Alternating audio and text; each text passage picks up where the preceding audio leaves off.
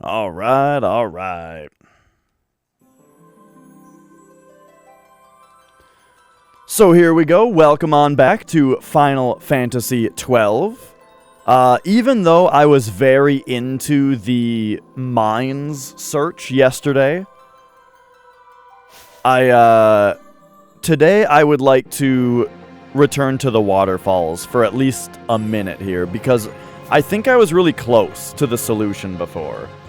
I think the big thing with me not solving the puzzle before was not understanding time's footfalls.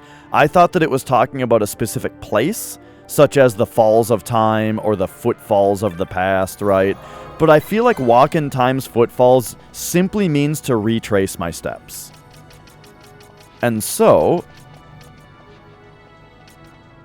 let's go here, and then how far did I run up as far as looking to heaven and then stepping south to earth? I'm not sure how far I went with that before.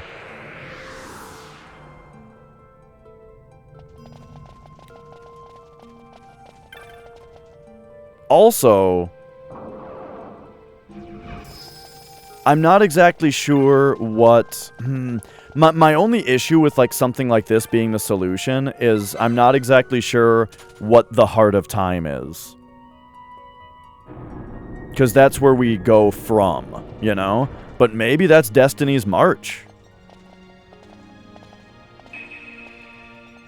You know, that's like with the doors of hours and stuff, so the heart could be, you know, the center of it. But then there's that other... The thing about the Heart of Time, and the thing that makes me think that I'm not correct about all this, and that it's more complicated than I'm starting to make it, is that there is a separate hint that is dedicated specifically to telling you about the Heart of Time. Saying, you know, journey heaven and earth, and surely you will find it, right? Which seems to say to me, what that says to me is... You don't know what the Heart of Time is. Yet. If you don't know what it is yet, then you don't know. That's like a very verbose way to say, if you know, you know. You know what I mean? Oh, you don't know what it is? Well, continue to journey heaven and earth, and you'll find it. Are there usually enemies in here? Is this normal?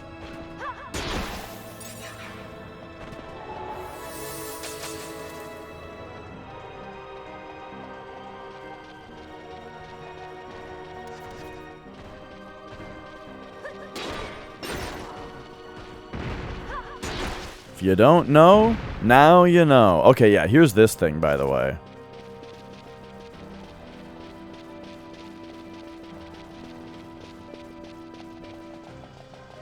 But anyway, I would like to reiterate, though, that I have spent hours on this puzzle so far. And this is, like, one of the most intriguing puzzles in a game I've ever found, you know? And so, please, please, please, I implore you... If you know the answer to this puzzle, do not tell me. Do not even hint at it. Because I am really, really enjoying working on this puzzle. It's very cool. It's very intriguing. It's very fun. And it's part of the reason that I'm starting to think that this is, like, maybe my next favorite Final Fantasy after... You know, the big three. And so, if it gets spoiled, if somebody spoils the solution to this puzzle, is this a rare monster? Holy shit, this is a rare monster. Have I not found this one yet? What the fuck? How are we still finding rare monsters? Tell me it's new. Ah, it's not a trophy. Is that one new? Dang, no, I have seen that one before. Okay. Anyway, what I was getting at, though, is if the puzzle gets spoiled, then it will have taken all of that praise that I just said about how fun and intriguing the puzzle is, and how much I like it as far as like making this game so cool and fun to me. all of that gets taken away if it gets spoiled. So, all I can say is it sounds like I'm lecturing, but really, you know, one thing I can say is I appreciate that nobody's spoiled it yet. I've spent so many hours on this puzzle that I'm like, wow, the FF12 enjoyers are a good lot. Just letting someone work on this. Oh, I forgot to set the timer.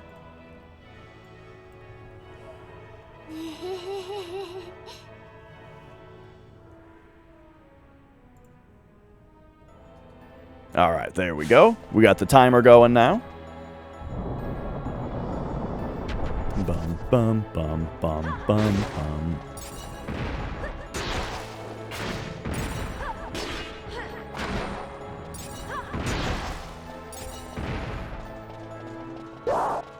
All right. I almost wonder if doing the, like, ascetic door puzzle is part of it. You know, where we have to come in from the east and then... oh, no, it can't be. Or, no, it can be. Yeah, come in from the east and then go around clockwise. I think I did that. But then, like, we'd have to go in the, It's super unlucky. It's really unlucky that you're doing that right there. It's really unlucky. We'd have to go through the doors and then maybe into the center, which is like the heart. What happened to the run? Demon's Gate. I went for a YOLO dice roll. As what always happens when you're relying on dice, it rolled 300, the lowest roll possible, and then he crit rocked Cloud and killed him.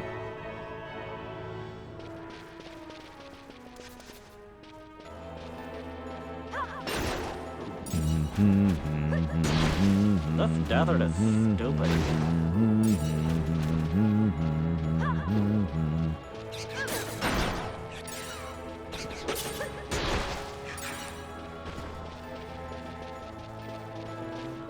You know, with Hastegha, I might want to, instead of having my party cast Haste, Shell, Protect, Bubble all on each other, or all on themselves, maybe it is about time that I have, like, one person do Hastegha, one person do Shellga, one person do Protectga, and then they bubble themselves.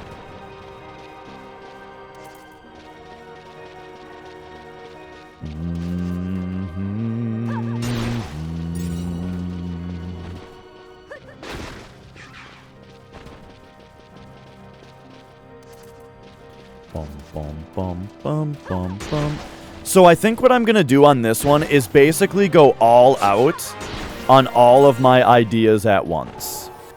Is Balthier the last one? No, Fran is going to level up. I'm going to go all out on all of my ideas at the same time. So first, we change the waterfalls.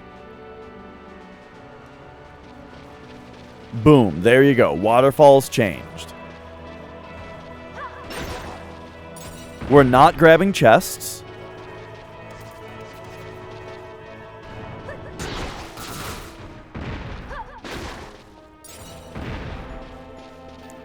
But I am killing dudes, which I didn't do the first time, but whatever.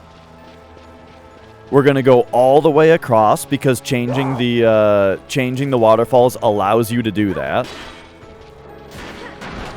So, like, I refuse to accept that coming to the right side of the screen is not part of the puzzle, because the nature of the change of the waterfalls allows you to do that, and so that must be part of it, you know? So then, we go over here.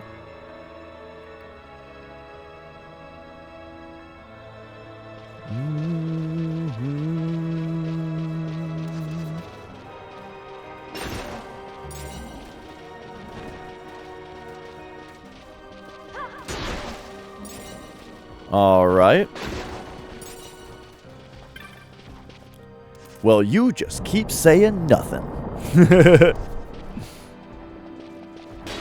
But yeah, I mean, you bet your ass it's not easy. I've been working on this shit for like 15 hours now. All right. So now, Doors of Hours.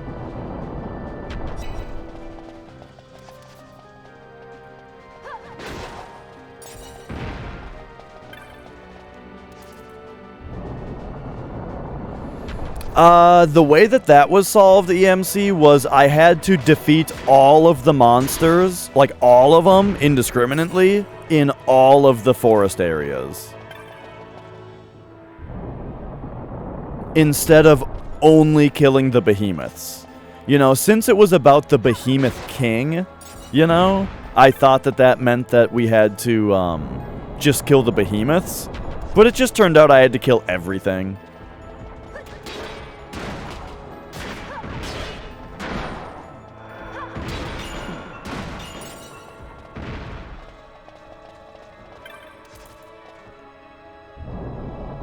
The behemoth.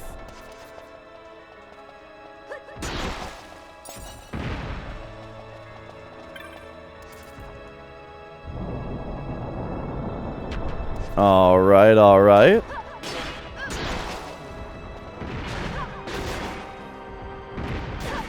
I guess these guys are getting blasted.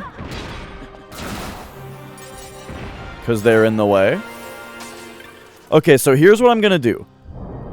This is kind of a new thing I'm thinking, is I'm going to go through all of the Doors of Hours. Even though this is the puzzle that opened the ascetic door, I'm still doing it. So there you go. We went through all of the Doors of Hours. Now, is this a unique Wendus? This is a unique enemy? And he has a trophy! Let's go! Okay. Now, let's go north. You know, the heart of time, the middle of the Doors of Times.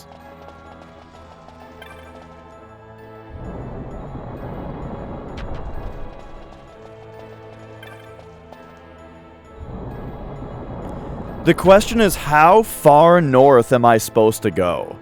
They say, look north to heaven, step south to earth. How far north are they asking me to go? That's kind of my big question right now as far as, like, the rest of my movement is concerned.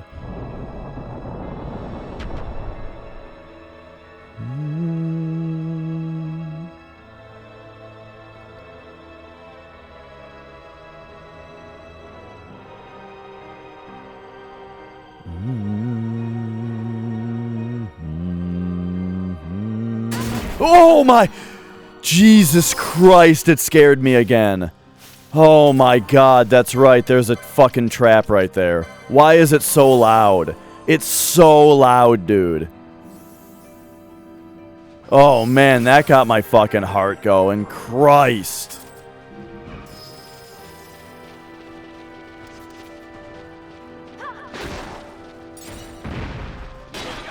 Like, part of the reason that trap always gets me is because the loading time into this room is so long.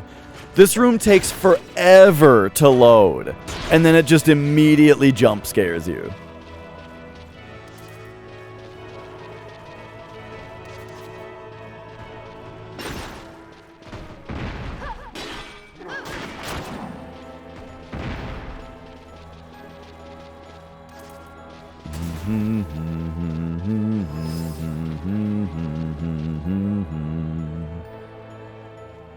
Alright, hang on. Just waiting for Fran to catch up here.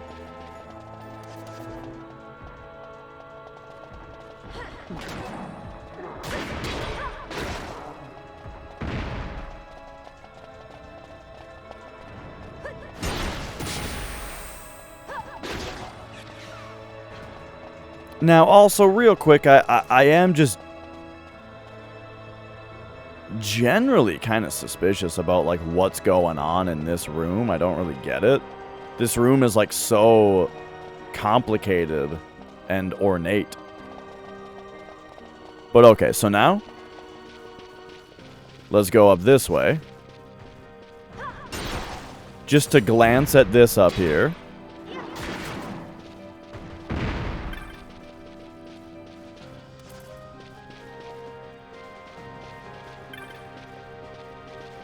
Still nothing special.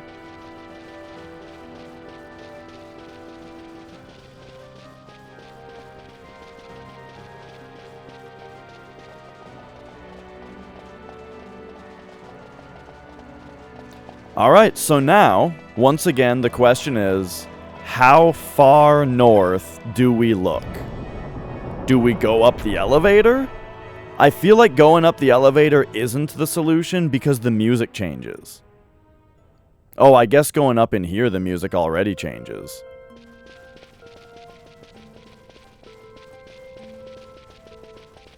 So once again, you know, it's like, do you really have to come into this room?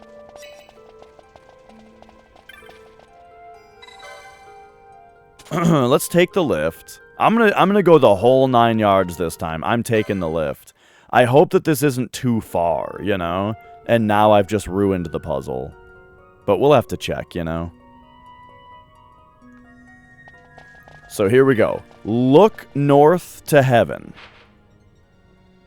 If I open this, does it immediately shove me out to Arcades? I don't remember. Or do I have to actually walk through a thing? I'm not doing it. I don't remember if you just go out to Arcades if you hit that door. I'm not going to open it this time. And then if this doesn't work, I'll go investigate that. Because opening that door might be part of, like... I'm just thinking in video game terms, like, what are the things that you would expect to be, like, triggers for the sequence of events, you know?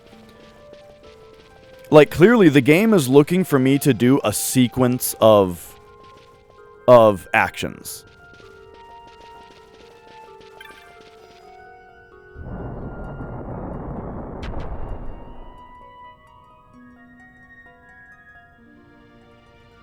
Okay, so now what we are doing is we are walking in time's footfalls. Because we've stepped back down to Earth after looking north to heaven.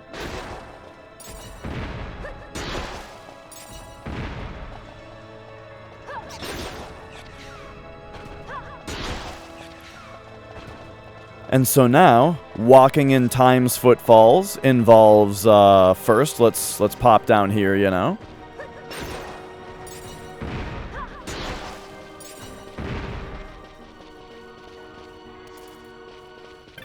Take a look at this. Okay, we did it. And now I'm going to, No, I haven't deliberately done any grinding at all. But all of my characters have max license grids now. Like, I actually went through and maxed everybody out yesterday. So everybody's maxed. And then, yeah, I've just got the 3 level 96 characters. Just from running around trying to figure shit out.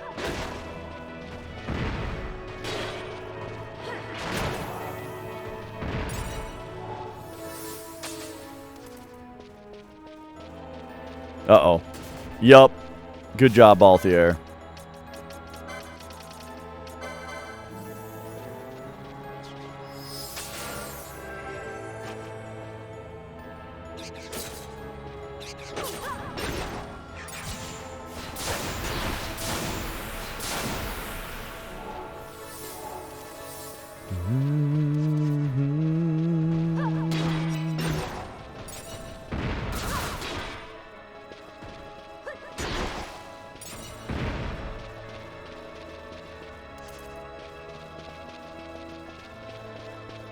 You know, if I was to free up a bunch of Gambit slots by changing my buffs to be to use all versions of spells. I could probably fit a brave in there. Have everybody brave. Which would be nice.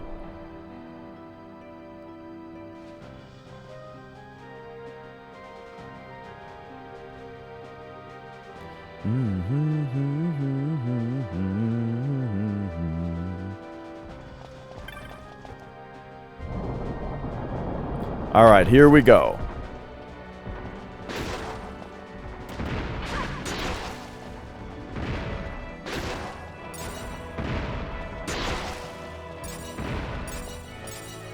Time's footfalls, baby.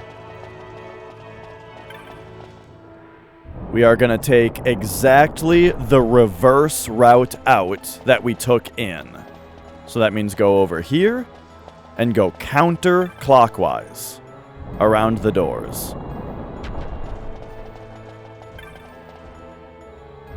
I bet I was supposed to open the stone door at the end. And so I'm going to have to do this all again. Opening the stone door at the top and then trying again. But, you know, that's just part of the puzzle.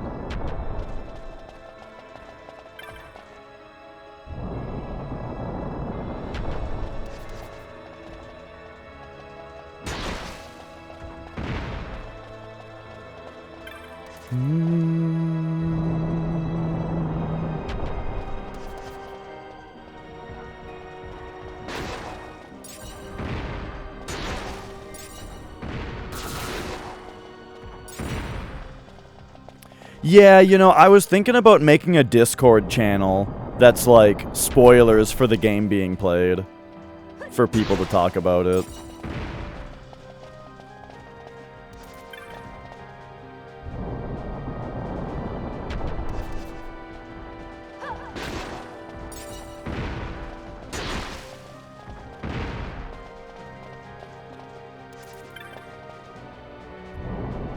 All right.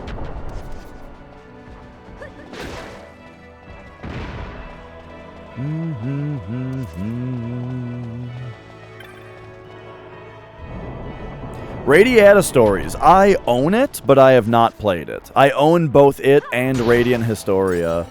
I've heard it's very good.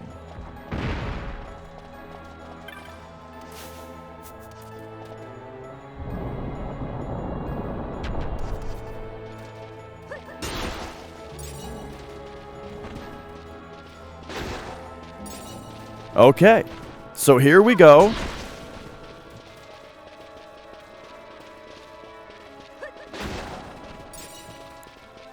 Now is the moment of truth. I have walked in time's footfalls.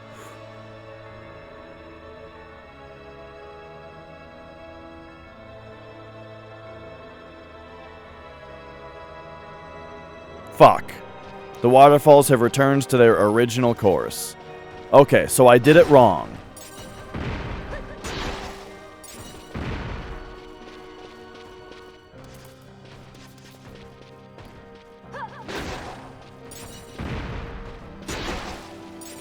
So that means now that that waterfall is back. Okay. What did I do? So what I did was I started by going down through the U-loop in order to change the waterfalls. And because that has you come in on the left, and one of the things that it does is it gets rid of the waterfall that's in the middle and bisects the two, or this room in the middle, I think that means that you probably need to go right. So I went down through the loop, you know, starting on the right and then coming back up on the left to change the waterfalls. Then walked over to the right and went out the upright side, you know, to get up here. So now that the waterfalls are changed, I basically did the ascetic door puzzle of going in from the left side and going around all the doors of time, or the doors of hours, and then went into the center, you know, like the heart of time maybe, I don't fucking know. Went into the center and went north from there, right? North from there, went all the way up to this room, you know, as in like the looking north, and then came back down and just retraced all of my steps exactly all the way back down to this room. because that's what I interpret as walking in time's footfalls is you know, retracing your steps exactly.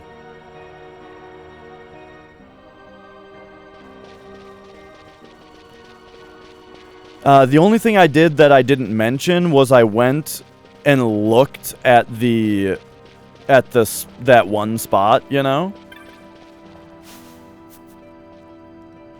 And right, nutcase, exactly. We're at 195 hours. I really like this game, and it's got a lot of content.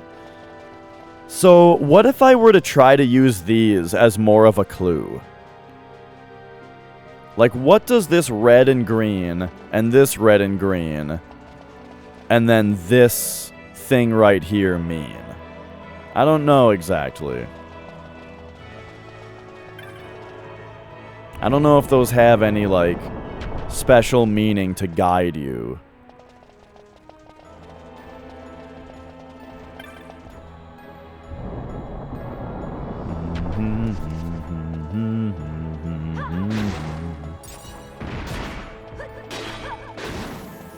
Because I don't even know what those things are.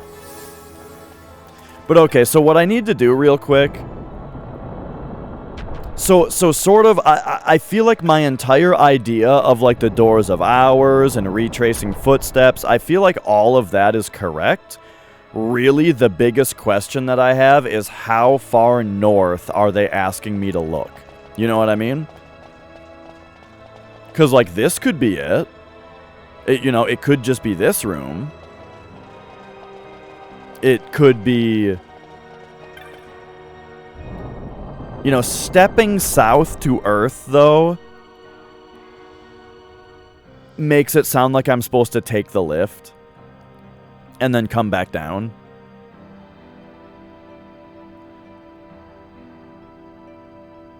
But, like, what if I'm actually supposed to enter Arcades?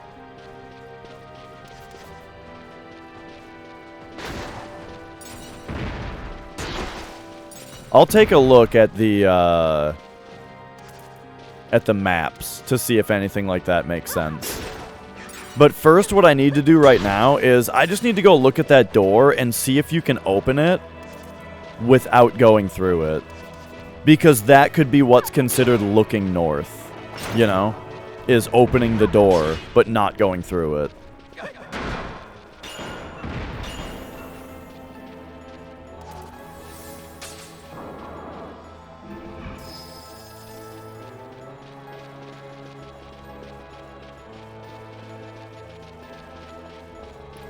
Okay, okay.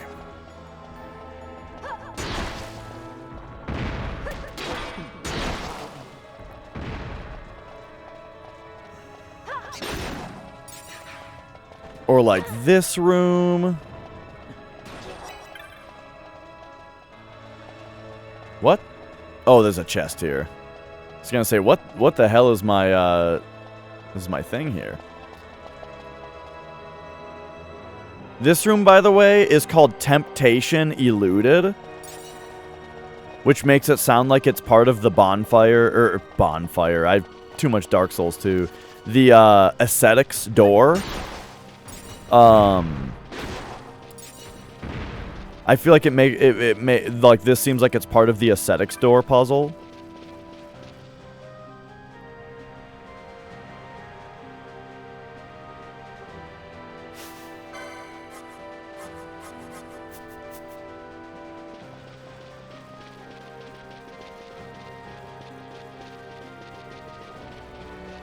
The precedent has been established that the game does pay attention to what your equipment is when you interact with certain things. In the worm skull that I had to be unarmed in order to hit. So it being the ascetics door could have something to do with like not wearing any armor or weapons or accessories or anything.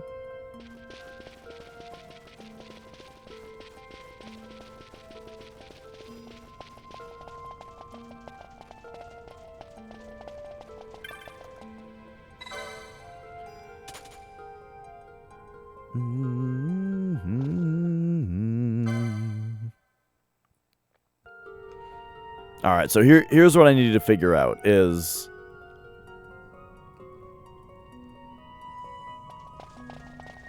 Can you open this door and then not walk through it? Yes. So this could be considered looking north to heaven. Or... Yeah, because this is to the south. You know, going this way is south to get into actual Arcades.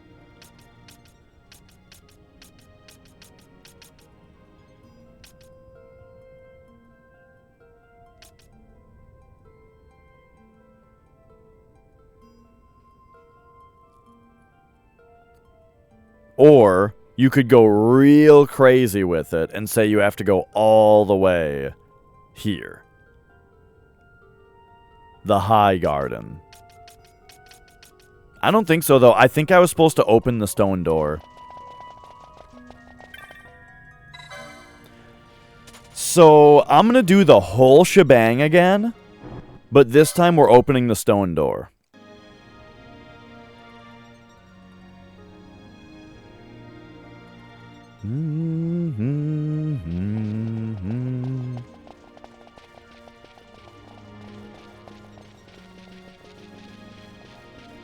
Also,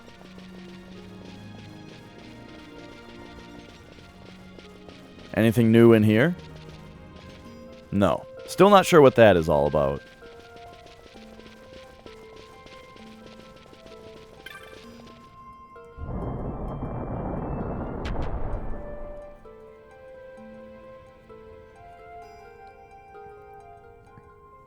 Alright, alright. The 197th hour. When did we first discover this puzzle? Like 60, 70 hours in? If that. Good stuff. Probably less than that.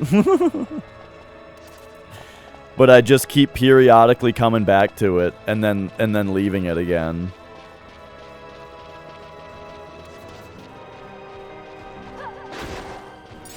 It seems like going through all of the doors of time probably spawned that one rare monster. So that's fun.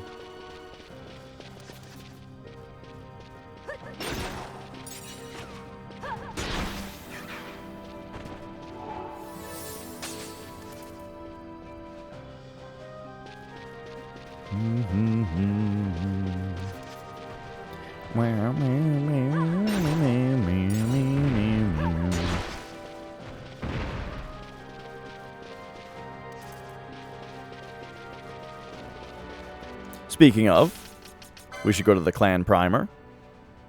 Bestiary. Oh, yeah. We found another guy, Wendis.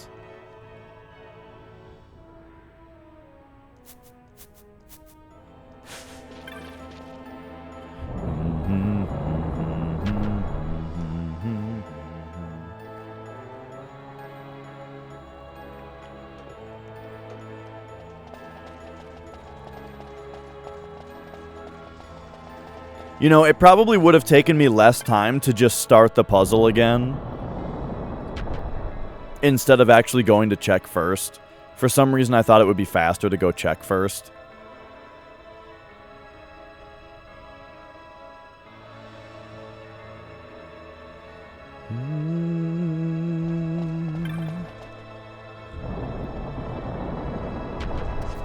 All right. Boom. Get him.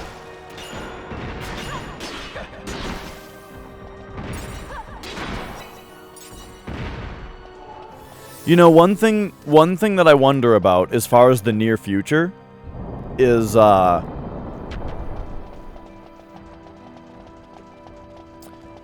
you might think that like my grand appreciation for this game might make me look more favorably upon 13 once I play that. I don't know, though. It might be the opposite.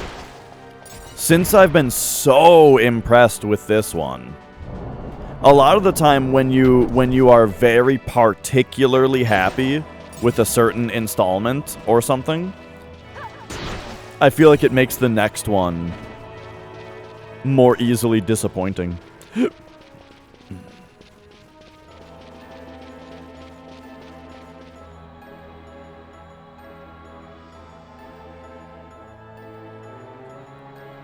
Okay.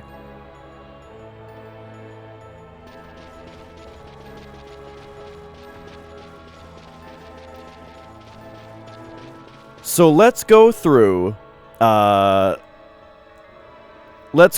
doing the whole shebang. Like I said.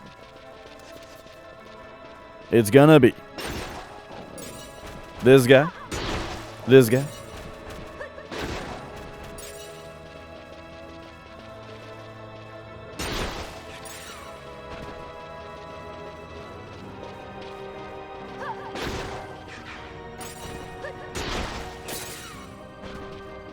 for the sake of moving fast, just take these guys out. It's easier than running past them, because running past them requires that I hold R2 the whole time. Did I enjoy running SMB Warpless? Oh, yeah. Love that game. I mean, I just love... I really like platformers. Love Mario games.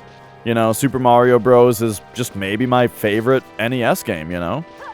And I enjoyed Warpless. I don't think I would have enjoyed any % all that much. Just because any % is like laser focused on doing just like a rapid series of frame perfect inputs for, you know, 5 minutes straight and then it's over, right? So I'm not really into the any % run, but Warpless is very, very fun because you get to just play the fucking game. You get to play through Mario real good, you know?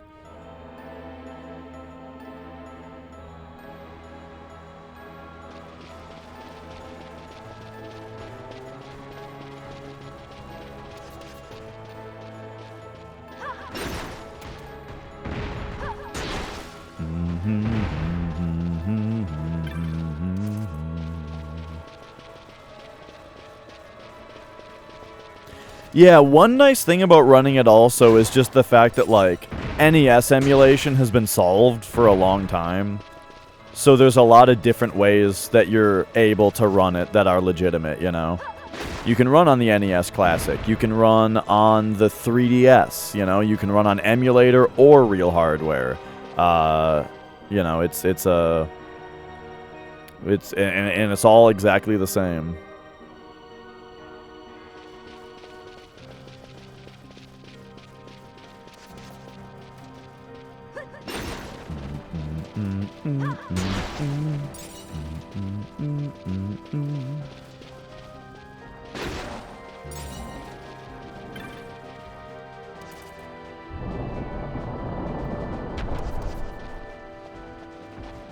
Okay.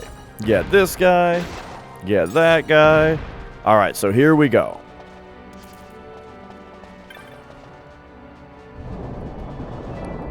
In order to appease the Heart of Time,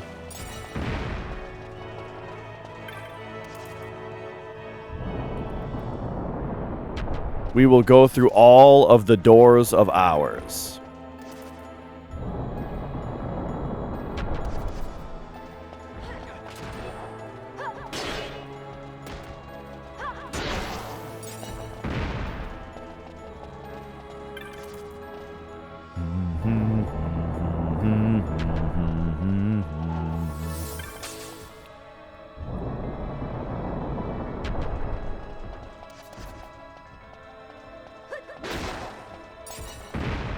All right. Whoop.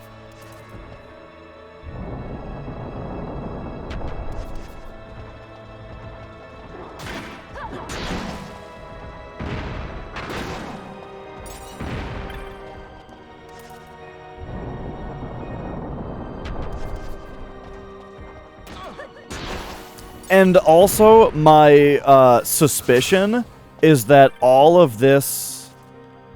All of the triggers for doing the puzzle properly is tracked via what order do you go through the doors, you know?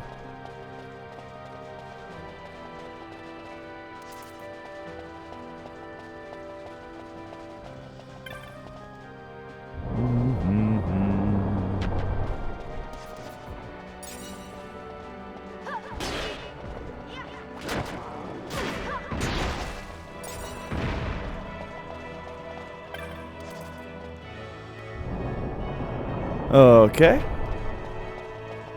Because otherwise there would have to be like a bunch of detection on the floor of like what parts do you step through, and that could be so easily screwed up just by, you know, moving back and forth a little bit and that kind of stuff. And I don't know. Probably just... What order do you open the doors? Okay, here's where you get jump scared. Get ready for it.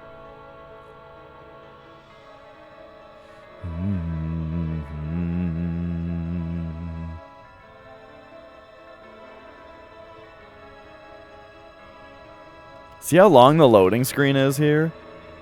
Just to fuck with you, just to jump scare you as badly as possible.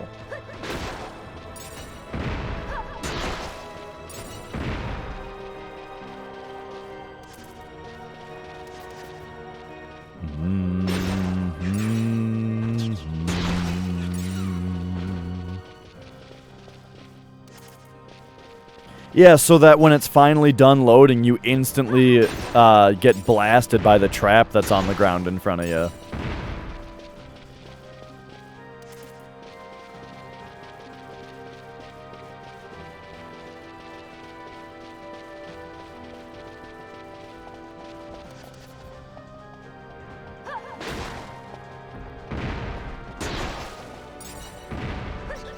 Okay, so once again, this room is called Temptation Eluded. And I don't know if you know, this is part of the puzzle.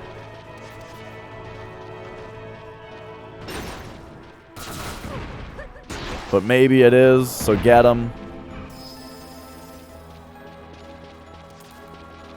Come on down here and have a look.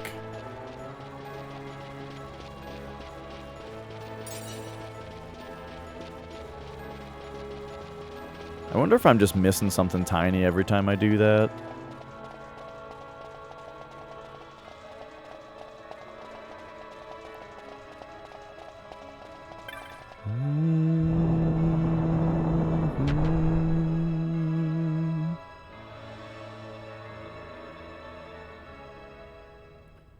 All right. And so this time we're gonna really look north to heaven. We're going in here.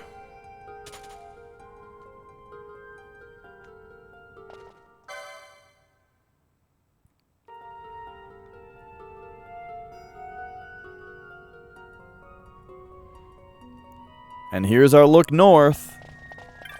Open the door.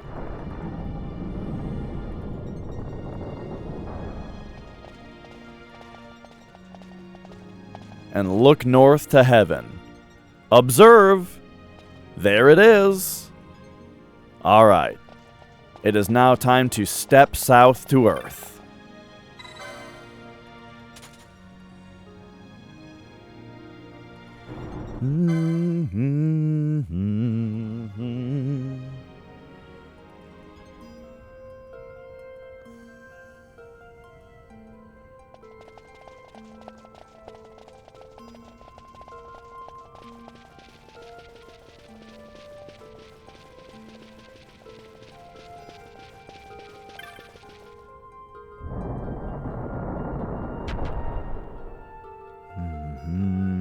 And now, it is time to walk in time's footfalls. Retrace our steps the whole way back.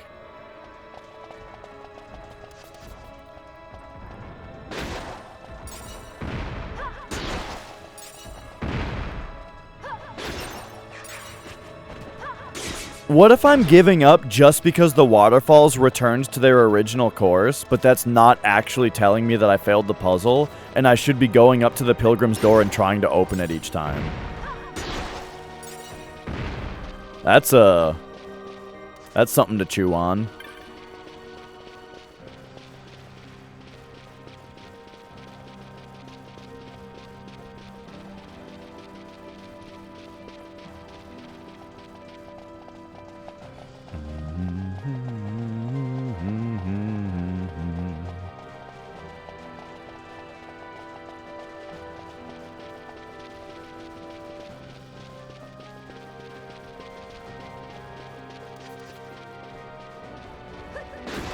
I've been assuming that the reward after walking in Time's footfalls to open the way, I've been assuming that what that means is that the waterfall will be gone.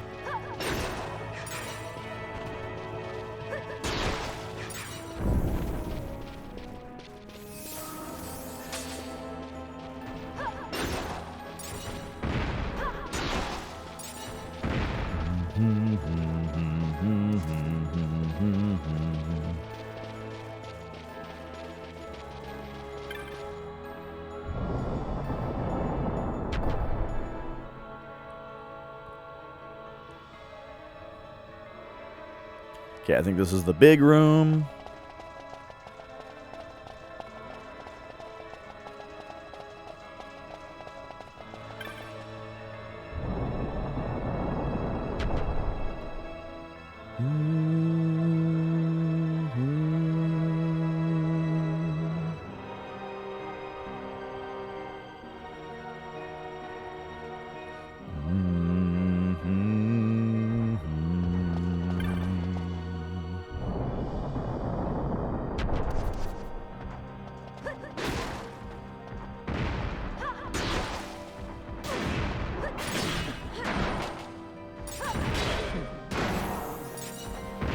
Okay.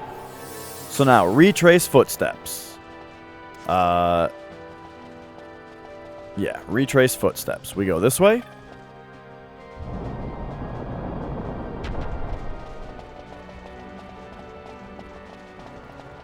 And this way. And now, we go counterclockwise. Wait, what was this? Oh, okay. What? Is that just this door that's lighting up? Counterclockwise around all of the doors of ours. Because this is retracing my footsteps the whole way.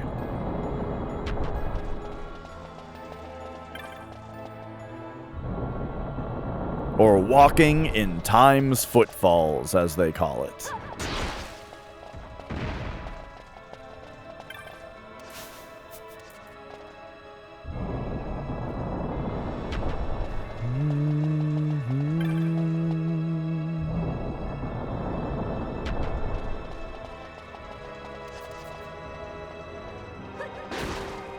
I sure hope whether or not you're killing enemies isn't part of the puzzle.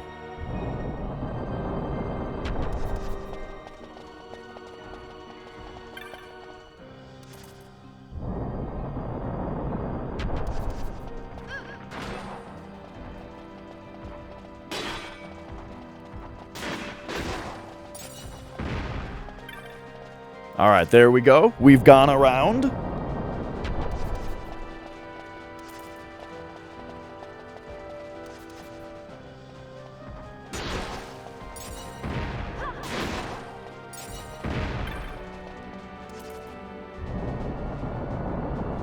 And so now, it's through here. Straight down. And that is the end of retracing the footsteps.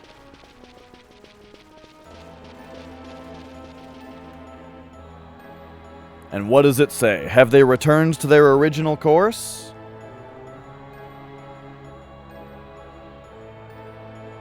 Yes, I have to pee.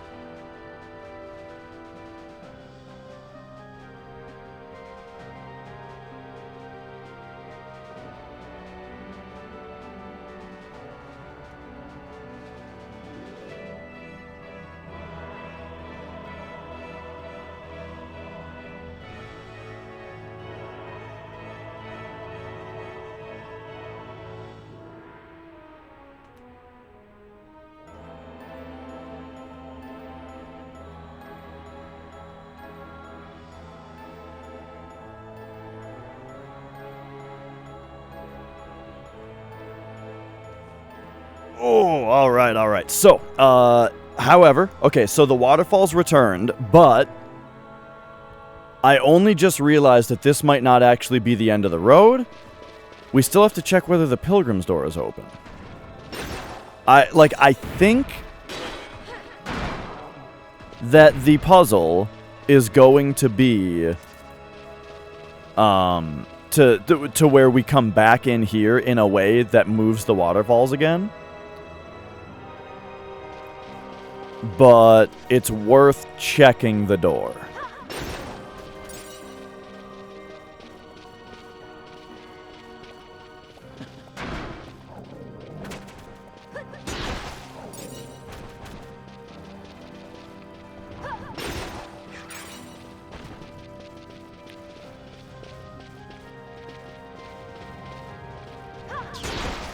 So here we go.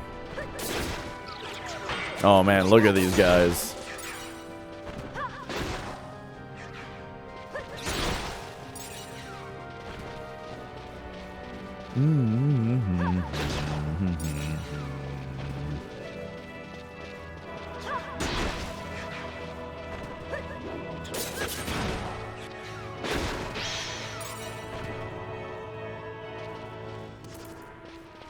So here it is, the Pilgrim's Door.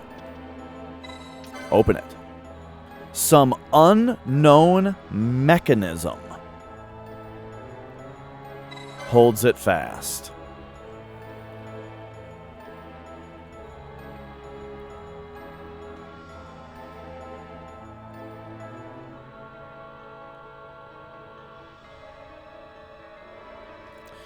So this part I haven't been paying too much attention to. The Heart of Time and the deeds you must accomplish share their place midst the falls.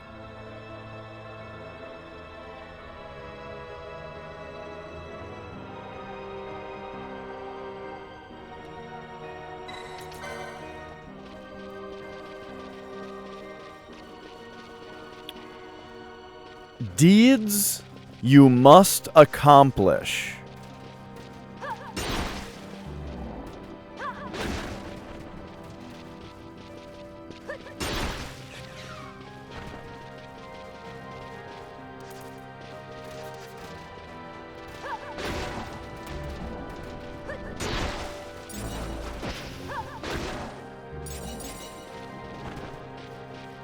I sort of feel like dialing back the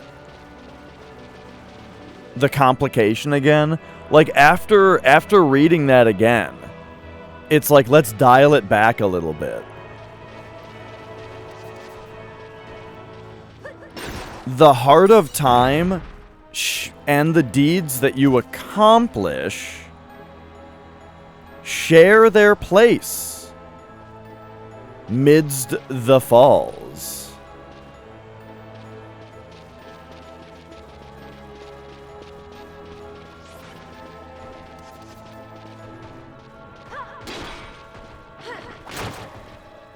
Which makes it sound like the Heart of Time is in this room.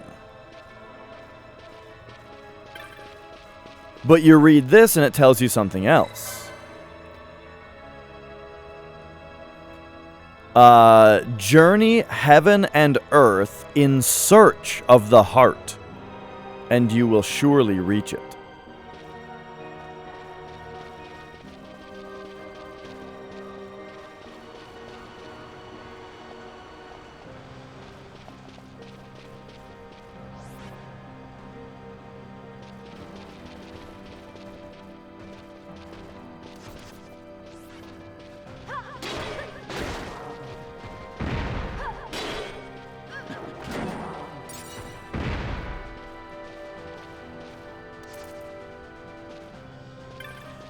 The fact that carving, you know, journey heaven and earth in search of the heart and you will reach it, is in this room, makes it seem like there's no way that the heart is in this room.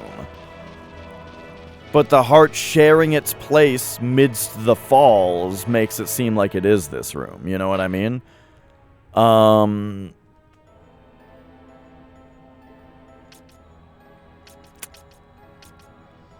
I thought that I was kind of getting close to the solution to this puzzle. But, like, you read the clues again, and it's like, nah. It really, really seems like they are pushing you away from this place to go somewhere else to find where you need to do the motion, go through the motions, you know?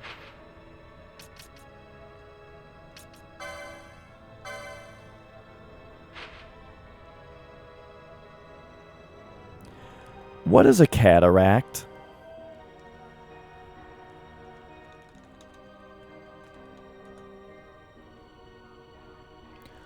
A medical condition in which the lens of the eye becomes progressively opaque, resulting in blurred vision. Or a large waterfall.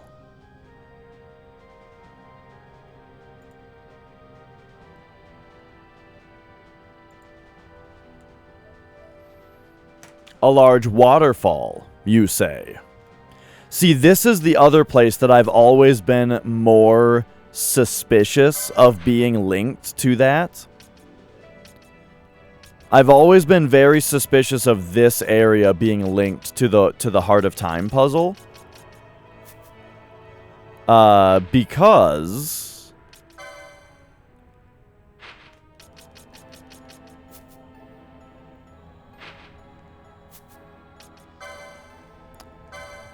the whole walk in time's footfalls thing, this has a room that is called Footfalls of the Past. And Ritterina Cataract is like, we're sharing, you know, we're going, sure, to the falls, right? Echoes from Time's Garden. We're looking for the Heart of Time. And when they say look north to heaven and step south to earth, everything that's in this area talks about this being the path to heaven when you get up to the ascent. So this was my earlier idea, is that this must be, you know, is that this must be where you need to do things in order to,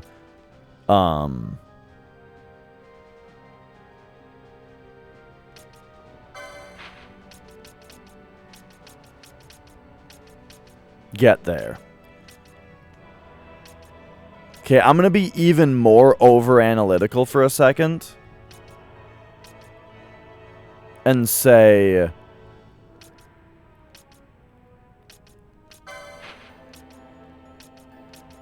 Journey... They say, you know, journey heaven and earth, and you will surely reach it. You know? Reach it. This is called... The Reach.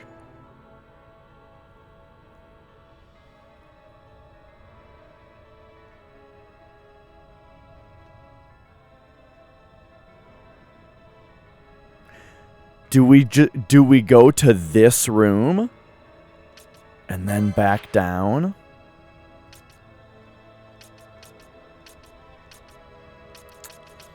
I don't know, man. It seems a little...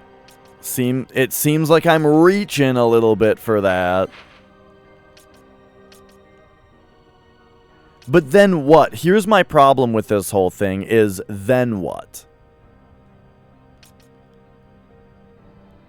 We retrace our footsteps back to the footfalls of the past, and what do I expect would happen when I get there? You know?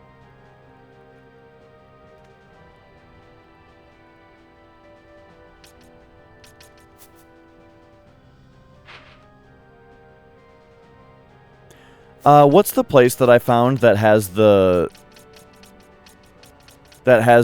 orange crystal right next to the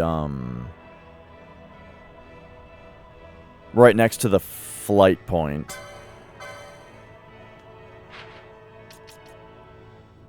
This place has it. Okay, nice. What's up? Oh, I'm back to waterfall puzzle. And I'm urging myself back to the Ridorina Cataract. Because I still think that that might be the actual solution. Is this just this again?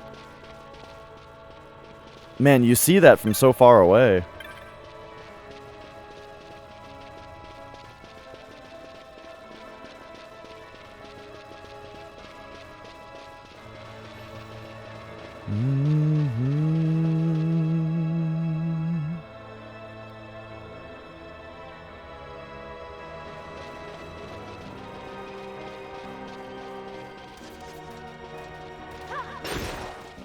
Some sort of mechanism, unknown mechanism, holds it fast.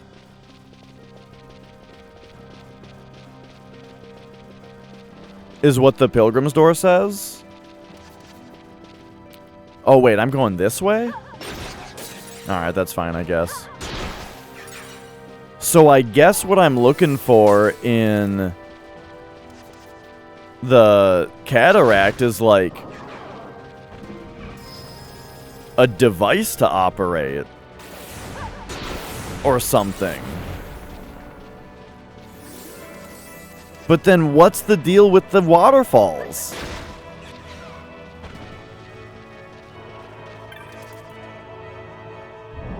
I don't know, man. It seems like I'm abandoning some progress here to go look in the other place. But everything about all of the wording of the riddle is pushing me to the other place. Phantasy Star 4. I've never played a Phantasy Star game. I've seen a little bit of the one that was on Genesis, and it looks pretty cool. I've never been a fan of the Master System, but maybe the first Phantasy Star on Master System is kind of cool also.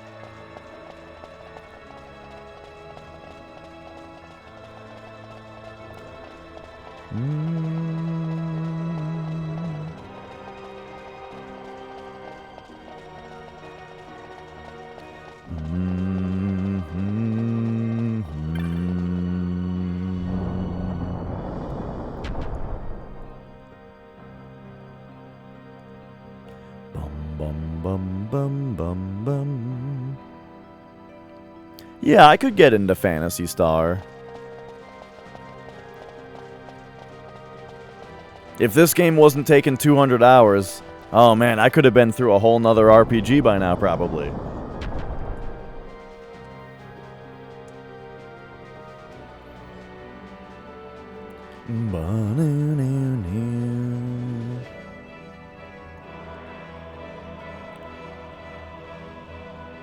But okay, so I think this is going to send us back to Cheetah Uplands. Oh, and this is another place where they're right next to each other. Okay, perfect.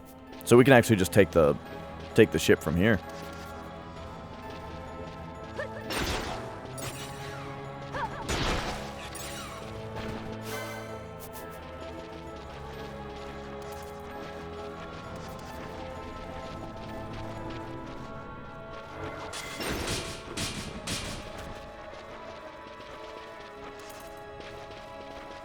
Okay.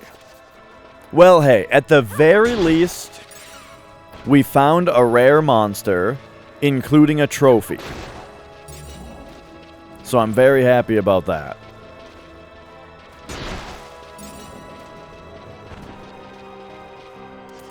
So that's 17 trophies that we're at now, I think. Probably only got to find like 3 more. To satisfy that quest. The reason I say that is because the guy said, when I was at 16, he said that 16 seems like an odd place to stop, implying that I need to get to a not odd place to stop. 20 is a pretty square number.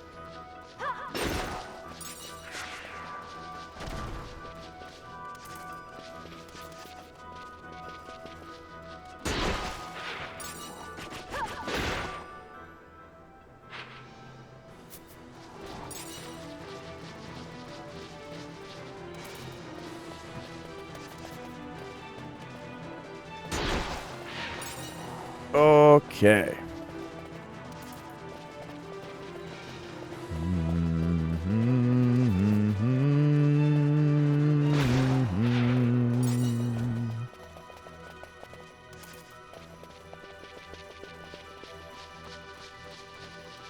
All right, so back out here.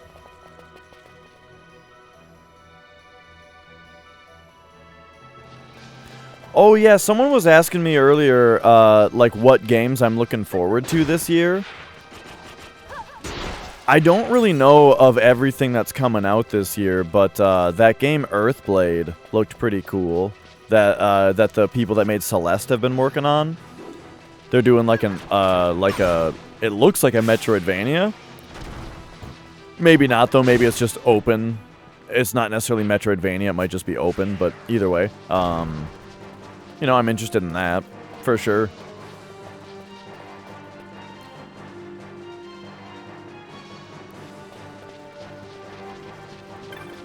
All right. Excuse me. Take this over here. Yeah, I'll probably have a look at Diablo 4. I won't be all that surprised if Diablo 4 comes out and is very good.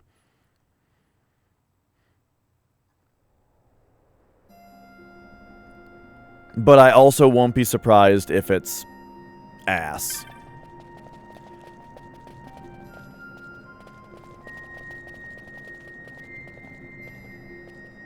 Okay. So, the Heart of Time, deeds you must accomplish, share their place midst the falls.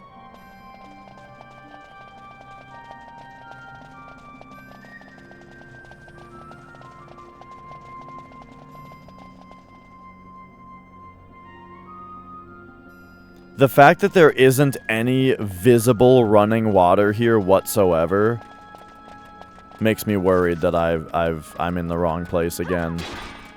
But I'm gonna really look through every inch of this place.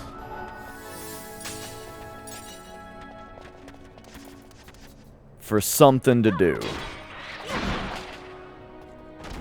Yeah, same here, Min, and like that's what's funny about the idea of a Resident Evil 4 remake is I agree, that game plays so well still, you know?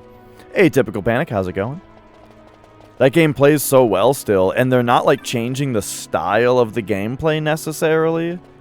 So like what are they gonna do? I agree. Yo, Mark.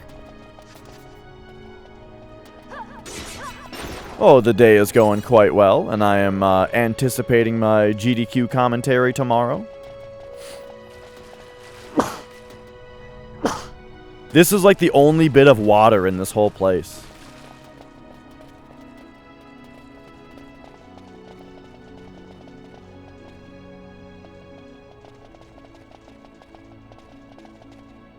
Okay.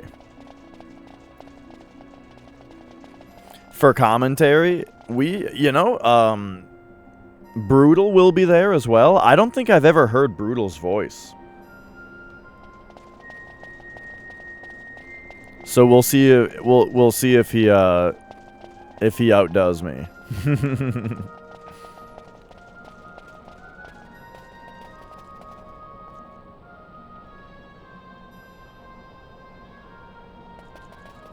I think there's just like wind blowing here. I'm not really hearing any I thought I was hearing like a waterfall for a second there, or like some running water.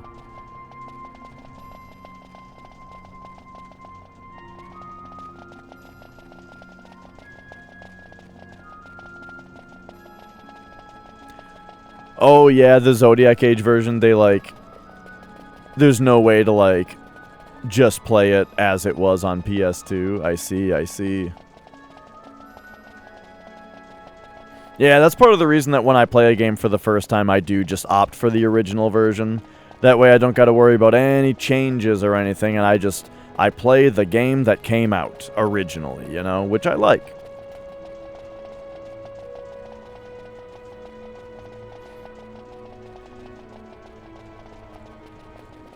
You know, there's something there, like, the mindset that I like to be in when I play a game for the first time is like, this game came out in whatever year it came out. I don't know, 2006? And so it's fun to just be in the mindset of, like, this is a 2006 game, and that's what we're playing, you know what I mean?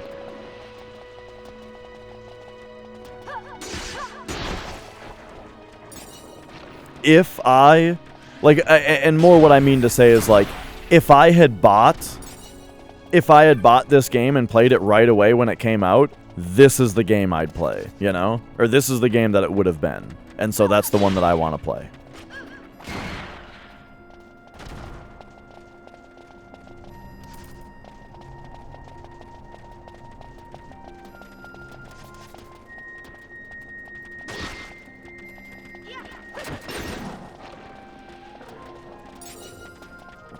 Okay.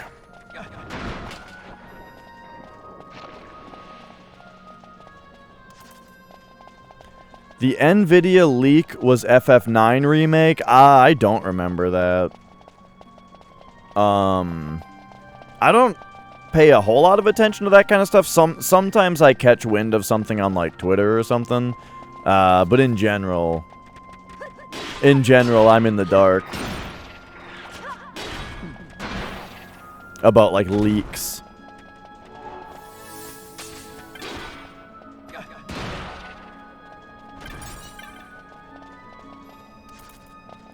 Okay, so kind of what I'm looking for right now, very specifically, is some kind of waterfall?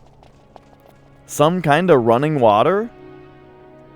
The heart of time, the deeds you must accomplish, share their place midst the falls.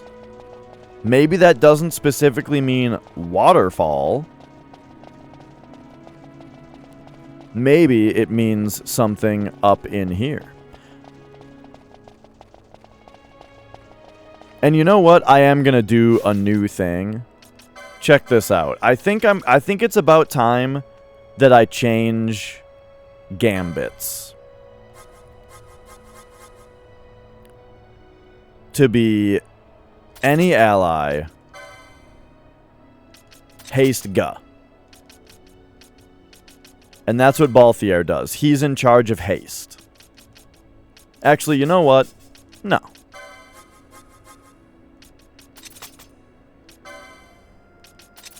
I want you to be in charge of haste.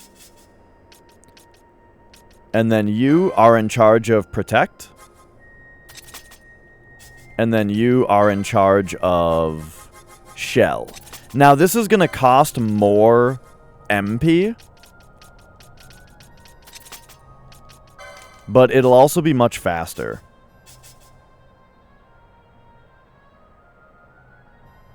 And then everybody can just bubble themselves once that's done. There you go. Bubble yourself.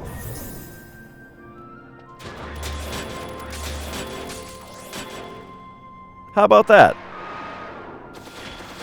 Cool.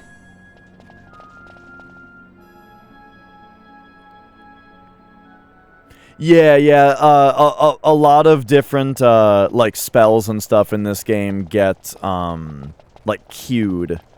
It uses, like, a queuing system for spell animations, which can be very disruptive to your battles. Because regular attacks go off during it. So, like, if you're getting wailed on by physical attacks, and you've got, like, a queuer that's getting queued up, that's, bad news.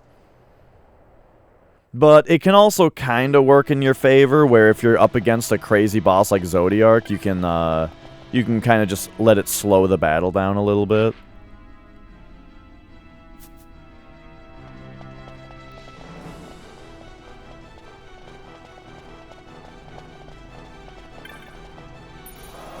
Record of Agarist War. I remember when that game came out.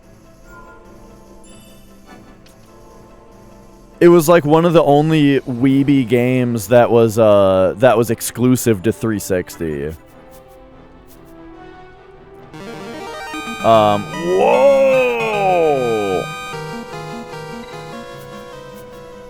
Logarithmic. Why, thank you so much for gifting a sub to Metalhead.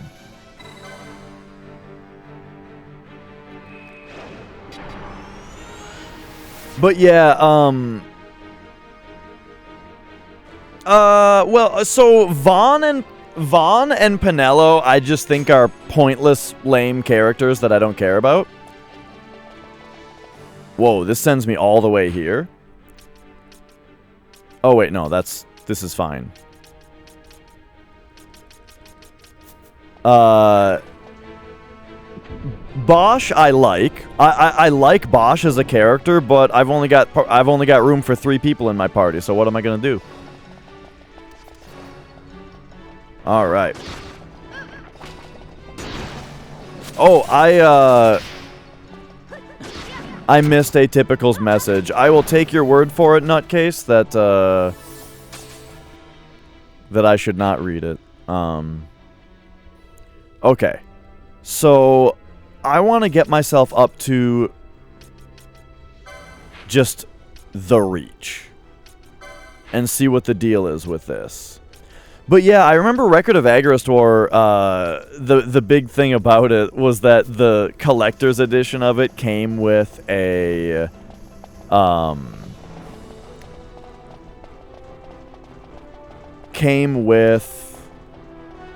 one of those, like, boob mouse pads.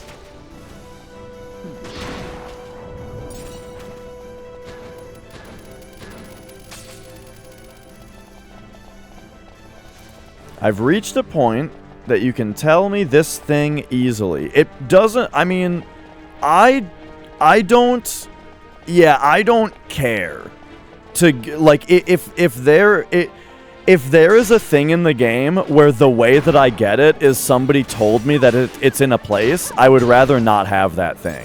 You know what I mean? It's just the way that I am and the way that I play games. Like, even if having a certain piece of equipment, let's just say we're talking about a piece of equipment. If having it would make the game easier or something like that, I don't even want it. If it's just like it just doesn't matter if I have it or not, you know? Like, does it? Like, part of the conversation is, I don't seem to be struggling right now, right? With the combat, or that kind of thing. There's no struggle happening right now as far as, like, my combat prowess, my character's stats, and that kind of stuff. It doesn't matter if I have, like, a better weapon or not. Let's just say it's a weapon, you know? So yeah. It's one of those things where, like, it doesn't matter, and the least interesting way to get something in a game is to be just told where it is. It's just kind of lame. Alright, so I'm trying out a new thing of,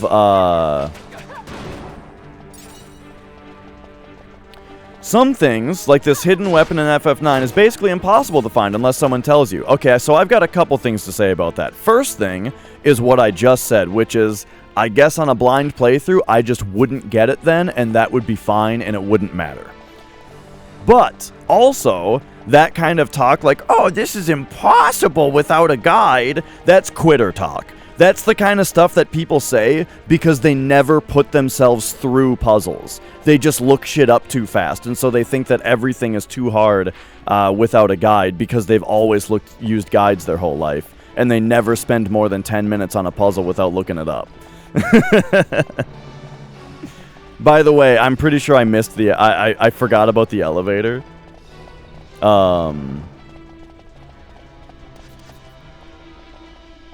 I could have taken it, but I forgot about it, so I guess we're taking the long way. No big deal, we might just find a rare monster on the way.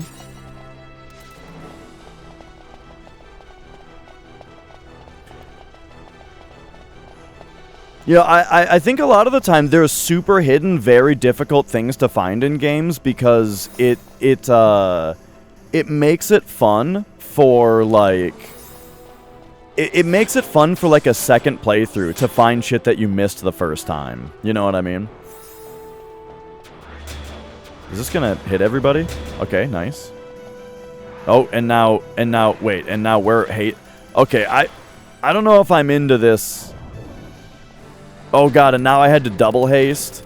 Okay, I don't know if I'm into doing the gambits this way. The characters are just like missing each other with the buffs.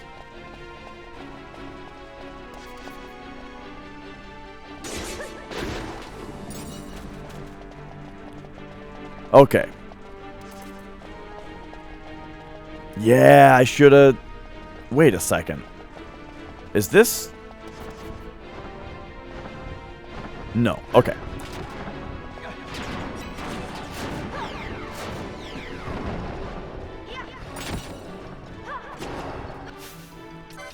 Why don't you remedy Balthier?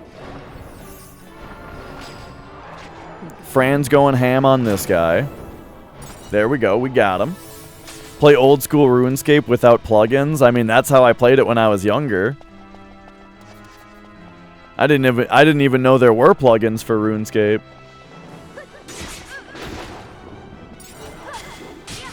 Yeah, you know, for a long time I was using a one-handed sword and a shield with Ashe, but then I got the Masamune, and I can't give it to Balthier because he's got the Excalibur, which already kicks ass. And then Fran, I don't know, she just uses bows, and I like Fran with bows, you know.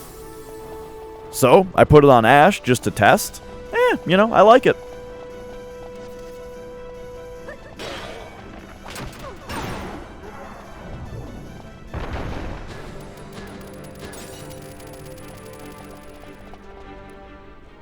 But yeah, a lesson I've learned a million times in gaming is just that every single time that I have like cracked and looked something up or asked for a hint, I've regretted it, you know? Every single time.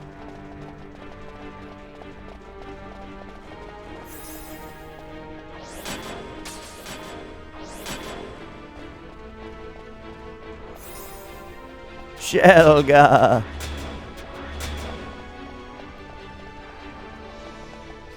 Alright, now we've got a re-bubble going on back there. I don't know if I need... I don't think I need these buffs right now, actually. Maybe the buffs are fine, but also maybe let's just not worry about them.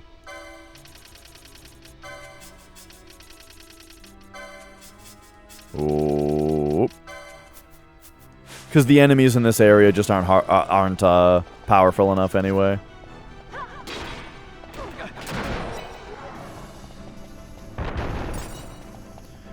Worst experience from a backseater? Let me think about that for a minute. I've probably got a pretty good answer. But off the top of my head, it takes me a minute because, honestly, like, shit's been really good lately. The overall etiquette of Twitch has vastly improved in the last, like, several years, you know? Right, like, when I first started streaming in 2014, people didn't even know what it meant to say that you were doing, like, a blind playthrough, you know? People didn't understand the concept of a lot of people at the very least. Like, the general etiquette of Twitch was not in, like, automatic, you know, or like, when in doubt, no backseating mode. It was like, oh, you're streaming the game, you must want hints, you know what I mean? And that was just, like, how it was. And that's vastly improved.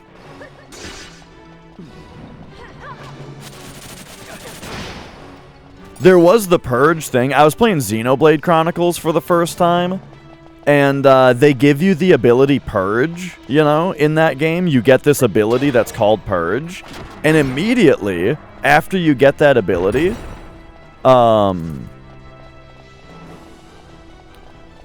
you get the Purge ability, they give you a battle right away that, like, teaches you when and how to use it, you know? Where, like, it is how you do that thing.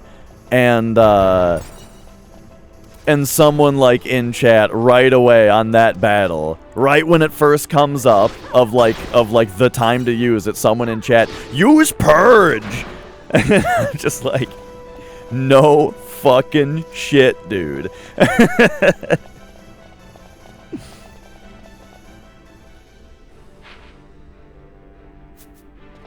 So that's something that that comes to mind that I remember.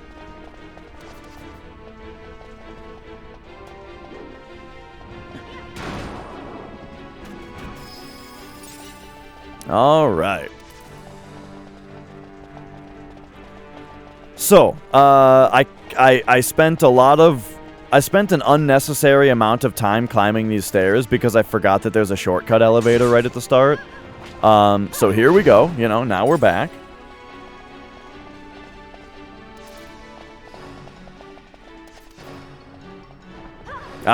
Well, what I would say definitely, and this is one thing that that like when people do backseat, I think that this is one thing that often gets missed, and part of the reason that there's an issue with it in the first place is that they jump into it too quickly. Where it's like if you just step back for like 5 minutes and you see the way that they play, you'll be like, oh, okay, they're doing fine. You know what I mean? Like, let's take your example of not knowing about Protect. You kind of got to sit back for 5 minutes and make sure that they even need it. You know what I mean? Some people are doing just fine without it. So fuck it. They're doing fine without it.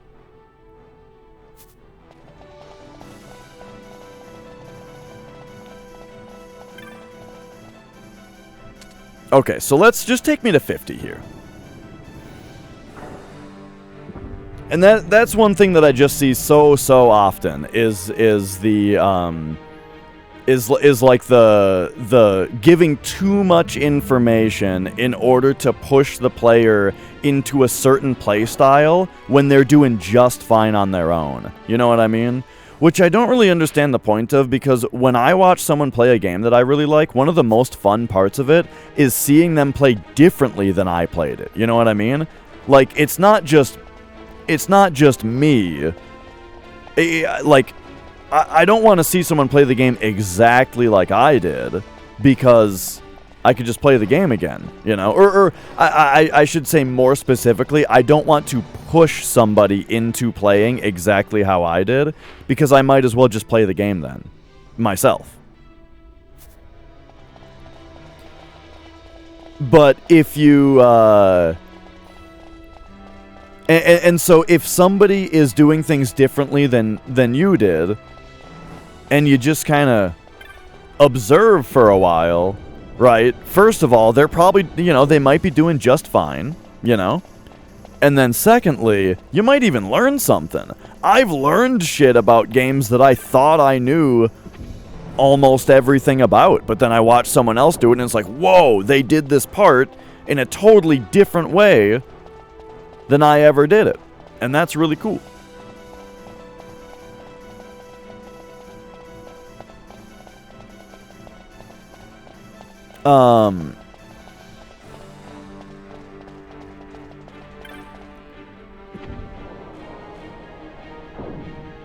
Right. I'm kind of with what Zeal is saying, where it's like, oh shit, this is, okay, that's the way back down. Where it's like, you can sort of dress it up all you want, but you're speaking to a human being who is just going to interpret the meaning of what you're saying, which is, please do it differently. You know what I mean?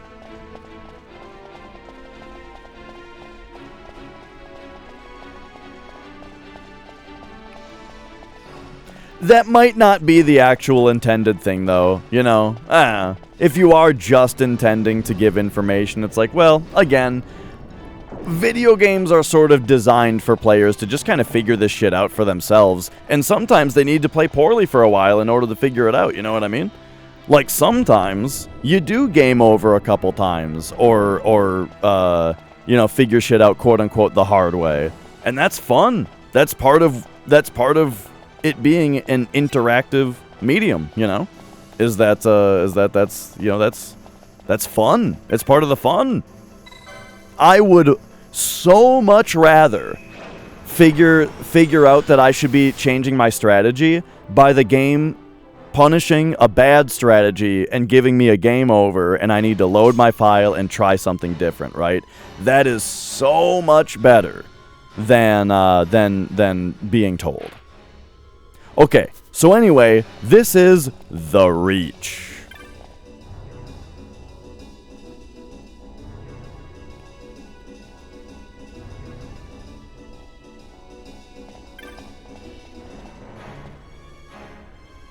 Oh, yeah. Legend of Zelda on NES was one of my favorite games to do first playthrough. Alien Isolation, some guy showed up, initially asked you, are you going to craft items? To which you said, not needed, you're okay for now. Oh, okay.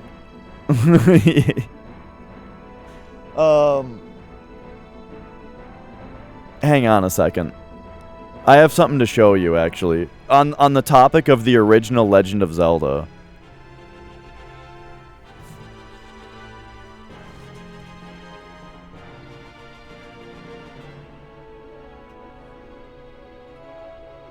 It's over on my other table. I'll be right back.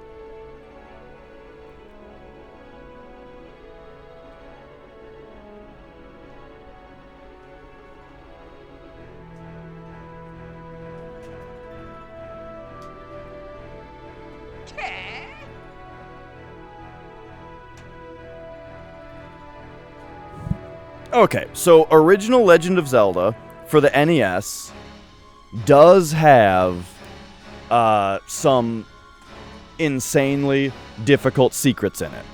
Some stuff that's very, very hard to figure out. However, and what I'm about to show you, word of warning, I am about to show things that spoil things about the original Legend of Zelda for NES, alright? So, word of warning, before we start here, I'm going to show you things about Zelda 1 for NES, okay?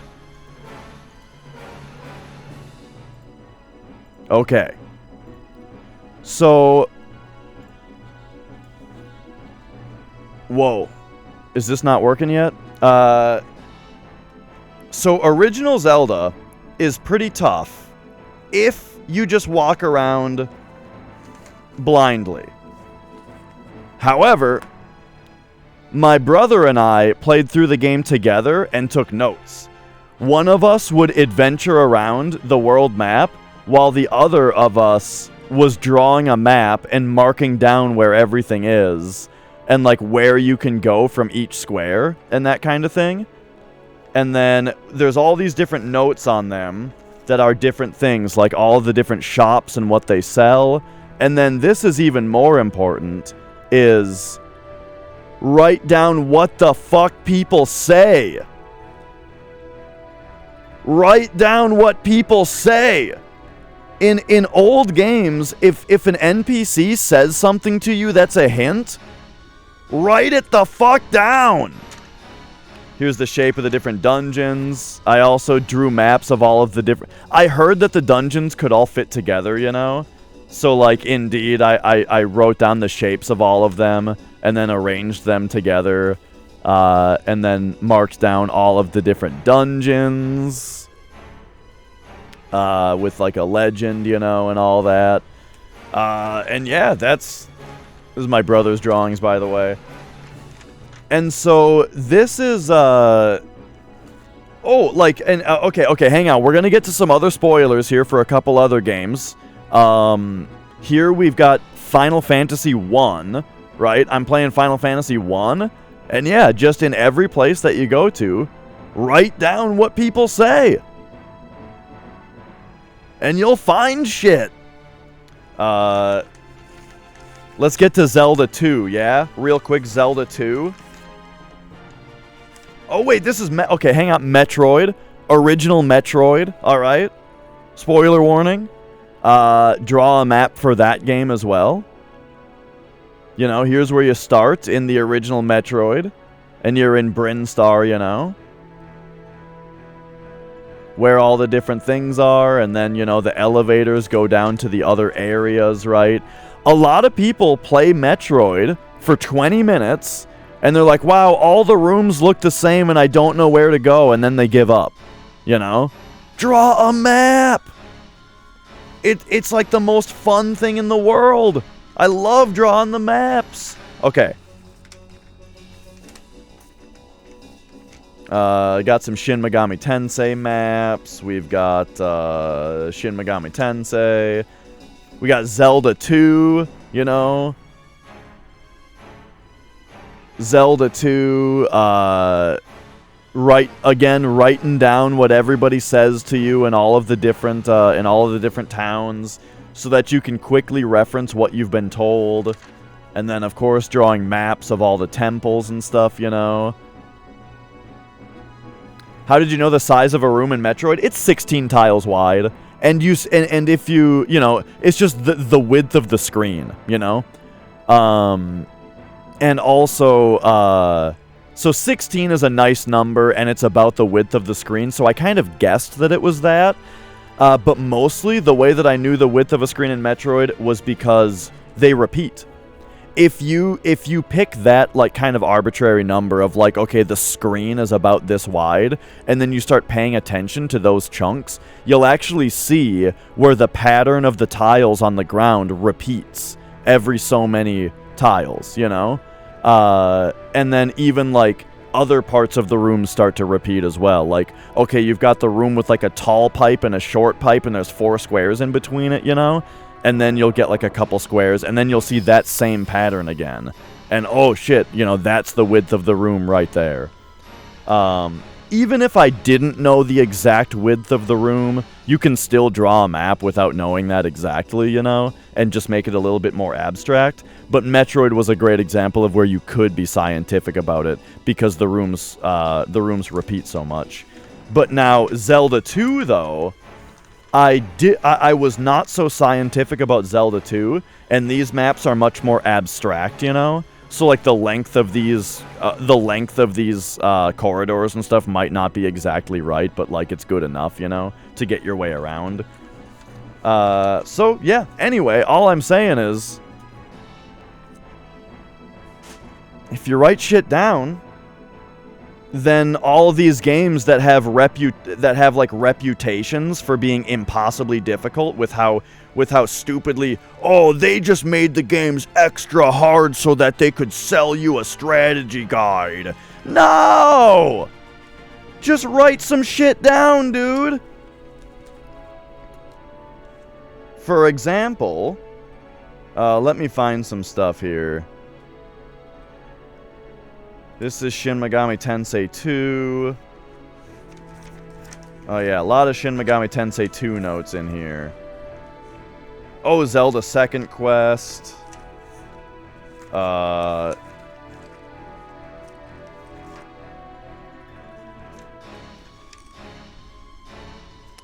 looking for something specific here.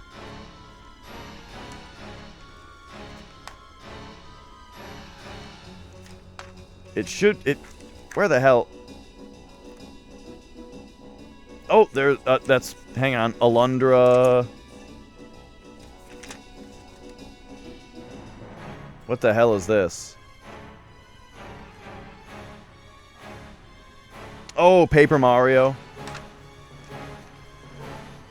What the fuck?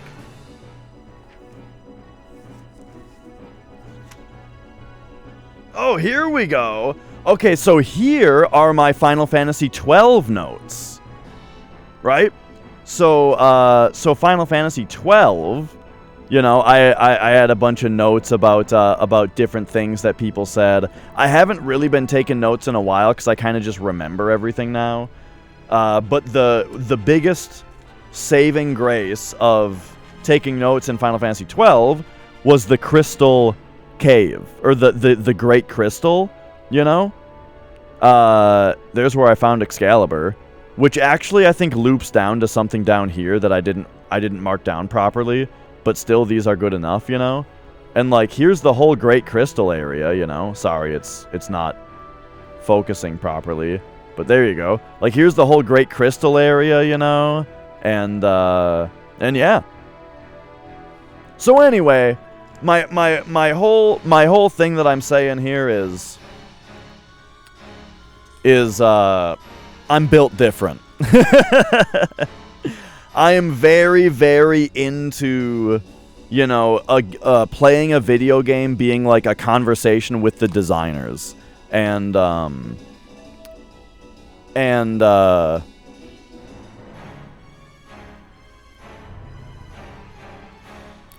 really like kind of the whole back and forth that you kind of have. Okay, anyway.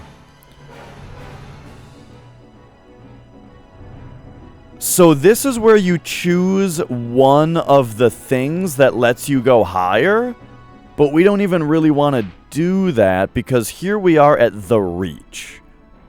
All right? So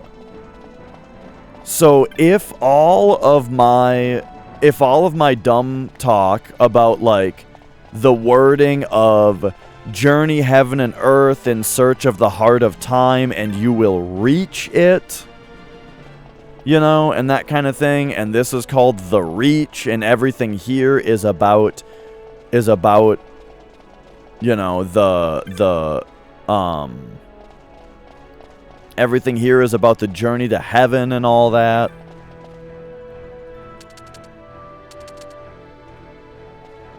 Then I'm thinking that, like, it's possible, right, that this is the place. That the heart of time is to be found, you know, similar to around here. So once again, just to real quickly reiterate my whole thought process here, real quickly, is we are the puzzle that we are solving is from to find, you know, journey heaven and earth, and surely you will reach the heart of time. Okay? So this is an area that has all this wording about reaching heaven. And this is a specific place that is called the Reach. That's pretty loosey-goosey. I'm not married to this idea being right, but it's just it's a hunch, right? And now, on top of that,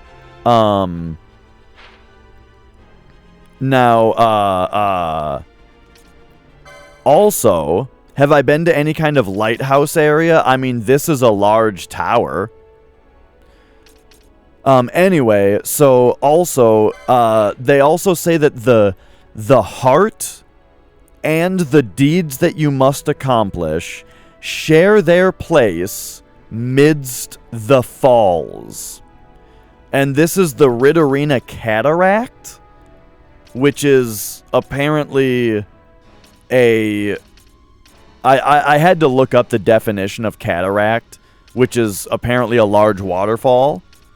I don't see a large waterfall, but part of the, you know, we've got echoes from Time's Garden, Heart of Time, yada yada, okay? And now also, here, you know, another part of the wording of the puzzle is to walk in Time's footfalls, and this room is called Footfalls of the Past. These are all of the reasons that I feel like this area in general is linked to the Pilgrim's Door.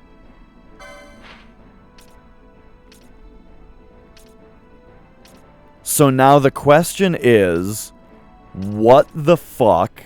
And this is not a question for chat. This is the question, right? The question is, what the fuck is the heart of time, now that we're here? Here's the reach of the damned. There's another, and the reach of the occult.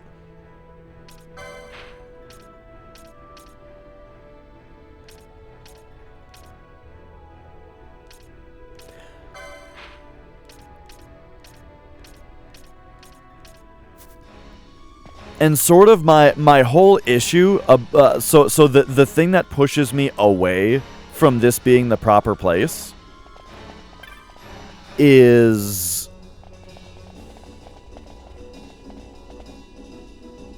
well, a couple things, right? One of which being I don't know what they're actually asking me to do. You know what I mean? So from the Heart of Time, which means we need to find this Heart of Time, right? We gotta fucking find it. From the Heart of Time, we need to look north to heaven. Whatever the hell that means. Now, whatever the hell that means, this whole area is referred to as being like the path to heaven. But does that mean that we just go to the top? I don't know. And then step south to Earth, which makes it sound like we go back down all the way, and then walk in Time's footfalls as if we have to walk our asses back to this room. But then what am I expecting is actually going to happen? I don't know. You know what I mean? Like, it's not...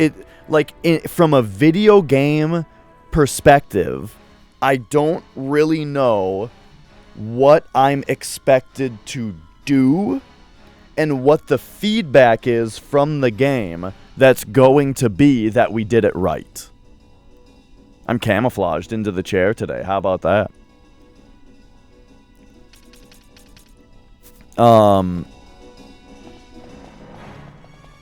But okay. So anyway, what's the wording of all of the altars? Read the inscription.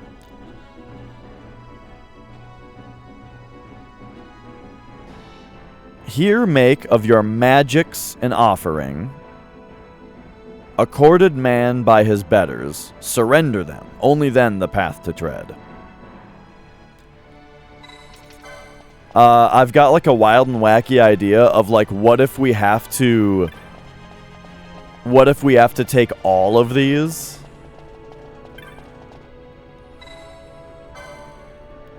Here make of steel an offering, honed sharp in days before man's dawn, surrender it, only then the path to tread. Like, what I'm looking for is, like, a key word in these descriptions that says, like, yeah, this is the one, take this one.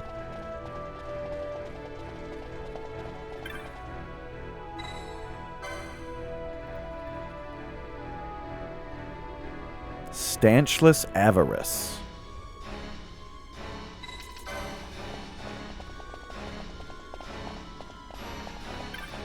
We'll come back to these carven pillars in a second.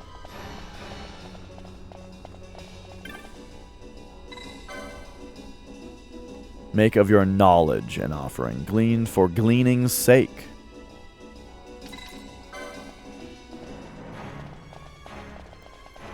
Okay, so how about these then?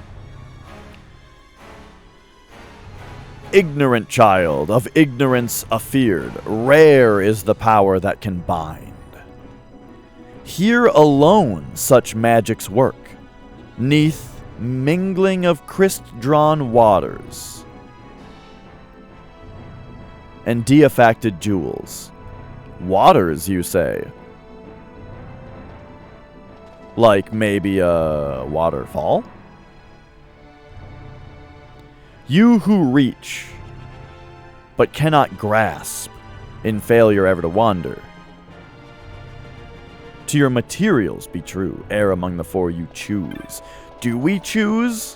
What if I take more than one of them? Can I take all four of them? Oops.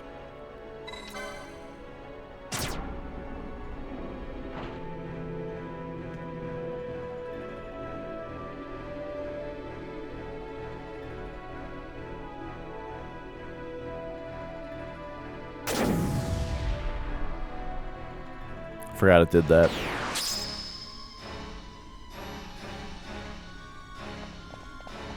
Nothing happens.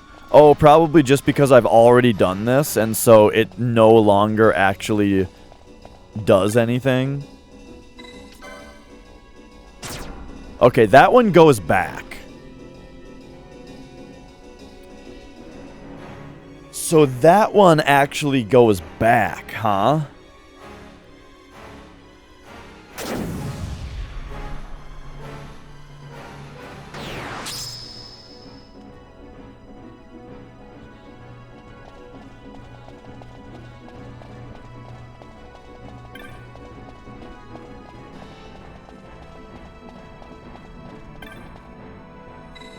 Oops.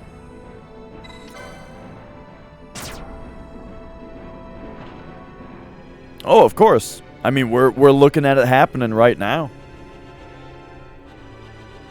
I mean, in the so one thing. Okay, so not to like, I guess, keep harping on like the topic that was brought up earlier of backseating, but you know, to give a better answer to like stories about it in general, is that I feel like I see it a lot more than I get it. And the type of backseating that actually bugs me the most is when it's something that is about to become apparent in like 10 seconds. You know what I mean? Ooh, it drives me nuts.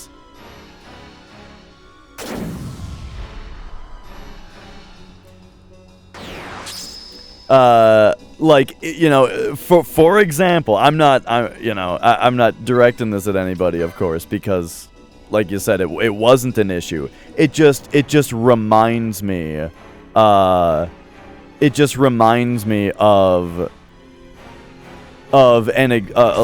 like what happens sometimes. Yeah. Like the purge thing, exactly. But like right here, you know, when I say like, can I take all 4 of these? And someone's like, no, you know, it's like, well, I'm about to do it in the next 20 seconds, and we can all find out together.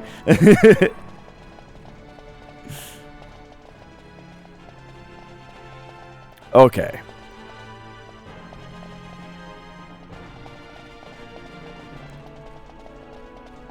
So we continue to search.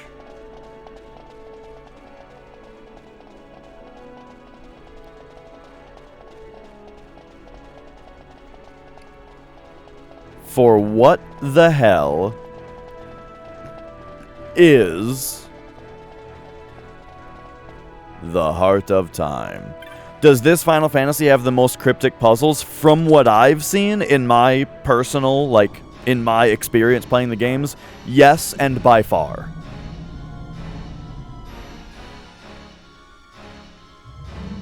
Oh yeah, also when people are wrong, that's great too. That just happened the other day. Just the other day. What was it? Oh, yeah! In the, I mean, it wasn't really backseating. It was just somebody answering a question that I didn't... I see waterfalls. It was just somebody answering a question that I was not asking chat, you know? But anyway, in Elden Ring... When I was saying, oh yeah, I see it, Skater. In Elden Ring, when I was saying, what's... Like, oh, when you go through a teleporter, does it respawn all the monsters? You know, I was thinking out loud or asking Popo, and someone was like, yup, it does. And then it turns out that it didn't. And there was another, much more interesting mechanic happening that was causing the monsters to come back. But let me tell you, I'm so glad nobody spoiled what was happening on that part, because that's like... It's amazing that you can play Elden Ring for 200 hours, and then that right there was my new favorite, my new favorite, dungeon.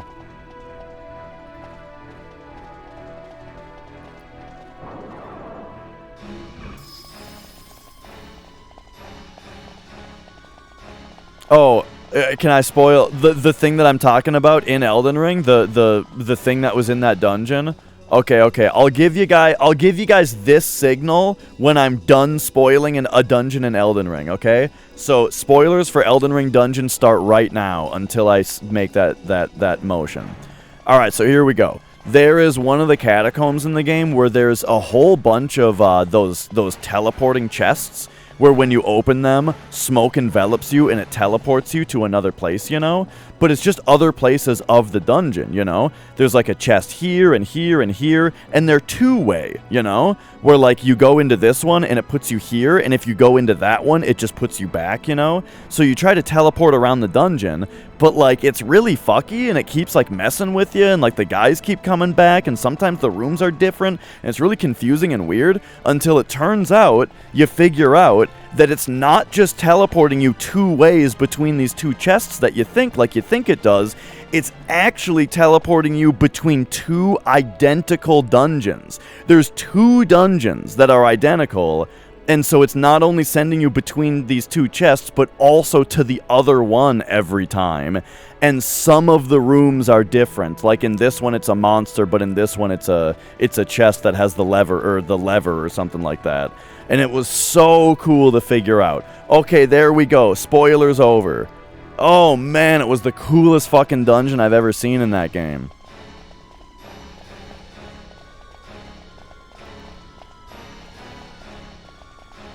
Okay, anyway. The Heart of Time.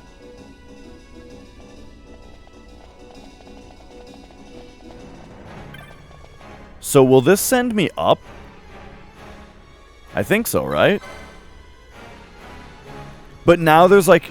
Here's one issue that I've had with looking around this area, is that there's no way to get back down slowly.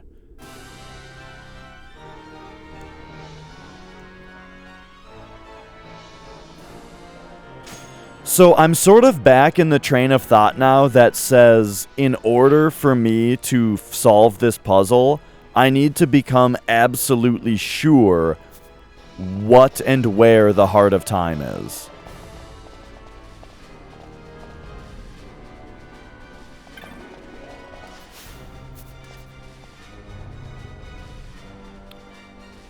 You who reach this final sphere, no paths herein will you find. The heights you've climbed, their glyphs, these shall be your guide.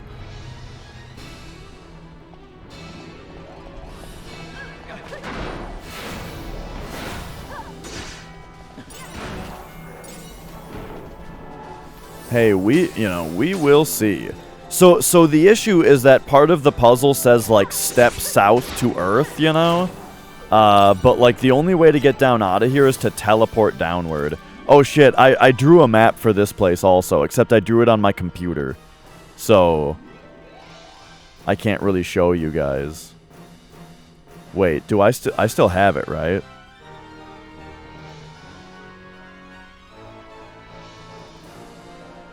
Is it this?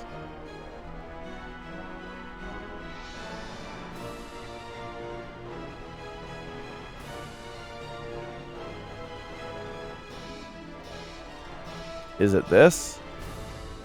Or this? Or this?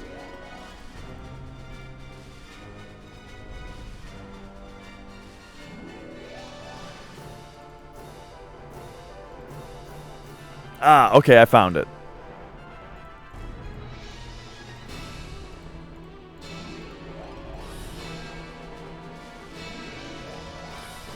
Okay, I drew a map. You take this one first. Wait, that's purple. No, that is the one?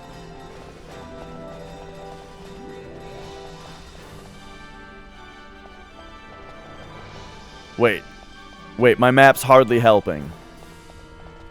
You take this one first. Oh, right. I wasn't paying attention to the direction of my arrow that I drew.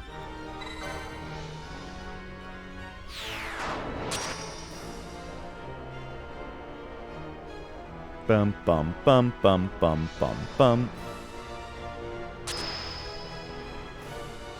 You know what though?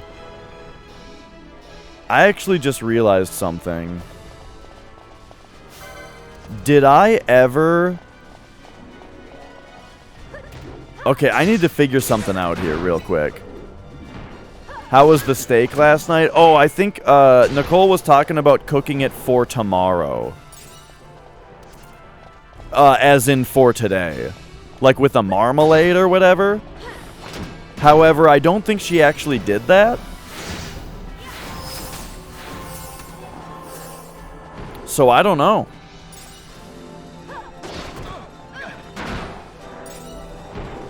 Oh, what she said is that,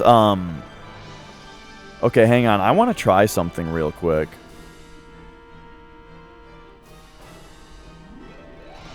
Wait a second. Okay, I'm going to purposefully do this part wrong. Because I want to check something out that I don't know if I've, like, looked at thoroughly enough. Have I actually been to that spot that's in the middle there? Yes, actually I have.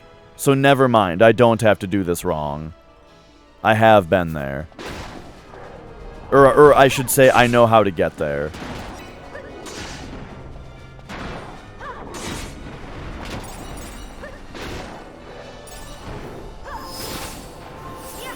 Mass destruction? Okay, okay. Excited for AGQ? Wait, why are you all saying AGQ? Awesome Games Quick? How's everybody doing? Holy shit, hello! Welcome on in to... Oh boy, you guys are you guys here for us to hit 200 hours in this game? How's everybody doing? You get the D later. Oh yeah? How's everybody doing? Hello, hello. Welcome on in. Okay, I think we take red and then yellow now. You were forced here? Yeah, I suppose that's kind of what happens. Glad to see everybody. Welcome to the 198th hour of Final Fantasy XII. Why have I been playing this game for over 197 hours?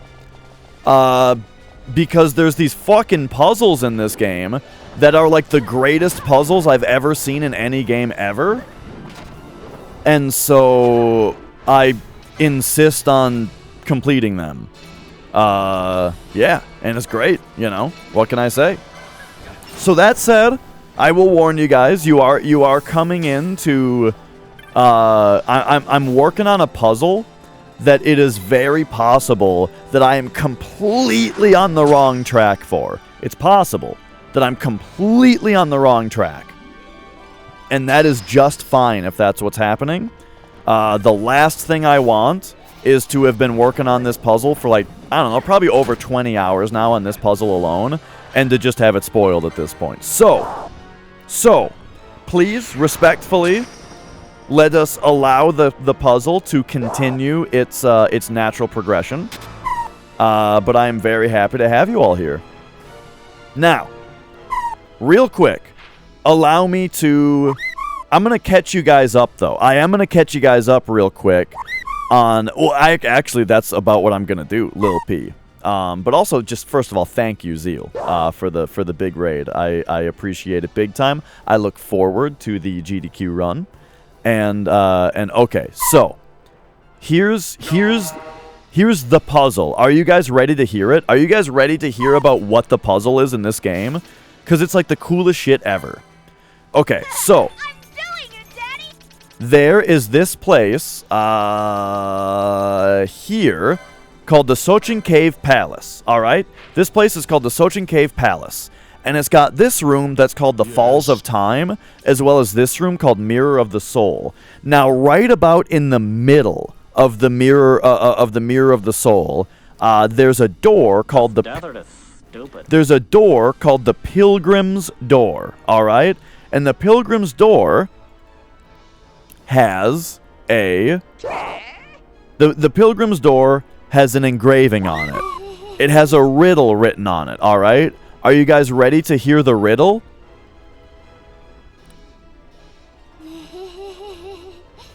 Okay, here's the riddle. You who are yet drawn toward the pilgrim's door, the heart of time and the deeds you must accomplish share their place midst the falls. From the heart, look north to heaven. From the heart, step south to earth. Walk in time's footfalls to open the way. Okay. Now that's all very cryptic. And so, originally, I was thinking, okay, well, if you go north, there's an elevator here that brings you up the sky bent chamber, right? That's like you're looking north to heaven, right? The lift that takes you up, it's north, right? Then you step south back to earth, and then walk in time's footfalls maybe just means retrace your steps. So I retraced my steps back, going through all the same doors that I went on the way up. And I tried like 4 or 5 different combinations of doors to open on the way up. Nothing worked, right? I was not making any headway. Then, here's the deal though. There's another engraving that's in this room. And in this room, the engraving says, "Journey heaven and earth in search of the heart, and surely you will reach it." Which to me, journey heaven and earth in search of the heart, and surely you will reach it, that is insisting that the heart of time in which I start the journey from is not here, It's telling me go somewhere else to find the heart. Okay, so let's talk about that then. Where else would we go, might you ask, among the entire fucking world map of this game that's giant? Well, I've got a couple ideas, but the first one that comes to mind is the Ridorana Cataract, because a cataract is apparently a large waterfall, right? Large waterfall, the heart of time, deeds you must accomplish, share their place midst the falls, right? The waterfall, the cataract, perhaps. Okay, so let's look at this place, alright. Now, listen for some key words here. Echoes from Time's Garden. Heart of Time. Walk in Time's footfalls to open the way. Footfalls of the past? What? Right? So it's like this is our place, And then also this whole idea of look north to heaven. Well, this whole tower, all of the writings around this tower say that they are the path to heaven. And there's this place and these places that are called the Reach. You will search heaven and earth and you will reach the heart of time? Journey to heaven? So this is where I'm at. So this is why I am thoroughly inspecting this area in search of something.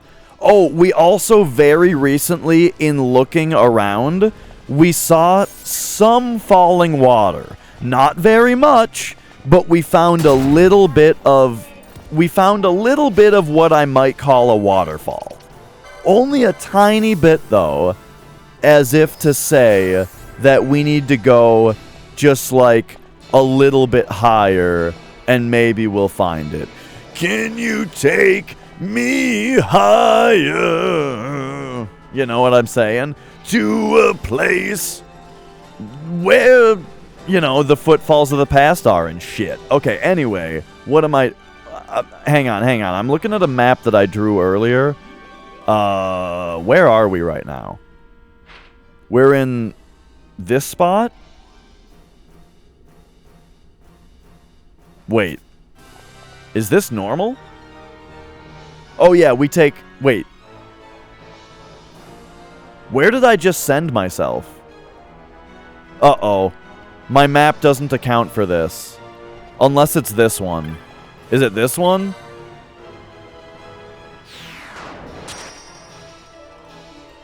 Hang on, I fucked up.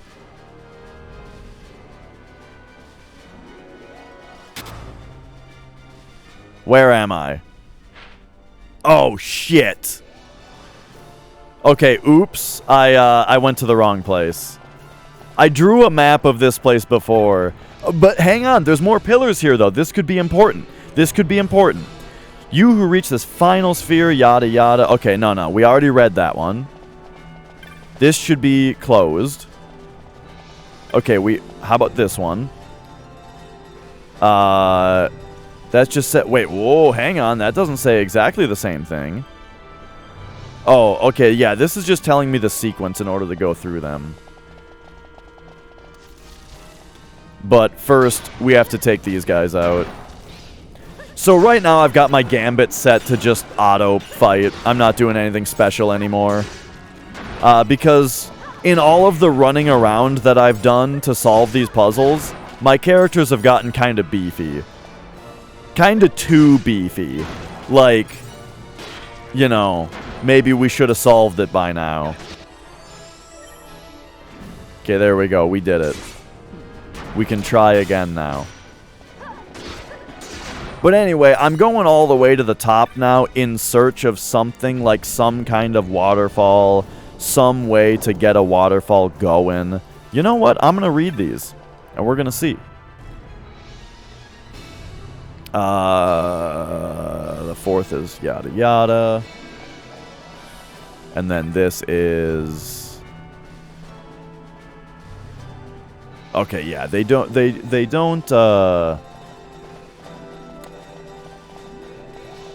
say anything that contain any of the key words that I'm looking for. But okay, so we're back to the start. The other part of the reason for having gambits on waterfall is just so I don't have to mash X. Because too much X pressing is a little irritating on the arm, you know.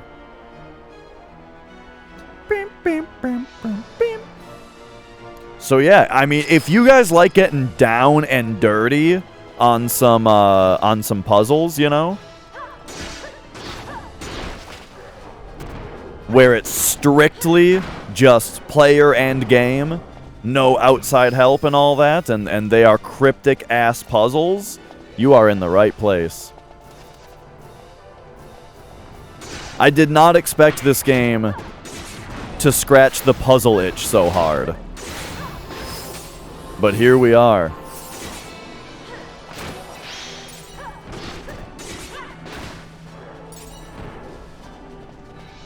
Alright, so what's weird, or the thing that I kind of did wrong, I think,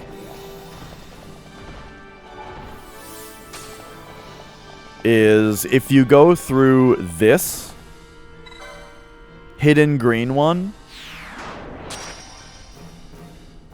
it's like Silent Hill 3 with puzzles set to hard. I gotta get to Silent Hill 3. I played Silent Hill 2 with puzzles on hard, and oh man, it was fun. Okay, so specifically we want... like, what I have written down is that I want to take the red one from here. Here, let's just do this to not worry about this.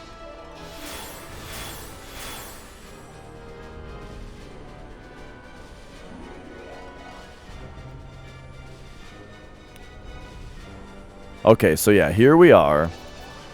What I have on my map is that we are supposed to take the red one.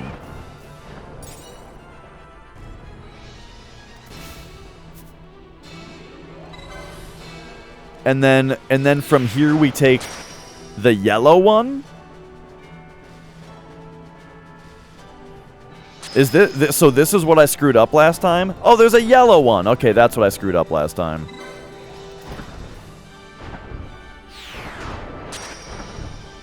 But yeah, I don't know if you guys want to see the map that I drew. It's pretty gnarly. I'm showing it to you anyway. Oh wait, for some fucking reason, on Windows 11, or on Windows 10, I mean, you can't window capture the photo viewer.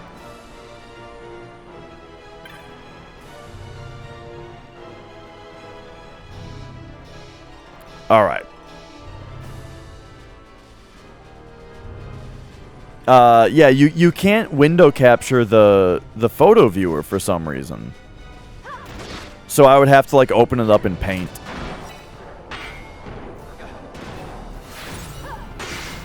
I don't know why they do these things. How many of you, by the way, are on Windows 11 already? Just out of curiosity. Hang on, I want to fight dudes just in case rare monsters show up. Because one thing that I'm also, like, low-key doing at the same time is, you know, we want to find rare monsters. Windows 11 is chill. Okay, so here's the deal, though. So I got Windows 11 on my laptop, and somebody pointed out to me that Windows 11 is just Windows 10, except everything is behind an additional click. And I can't get that out of my head because it's true about everything. Everything just takes one more click in order to get it to happen.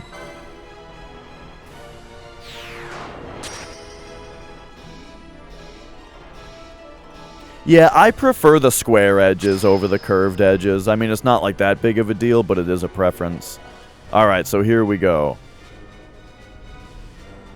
I think I already took this waystone.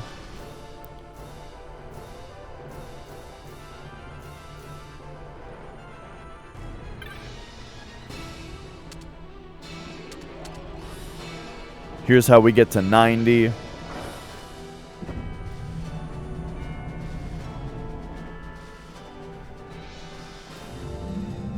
You like your Windows button in the bottom left? I like it on the top right. I'm a right side. Oh, that's another issue I have with it. I think they're working on it.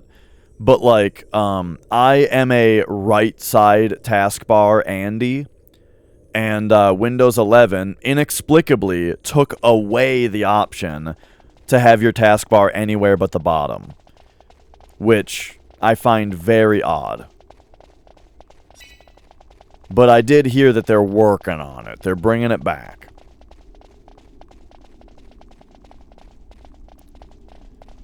So this place is so weirdly empty. And there's no water falling. There's no falls.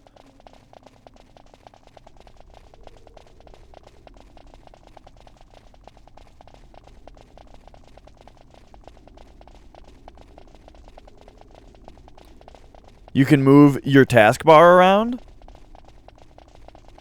Okay, did they, is that back in at this point? Cannot move it to the right? What?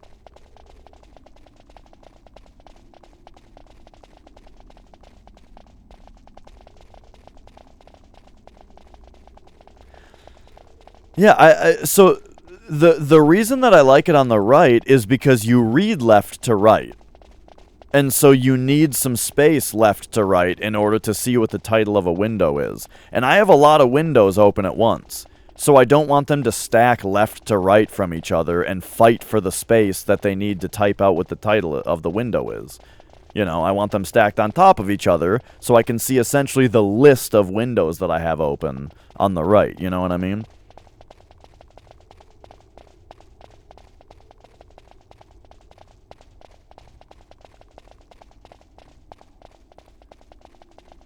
Okay, so once again I'm here, and I'm rather convinced that this has nothing to do with the puzzle. This particular area. I think I overreached.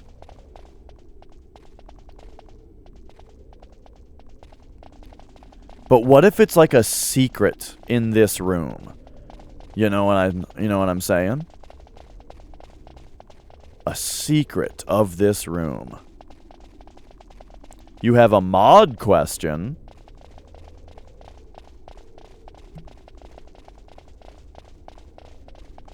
Escape rope mechanic? You know, I haven't looked for that type of thing in a long time, but I don't think so.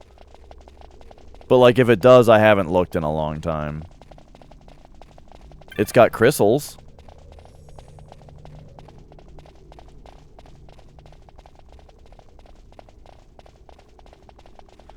Okay, so as far as looking north to heaven is concerned, for that being part of this, this is that, right? This tower, wrought by hands undying, heaven-bound path, you who master power, wisdom, mist. The tower's secrets are for you, and you alone. Claim them. To heaven's last height, you now ascend. Chosen, know now the reason of your choosing. And now that all sounds like, wow, Dash, you found it, this is the thing. Except, nah, this is part of the story. We already came here as part of the story. We took this waystone. It teleported us to a place where we, I think, fought a boss and got some stuff, you know? But as far as looking north to heaven, you know, coming up to this spot is as high as one can get. Which also is part of the reason that I feel like it's potentially overreached from the location of the heart. But it could be where you're supposed to go.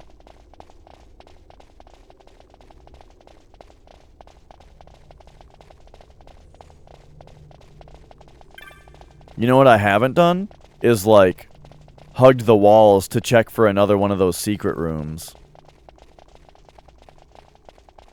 But okay, this is not the first, not the second, not even the third time that I've run up and down this room trying to solve this puzzle.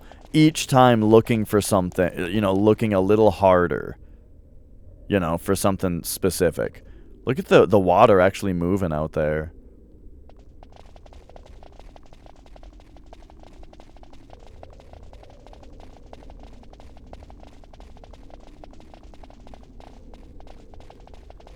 What if there's one of those illusory walls around here that this game has in it? I'm doing a thorough investigation this time of this room. You better believe it. I want to leave this room certain that it is not the answer, so that I never feel the need to come back here to look again. And so that's partially going to involve hugging all of the walls, investigating every little thing like this, and making sure that there's not just some kind of interactable that I've missed.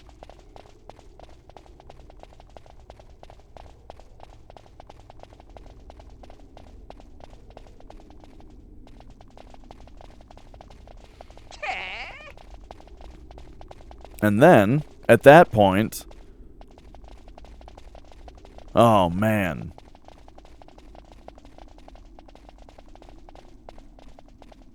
What the hell will we even do at that point? By the way, thanks for the followers. Or the follows, I mean to say. You guys coming in from, I imagine, came in from Zeal's raid? Now, you guys were asking me if I was excited for GDQ. Are you guys pumped up for Final Fantasy VII at GDQ? Did the GDQ practice run go well today?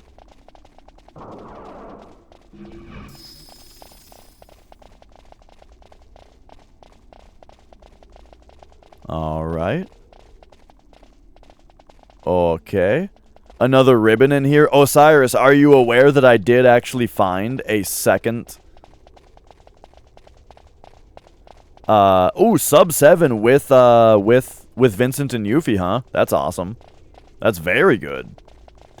I did find a second ribbon, Osiris. I have 2 of them now. The second one I found in the Hen Mines. In, like, the Zodiark kind of area.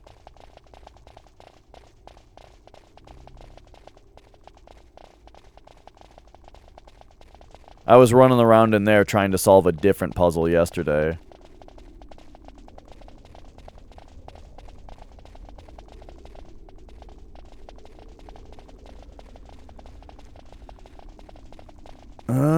Okay.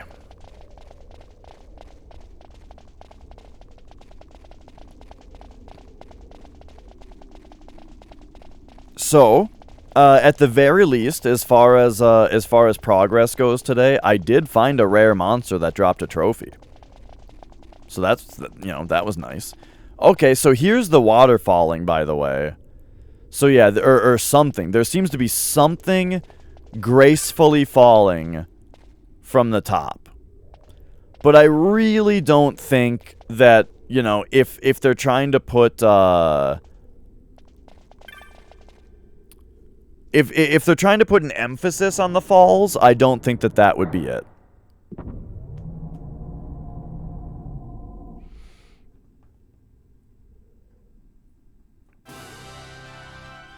Okay.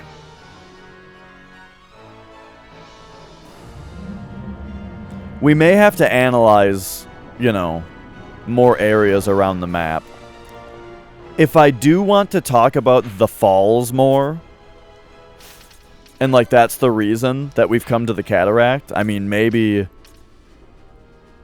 there is another place that that's more known for its waterfalls.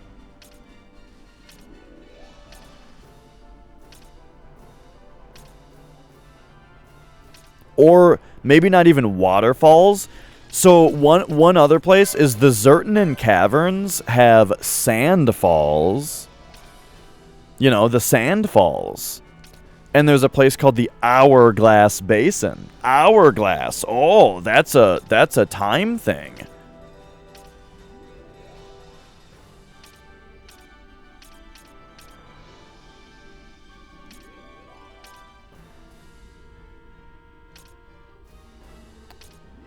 But I don't really see anything else around here, though, that, like, has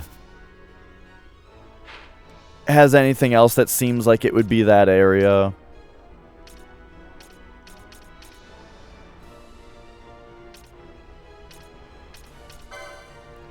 I suppose you've got the waterway as well, but, like, that's just the cloaca. That's not the heart, you know? Why is it called the cloaca? The number one cloaca here.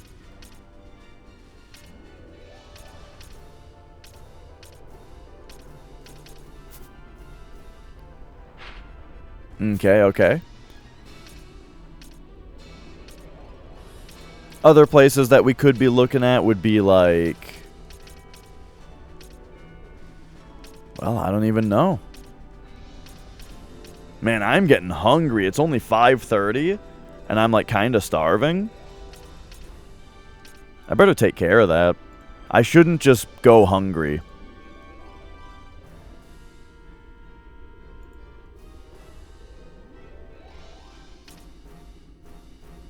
Everything goes through it with no other avenue of passage? I suppose so.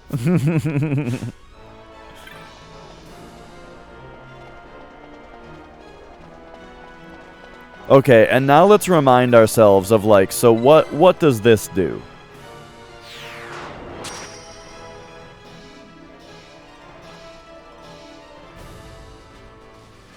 Doesn't this take us, like, all the way back to the bottom or something? Oh, it takes us here. Which is just over the reach, right? Yeah.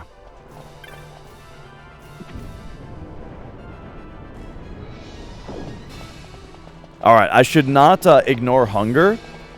So I'm gonna pop over here. And oh wait, you don't get the enemies to spawn if you came from there. Okay, I gotta run to the not the restroom. I gotta run and grab something real quick.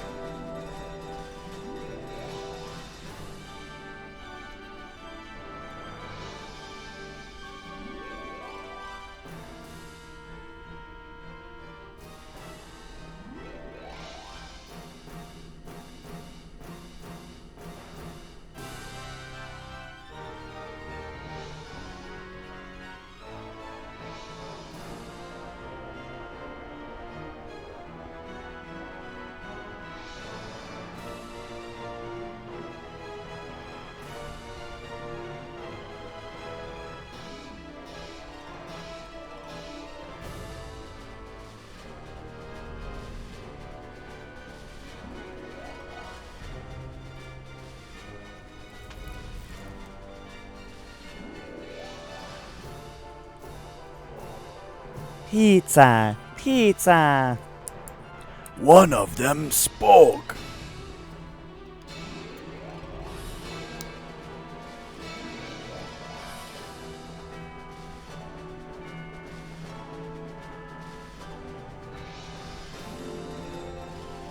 Soon, more words followed. Radical, radical, radical. All right. Here we go.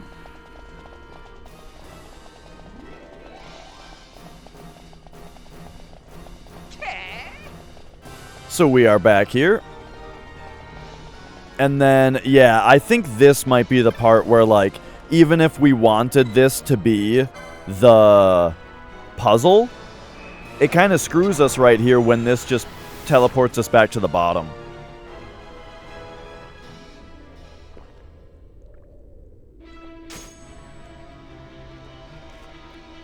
Yep, all the way down to the first floor. What up, Popo?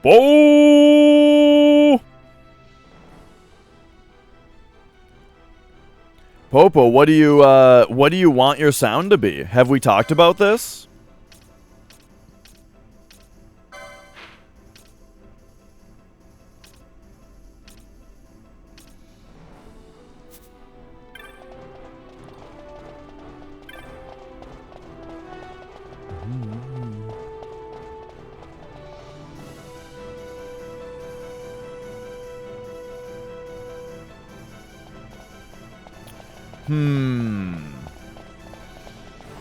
All right. Back out this way, then.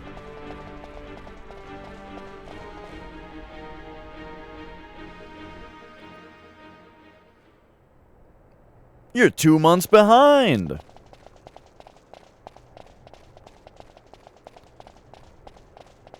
Okay, what are we doing here?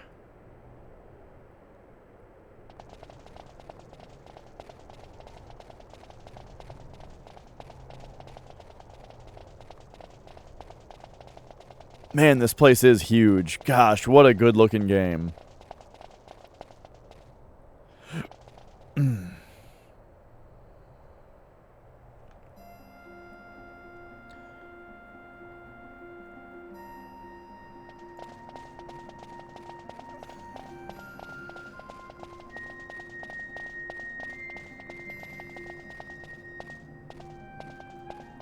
I think that these are all damaging traps. And the idea is that somebody without Libra would come up and run straight to the save crystal and just get romped. But, like, what a strange thing in the game.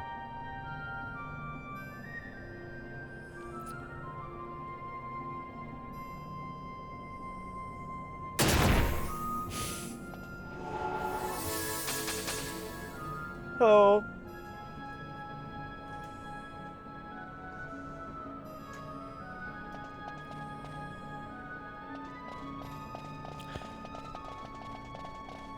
Anyway, so what are we looking for? This is the Path of Hidden Blessing.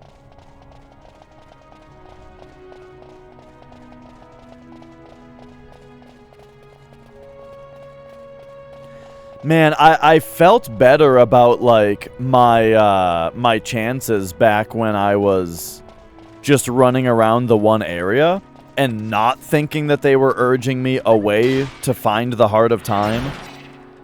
You know, I felt like my chances were pretty good to solve the puzzle when I was just in the cave palace.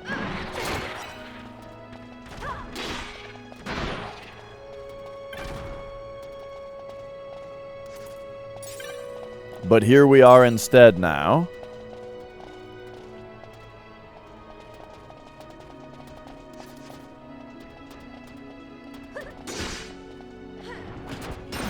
The Heart of Time shares its place midst the falls. Well, guess what? I mean, the place that has the falls is the room with the waterfalls that change their course depending on how you go through.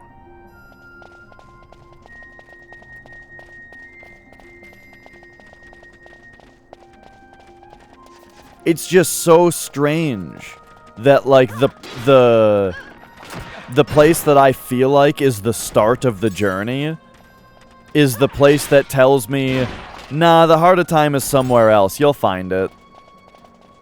You know, it's like, okay, so it's not here?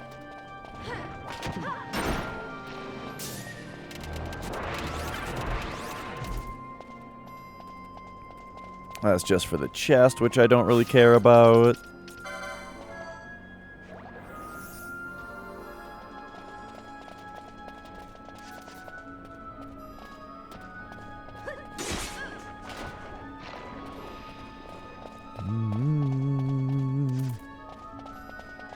And then this is the Echoes of Time's Garden. And the fact that it's Echoes of Time's Garden is like, what the fuck does that mean? Like, am I supposed to look at this place and think that it is... Is it shaped like another place or something? You know what I mean?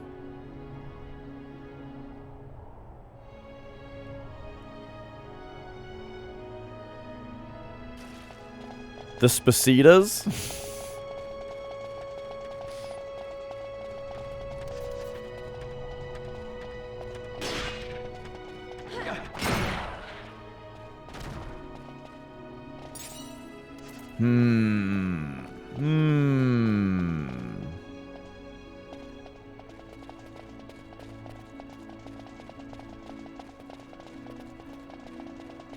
Echoes of Time's Garden.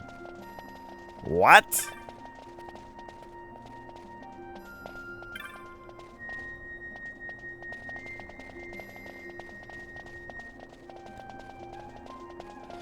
I don't think any treasure chests really have to be opened. Some mechanism. Also, let's talk about that as well. The Pilgrim's Door specifically says that some mechanism, some unknown mechanism, holds it. And so, like, both of the doors are weird. One of them is some unknown mechanism holds the Pilgrim's Door.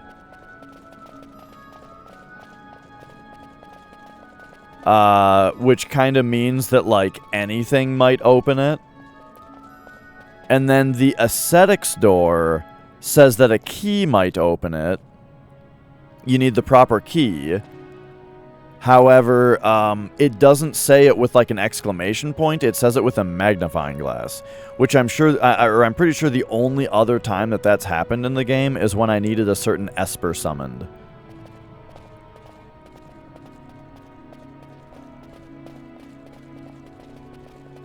I don't think that we have that anymore. But hey, if you're accidentally correct about something, that would, you know, that would still spoil it.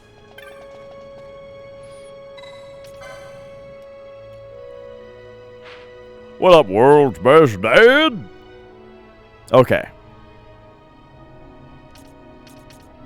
Paramina Rift is like the snowy place.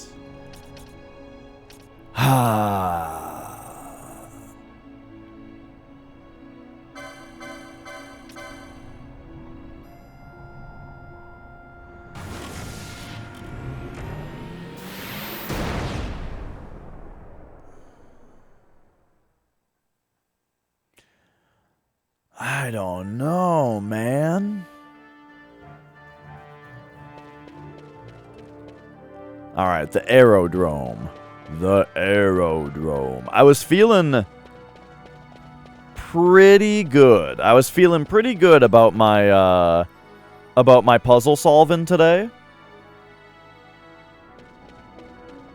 Oh, yeah. Well, look, she said something about making a marmalade, and I said, what the hell is that? Except for an old hippie band. And she said that you would tell me, world's best dad.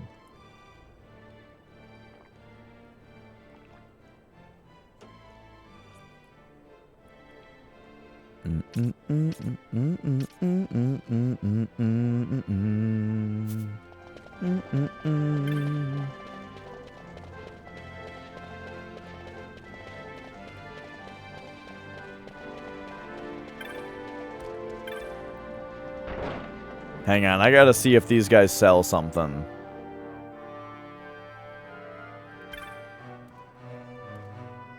Wait, what's the wait for? Are we doing this or not?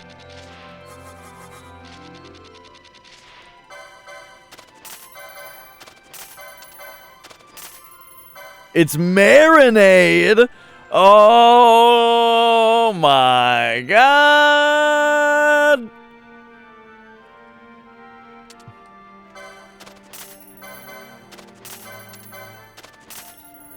So I was right all along to be very confused about what the fuck you were talking about with a marmalade steak.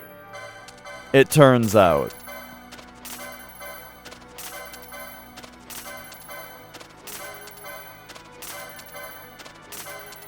For once I was blind, but now I see.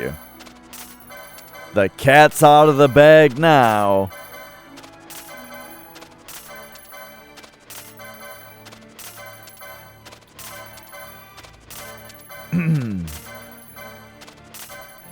Okay. There we go. We saw. Oh, bizarre goods! Devastating incendiaries? That doesn't sound, particularly exciting. I have not yet found the solution. We don't know. We still don't know. What the hell did I just get from that purchase, though?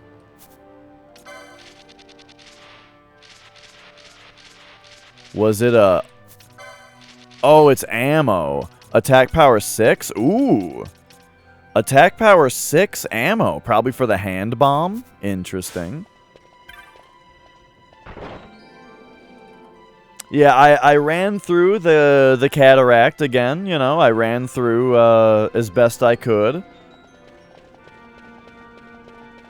I still did not find anything that I could confidently say was the heart of time.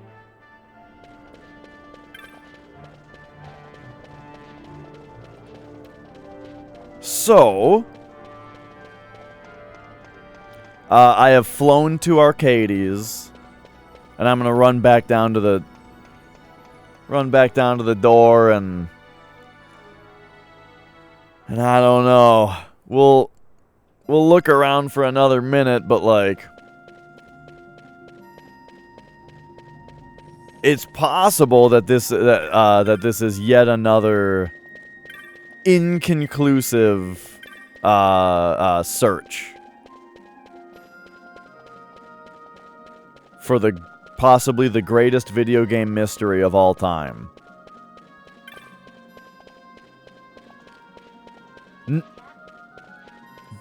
Dude, she's huge. Sometimes I just see it. The cat. I guess we need a cat because there was a show cat redeemed. But like, look at the size of this cat.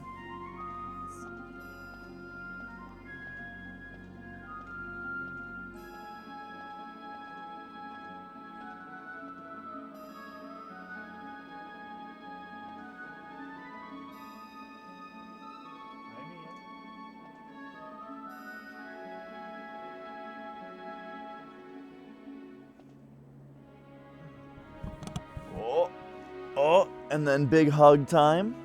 Oh, okay, never mind. Nicole, would you select a random PS2 game and give it to me?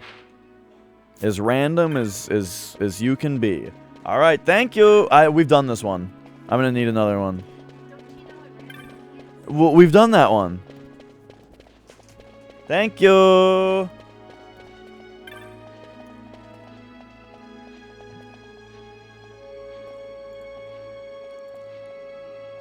Okay, so the random game that was selected is... Well, it's Ratchet and Clank, which Minin actually just played through kind of recently. So that's interesting. Oh god, I got something in my eye, dude. Oh man. Oh, hang on a sec. There we go.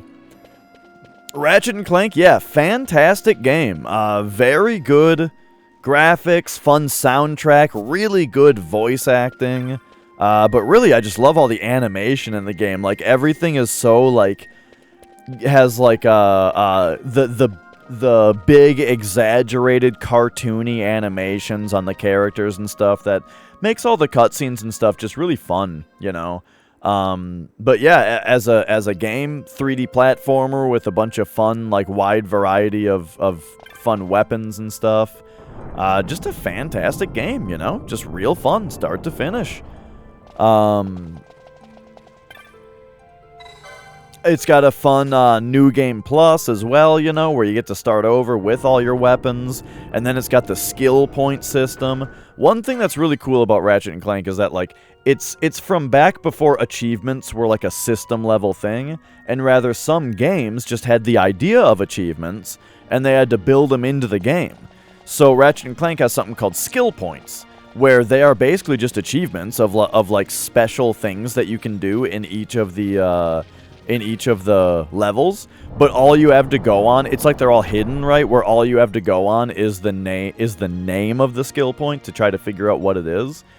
And when you unlock, or when you get those, you unlock bonus features such as the commercial for the game, and that kind of stuff that, you know, just so you can see the silly commercials that they made for it and stuff, and that's fun, right? So good bonus features on top of already having a good New Game Plus, where with New Game Plus you can use the game's hidden collectibles to upgrade your weapons into special gold versions and stuff. Like, man, there's just tons to do. Really fun game. And I liked the story a lot as well. I really liked the way that like Ratchet and Clank kind of like they team up just because it's convenient for them, you know? Where like Ratchet needs Clank to start his ship, and Clank needs Ratchet because he has a ship.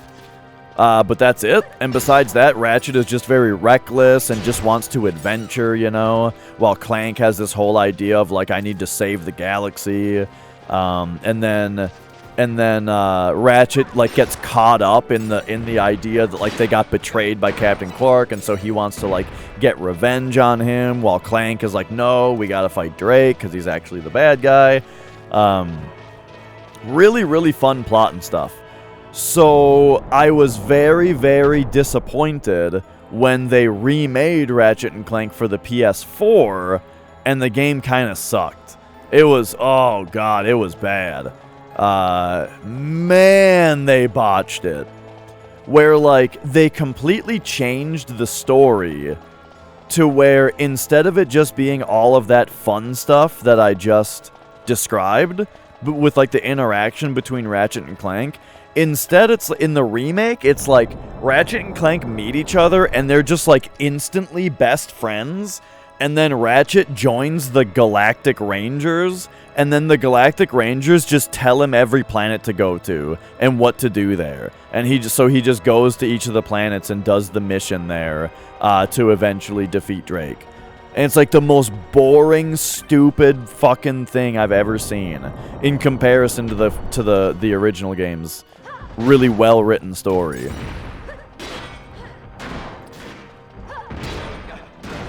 Ay, ay, ay. There was a bunch of other stupid stuff about the way that they did it in the remake as well. For example, the whole story of the remake is told in past tense by Captain Quark from jail. So, like, even though Captain Quark's betrayal was heavily foreshadowed, in the original game, it's at least, like, sort of a surprise, because you can sort of just think that he's a buffoon, you know? Like, you kind of give him the benefit of the doubt of just being an idiot, you know? But then it turns out that he is, but then he, like, betrays you, and it's like, oh, no, you know? And that's fun, right? But in the remake, it's just told from Captain Quark's perspective from jail. So you already know immediately, right, how his part ends up. And yeah, there's just no character development, you know? There's all that fun character development with Ratchet and Clank that I was talking about in the original game, and Captain Quark goes from being like a buffoon to being a bad guy, you know, and all that kind of stuff. While in the remake, yeah, that's true, man. And in the remake, it's like no characters have any arcs, you know? Because they all just start the game and end the game the same way, right? Quark's already in jail at the start of the game. You know, Ratchet wants to be a he starts out the game wanting to be a Galactic Ranger. Oh, and then he is one, and he saves the world. Cool. You know, like,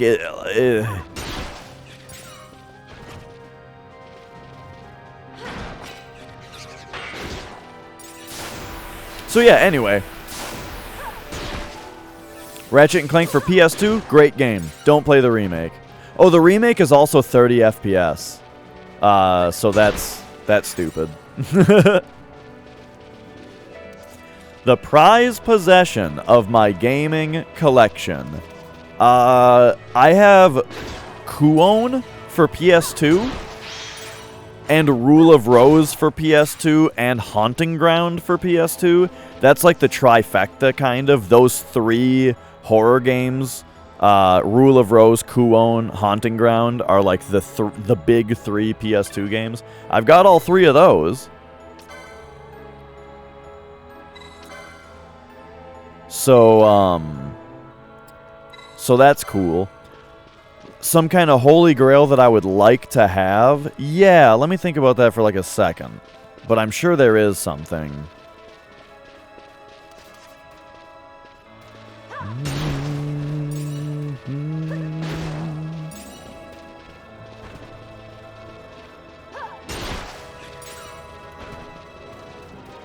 But I'm not sure.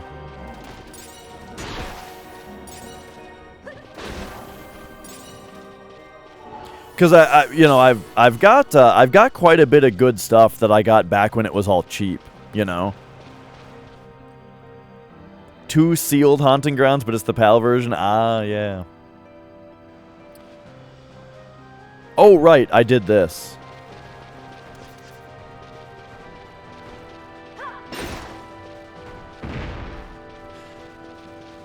Okay, maybe. Let's get real abstract here.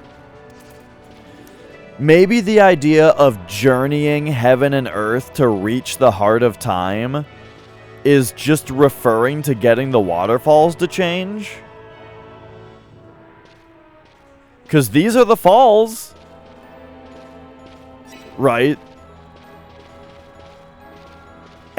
Or maybe the heart of time is in there, and that's what I'm trying to reach? Okay. Let's reconsider the entire puzzle here. Maybe the heart of time is what I'm trying to reach. And so it is here.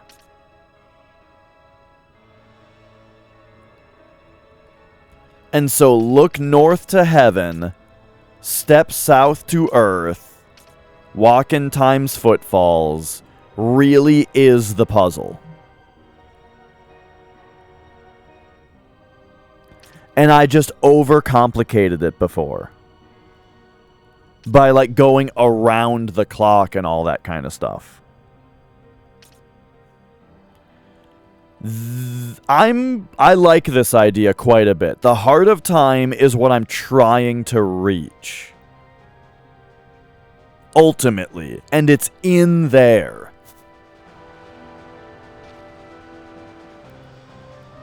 And it, along with the deeds I accomplish, which are just the things that I do, right? Share their place here.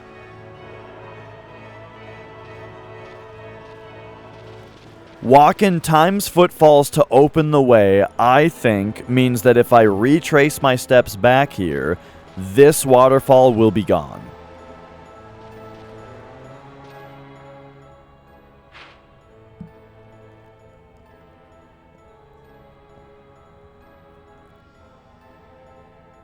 So, look north to heaven. The question with that is, how far do I actually have to go?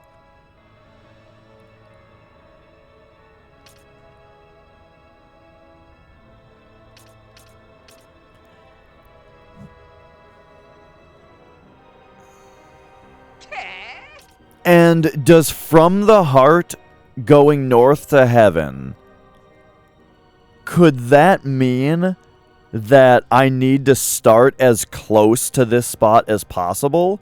Like go in the middle one? I don't think so.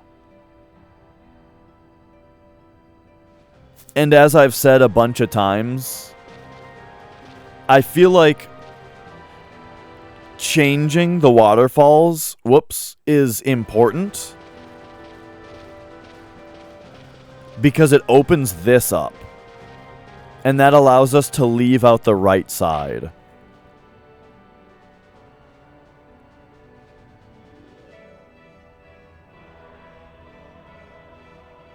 But, I mean, what if that's instead the last thing that I do? Has anything changed in this room before?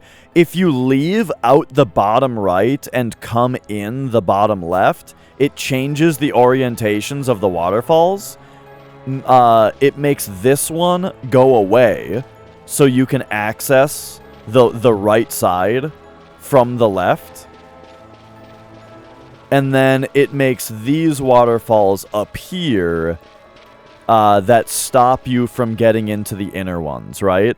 So, like, we can't exit out the middle left or the middle right because waterfalls are now in the way of those.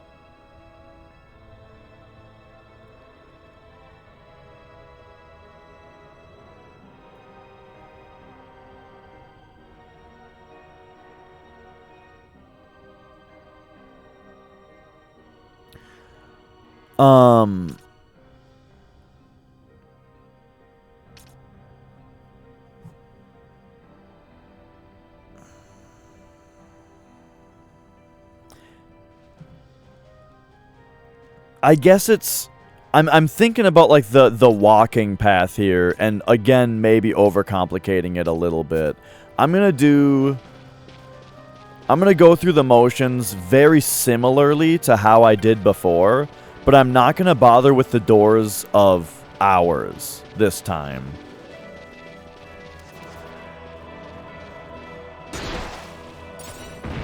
Even though, like, times footfalls kind of makes it sound like I should.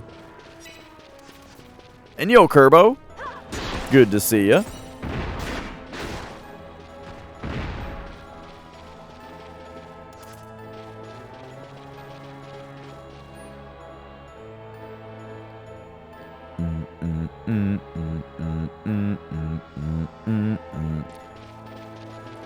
What I've done many times, Paige, is just left the area and come back later. And that's why we first got here, like, I don't know, 50, 60 hours into the run. And here we are still trying to solve it.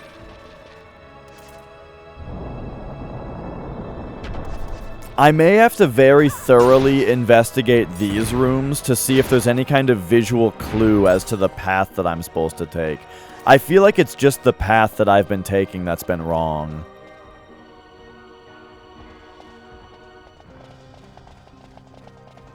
What if there's another clue somewhere? Is this the final quest? I don't think so. It's just a quest. There's a couple other things I've seen.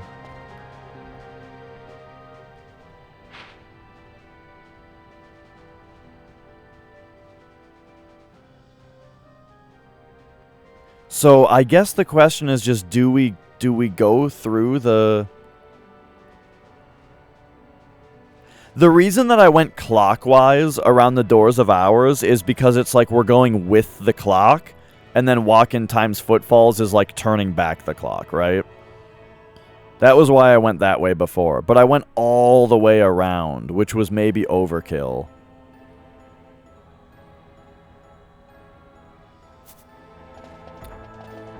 I still really like the idea of doing that. But maybe for the sake of simplifying just a little bit,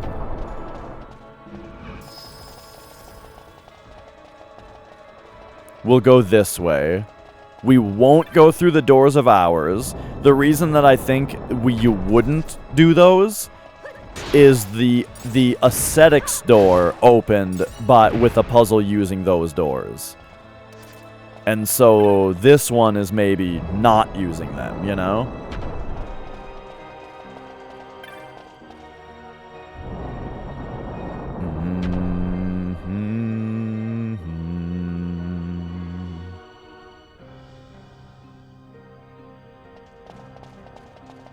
There's actually 2 puzzles in here that I haven't solved yet. The other one is how to open the ascetics door. But who knows? The one might lead to the other.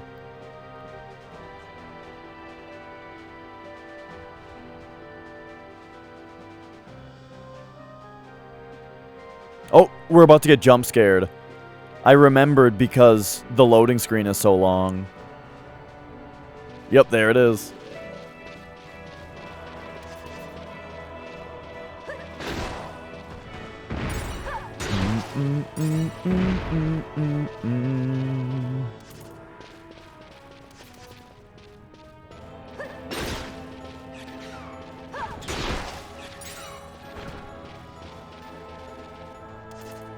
Bum, bum, bum, bum, bum, bum.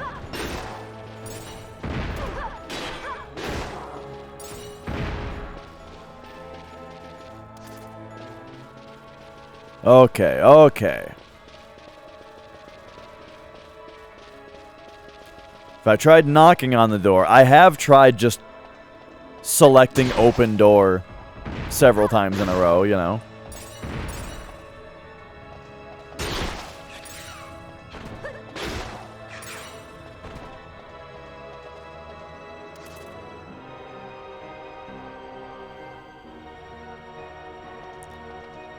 That symbol kind of looks like the Esper symbol, doesn't it?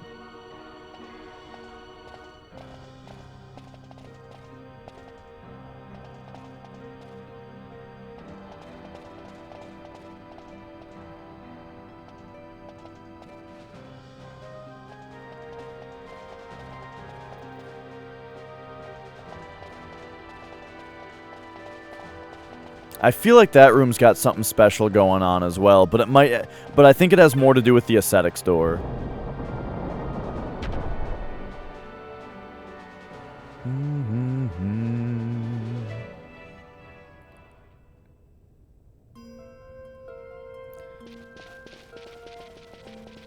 All right. So, once again, we also have to interpret how much is looking north to heaven.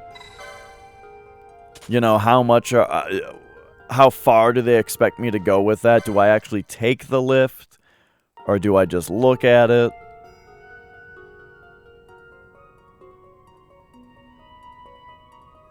I'm thinking the new meta for interpretation of that is to open the stone door. Look north to heaven. We're facing north when we do this. And now we go back. I have seen him do that, Tristic, yes. Or at the very least, just be specific about which zone you're coming from.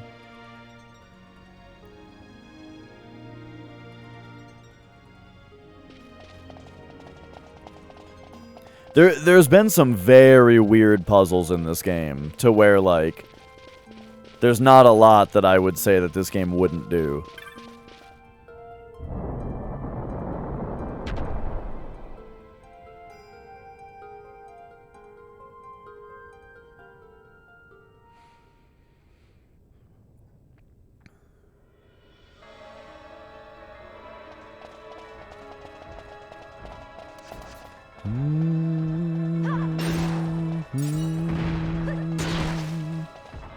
Alright, so now our directive is to walk in Time's footfalls.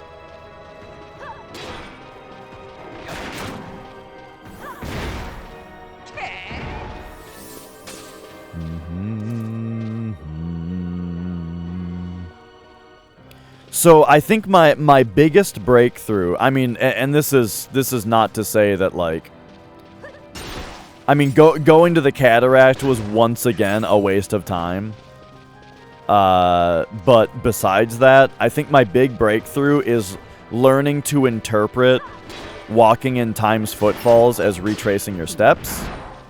And then perhaps my next biggest breakthrough, if it is indeed the case, is the location of the Heart of Time being what I'm ultimately trying to get to with my, you know, movement here.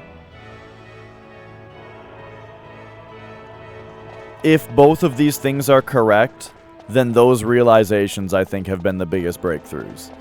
But nothing is able to be validated, you know? Like, I don't know. This could all be completely meaningless.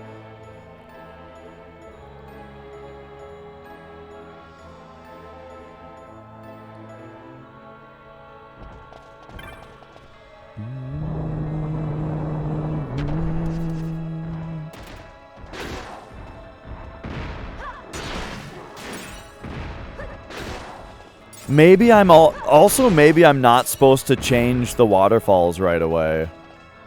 Like, maybe I'm changing the waterfalls too soon and I need to do that last.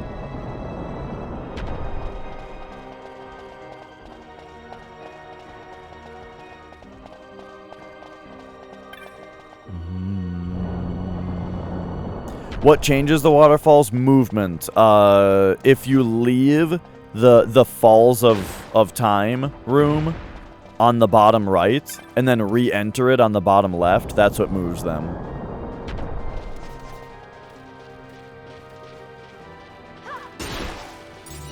So I might do that at the end instead of at the start. For once. Then again, I can still kind of... I'm still doing it right here. The only thing is, like, okay, so here it's probably going to say that they've returned to their original course. Which it does. I'm doing it, Daddy!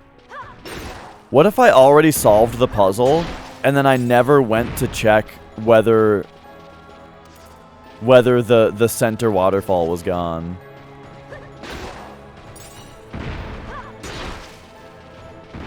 Oh, right, but that puts that there. Okay.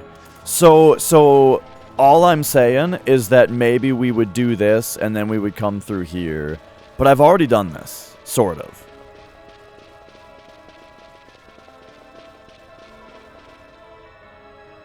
But we're going to go through, you know? And see if it does it this time. However, I wonder if them returning to their original course screwed up the puzzle, you know? Like, I'm supposed to do it now instead of then. And then, but then furthermore, if I had already done it and they just went back, it kind of, like, screws up the puzzle and resets it. So... So here's really the ultimate issue and why this puzzle is taking me so many hours, is that I have all these ideas of what the solution might be, and all these combinations of things. I have all these things that could be tried in different combinations, and every one of them takes 10 minutes to try, you know? So it's like I've got a series of good ideas, but they're only good ideas. They're not for sure. And so I'm essentially just doing an educated brute force. You know what I mean? And the educated brute force is going to take a million years, because every one of the different things to try in different combinations is... it takes forever.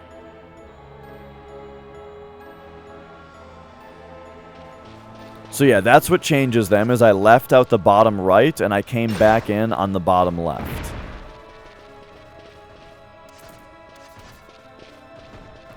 And it changes them into a way that allows you to pass over to the right side, but not get into the middle spots.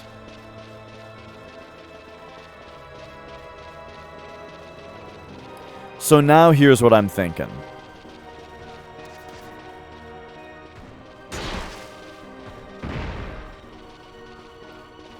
I'm thinking, let's return the waterfalls to normal.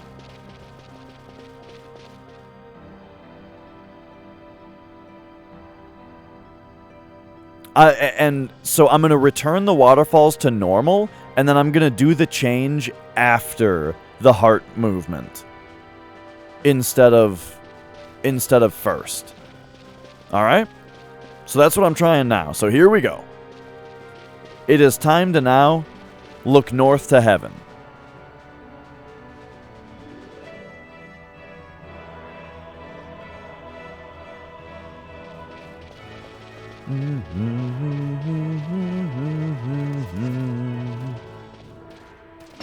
Say hello to heaven for me.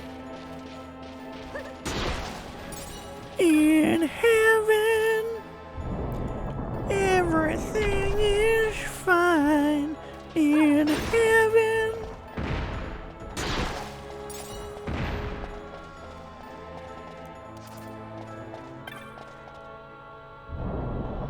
But now, once again, I'm not using the doors of time.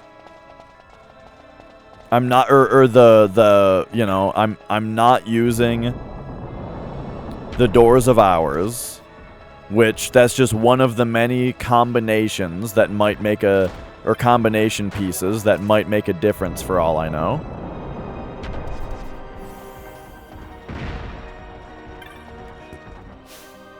Whoop.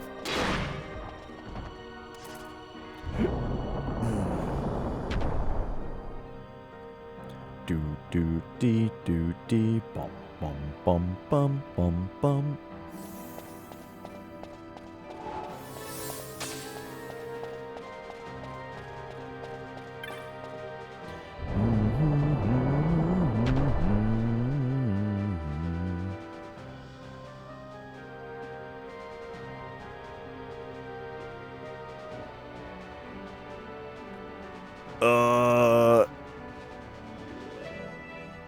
Ooh. I just realized that mirroring from...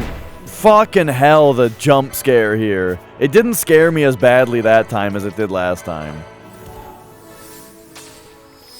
I was thinking about another possibility. Where, like, if I'm committed to this idea of walking in time's footfalls,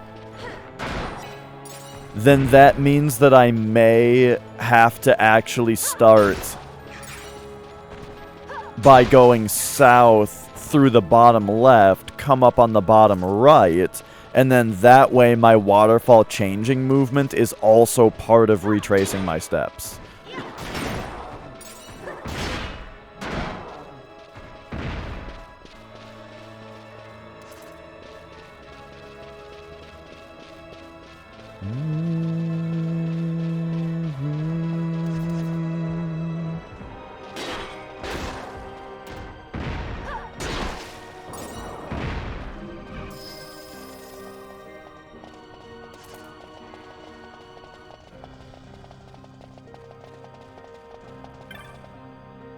Okay.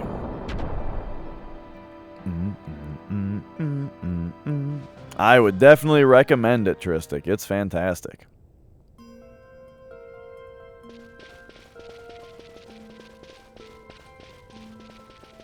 Okay, so here we go. Once again,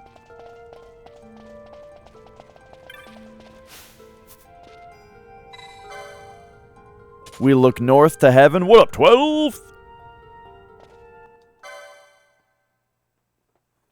I don't know if taking the lift is actually necessary.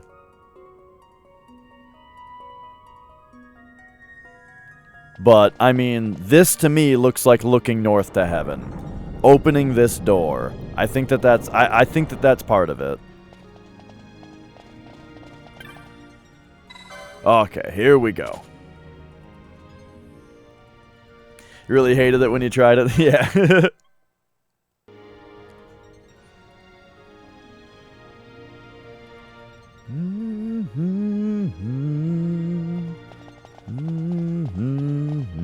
This song kind of sounds like a Brave Fencer Musashi song a little bit. Well, that part of it does, at least.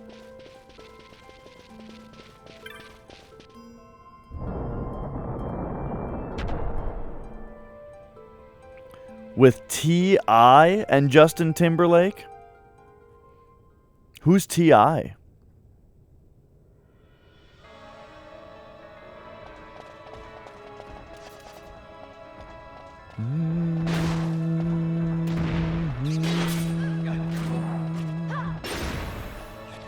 Alright, hang on. Get these guys out of here.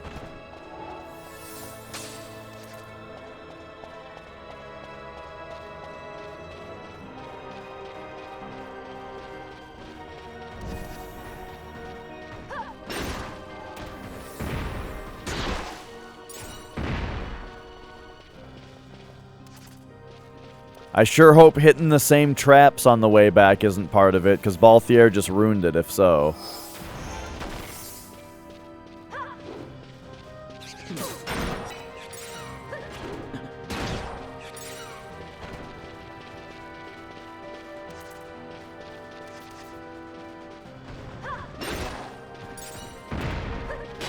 Okay, so if this doesn't work, I have one more, like, slight iteration of the process to fix.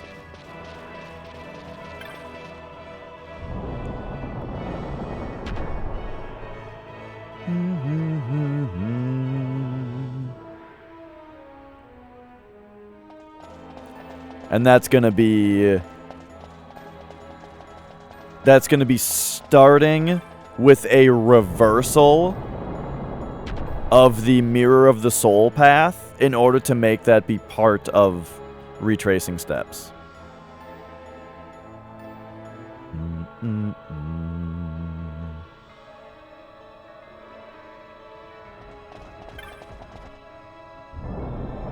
One thing that's kind of weird is if you change the waterfalls, it makes it, oh yeah, for sure, 12. That's what I was saying about this game at first, is that, like, it wasn't necessarily scratching the Final Fantasy itch. It was more scratching, like, the MMO itch, you know what I mean? And now that's not even true anymore. It's not even an MMO anymore.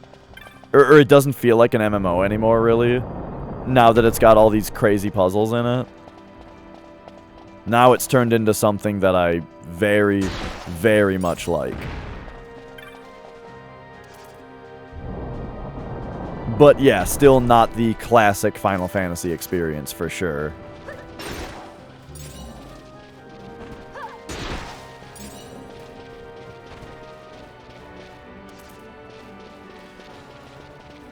Yeah, and it could be seen too as one of those things where it's like the first step. The first step in Final Fantasy's bad direction, even though it itself is good. You know what I mean? Like Resident Evil 4, for example. Resident Evil 4 is such a funny game because, like, RE4 is such an incredibly good game. It's so fun. It's so replayable. Everyone loves it, you know. But it's also the beginning of Resident Evil going in a very bad direction overall.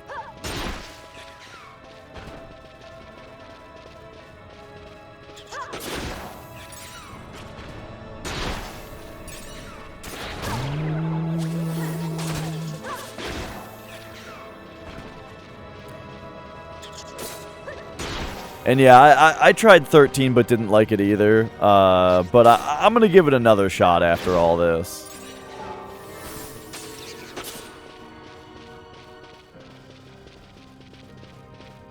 Bum, bum, bum, bum, bum, bum. Yeah, I didn't even try RE6 after how much I didn't like 5. And I heard that 6 was just like even further in the you know, action direction. And co-op insistence and all that kind of stuff. So yeah, I didn't even give 6 a shot myself. Okay. Could this be it?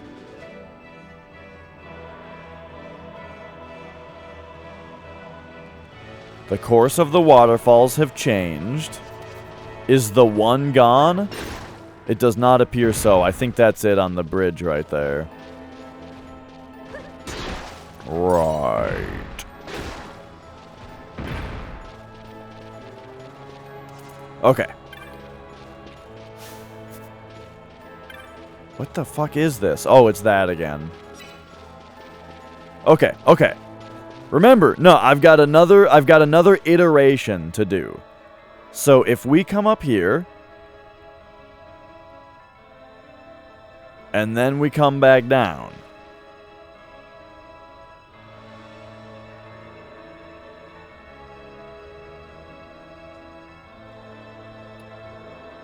Alright. There. Waterfalls back to their original course. Now...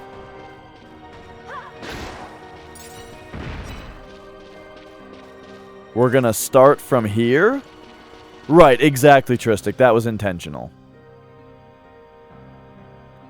Which, that is why... that's why I'm saying that I think I need to do the waterfall move at the end instead of at the beginning. Because at first I was doing the waterfall course change to start the puzzle, and then tried to do the look north to heaven, step south to earth movement. But then when I got back to that screen, it would say that the waterfalls went back to their original course. And so maybe now I'm thinking we need to do that other movement and then move the waterfalls, because when I come back down and they return to their original course, that might reset everything.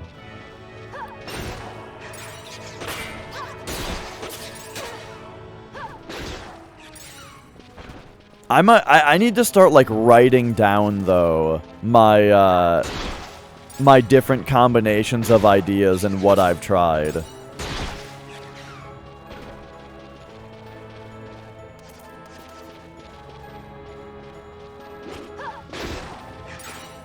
But we'll just, you know, we'll just keep working on it in a controlled method, one hypothesis at a time.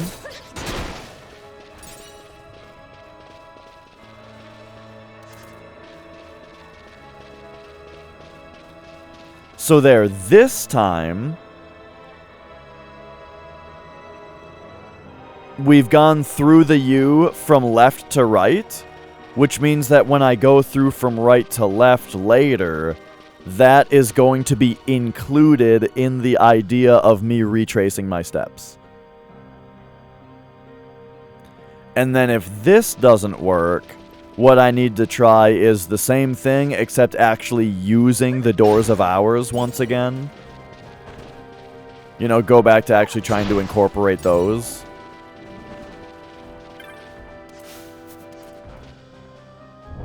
And then I also have never tried to incorporate the Doors of Hours while using the stone door.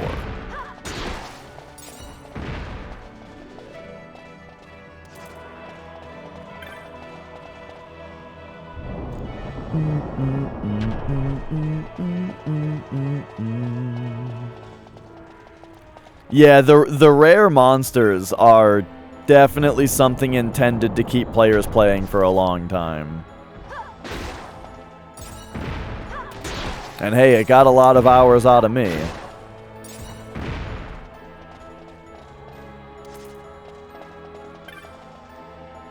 I did get one new trophy today, and it was actually in this area.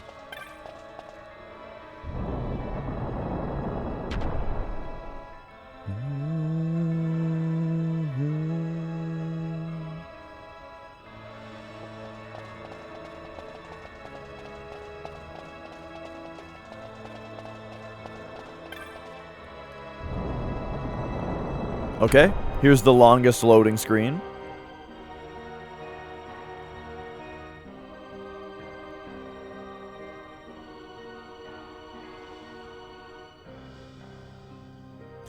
Right, Paige. Like, to a surprising degree, even. I mean, this game is very respectful to the player. To a pretty crazy degree.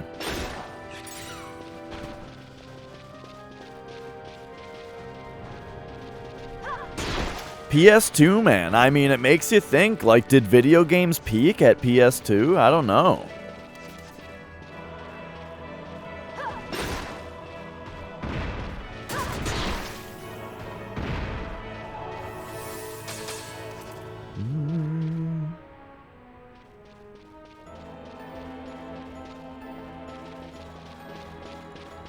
I mean, after PS2, really, it's just FromSoft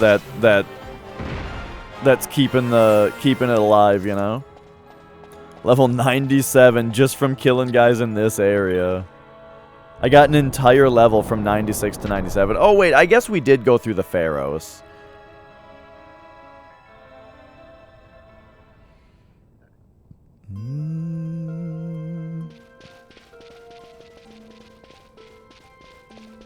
Right, exactly, 12th.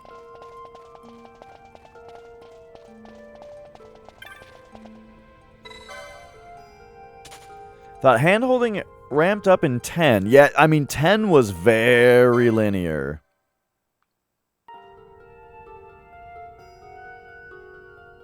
And then this one seems like almost like a reaction to 10, you know? Where it's like a huge step in the other direction.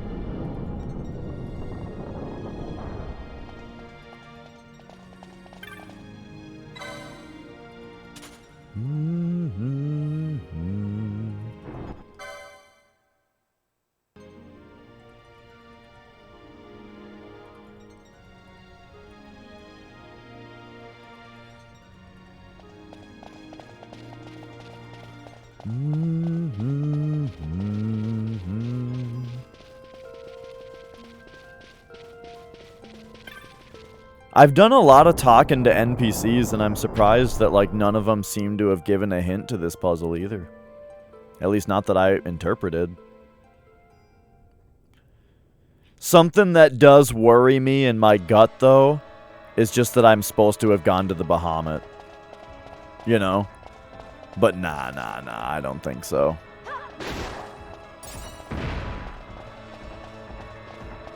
But it's crossed my mind, believe you me.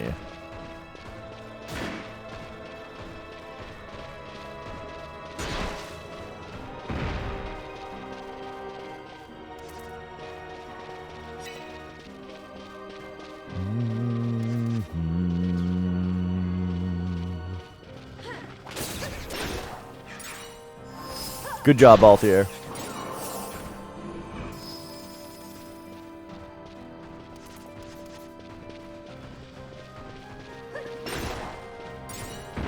Yeah, I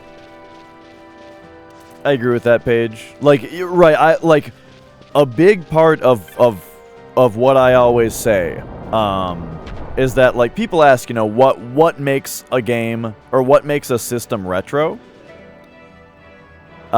Is I think that if the expectation is that the entire game is on the physical thing that you put into the system, then that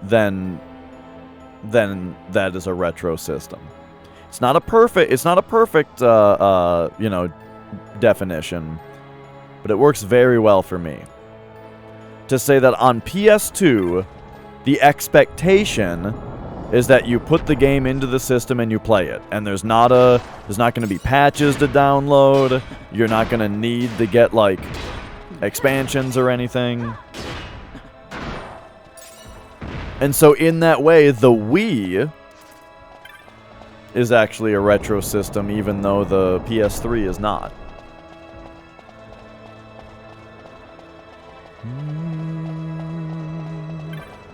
But what makes a Dash retro?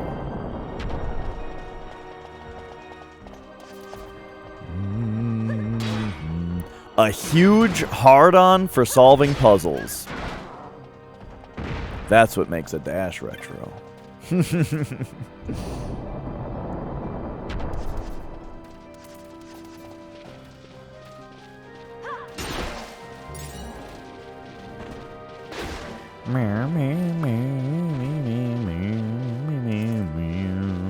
All right, here we go.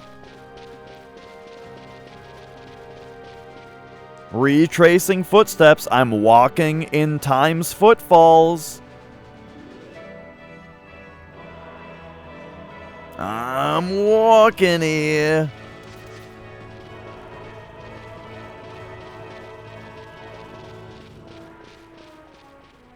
And now, one last retrace of footsteps.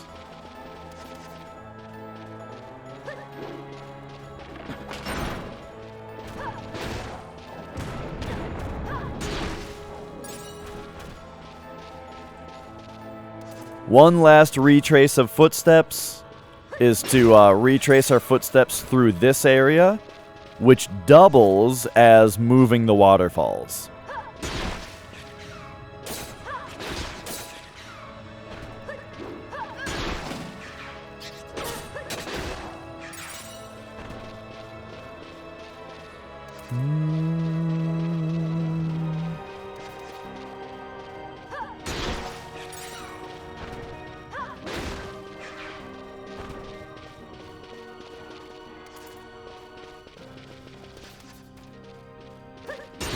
Bum, bum, bum, bum, bum.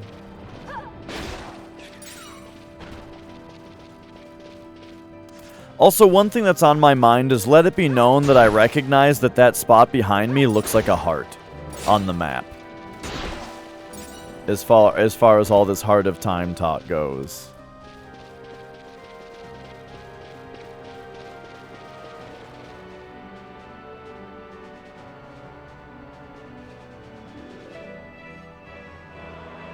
Okay, so the waterfalls have changed. Did they change the way that we want them to? No.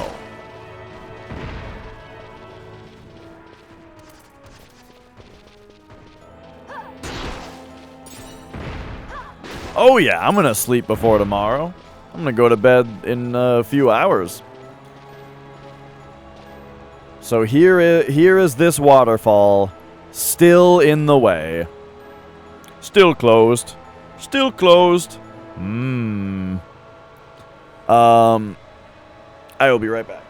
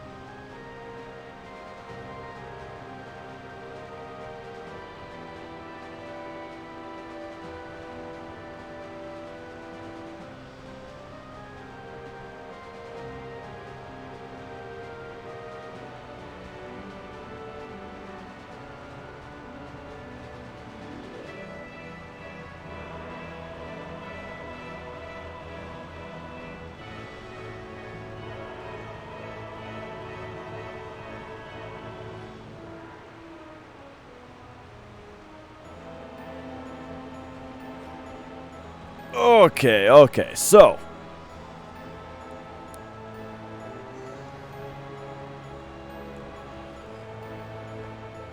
I would, even though, like, I appreciate the enthusiasm, and I'm glad that you guys are interested, it would be really disappointing if somebody came up with the answer. If somebody else came up with the answer, you know what I mean?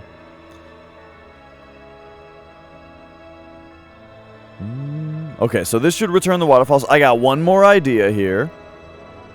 So there's one more, like, adjustment to make to what I've been doing that's in line with the puzzle, which is that when I go through Destiny's March, I think I need to use the Doors of Hours.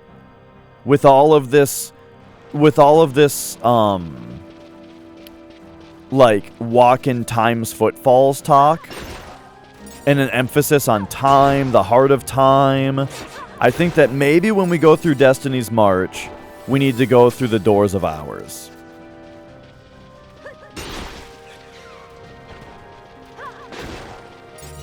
I plan on being awake at 5 a.m. Yeah. I mean, we'll see if the schedule changes at all, but it should be around 5 a.m. I have to get up, yeah.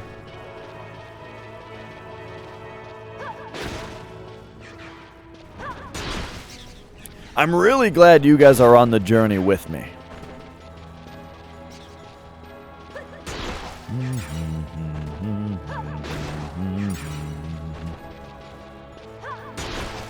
But yeah, regardless of, if someone comes up with the correct answer and it gets posted in chat, regardless of whether you know that it's the correct answer, it would still spoil the puzzle for me, you know?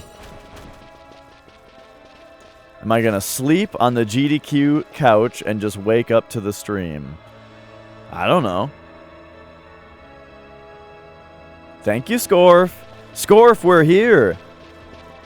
It's the waterfall puzzle. Oh, also, check it out, folks. We have now officially entered the 200th hour of the playthrough. This is hour number 200 right here. How about that?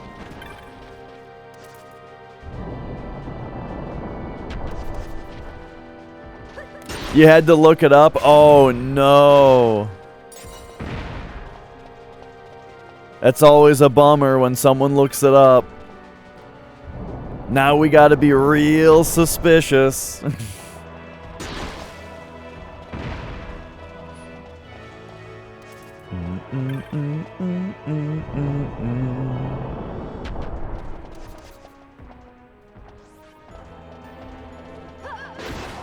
Alright, get these guys. Okay, so like I'm saying,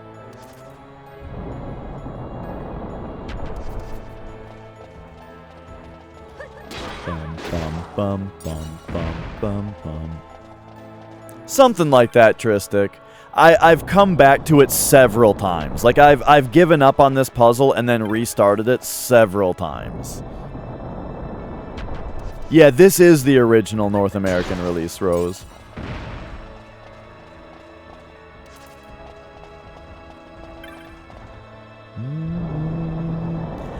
I've got another 10-15 minutes before figuring it out. Bro, that's what I thought like 16 hours ago of doing this puzzle.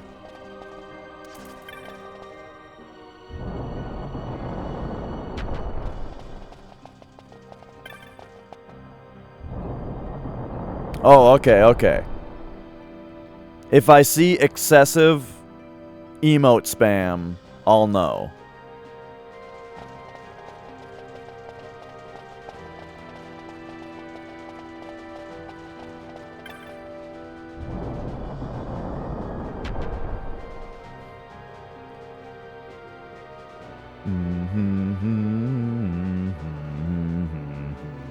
Hey, look, Scorf, the civil... Sometimes people have to make a citizen's arrest, alright?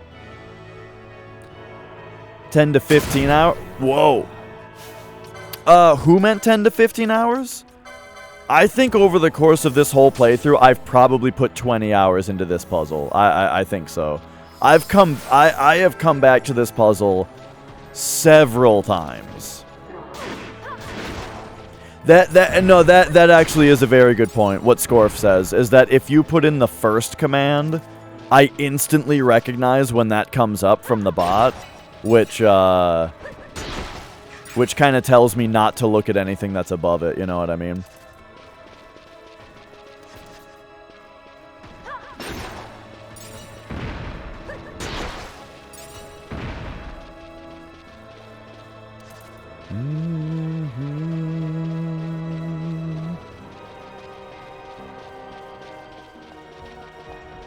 Okay. Anyway.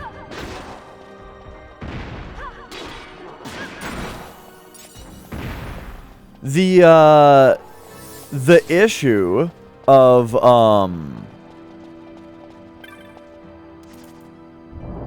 Right, we don't want a boy who cried wolf it.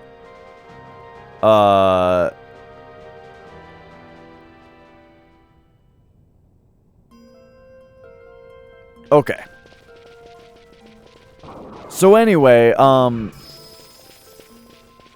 what I've tried this time, as far as the Destiny's March thing, is I went through clockwise because I feel like then, you know, going back in when we walk in time's footfalls, that's kind of like going back in time, right? So then we go counterclockwise for that part.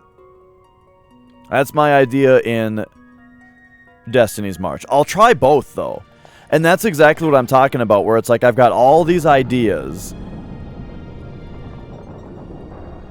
How is walking in time's footfalls walking backwards? Because footfalls are like footprints, right? Like footprints. You know what I mean? And so if someone tells you to walk in time's footfalls, I feel like that just means not walk backwards, but you know, retrace your steps.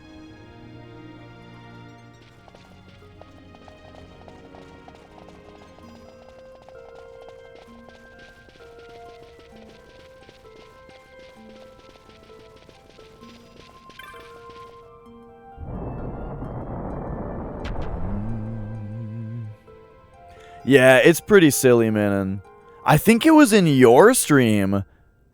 Was it during Mario Sunshine?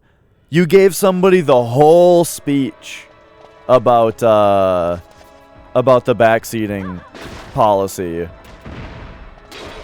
And then they just dropped another one. Oh, that was during RE4. Okay, yeah.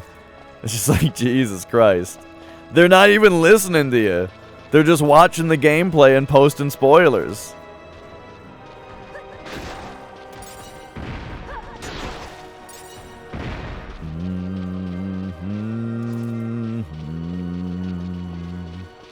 I don't even know what I'm gonna do with myself when I solve this puzzle.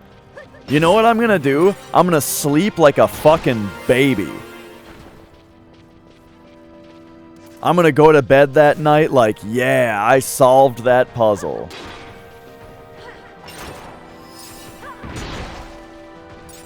Oh, yeah, I remember that, Flex. When people, like, try to get clever with their backseating, and so they just post, like, extremely obvious hints. Oh, my God.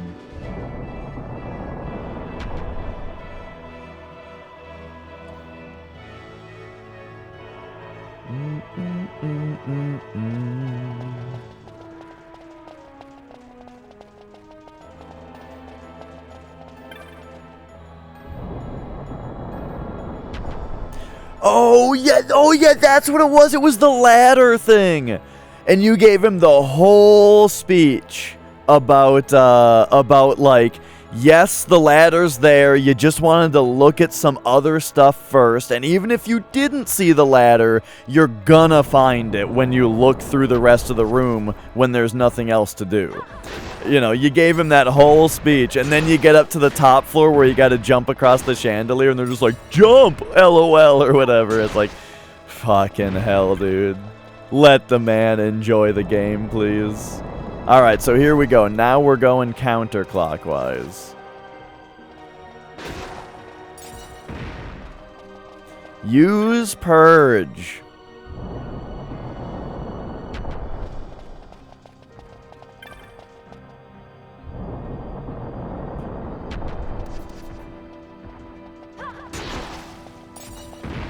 Yeah, I don't like to go off on people too much about it. Bomb his feet, that was another one. That was a, yeah, Bomb his feet was a classic. But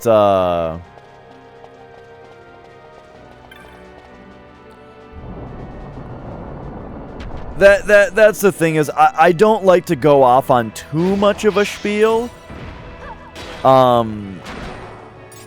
Because I don't want someone to just, like you're kind of saying, Min, and I don't want someone to just suddenly get the brunt of your frustration with all backseaters all at once, you know?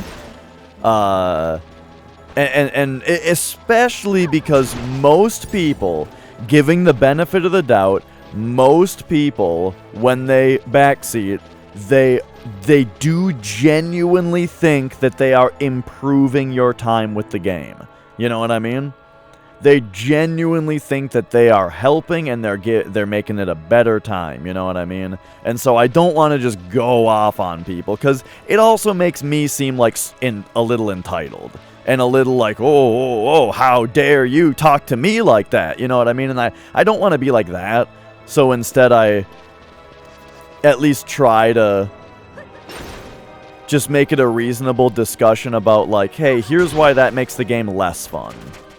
As opposed to, how dare you? You know what I mean?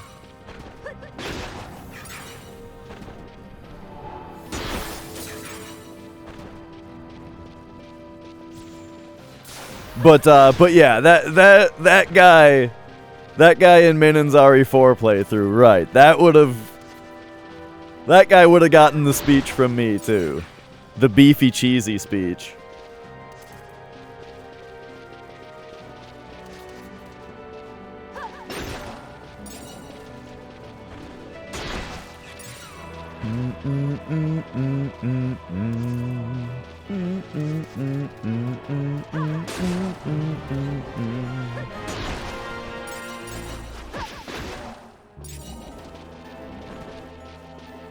But yeah, as I've kind of discussed though in general, is like, do you guys think you've also noticed that just the general etiquette of Twitch has just really improved a lot?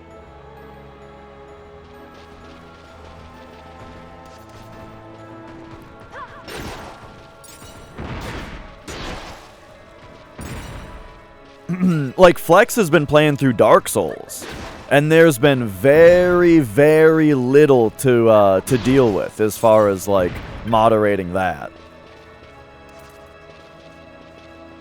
Okay, so here is this. Still closed. Still closed.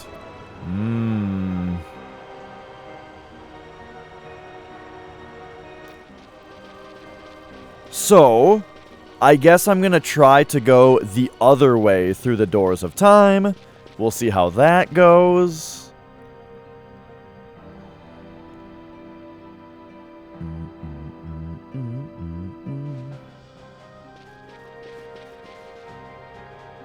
It's like you guys don't want me to know what to do. Right.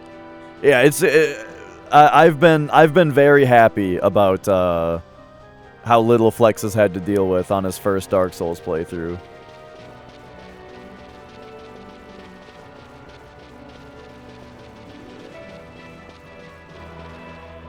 I mean, I think I've backseated the most on that.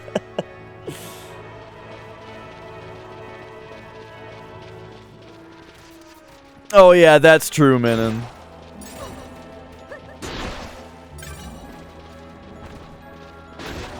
People usually, they want to know what level you are. You know, they want to know, they want to know what level you are. They want to know what stats you're going into, and right, that kind of stuff.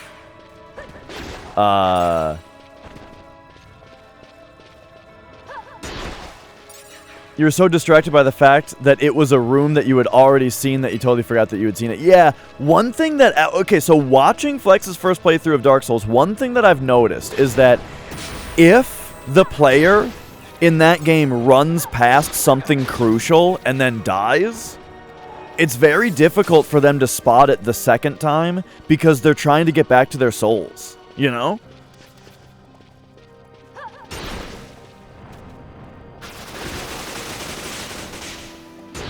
So, like, I guess if they die again, and that, like, earlier, and then they no longer have souls to look for, then I guess maybe that would help.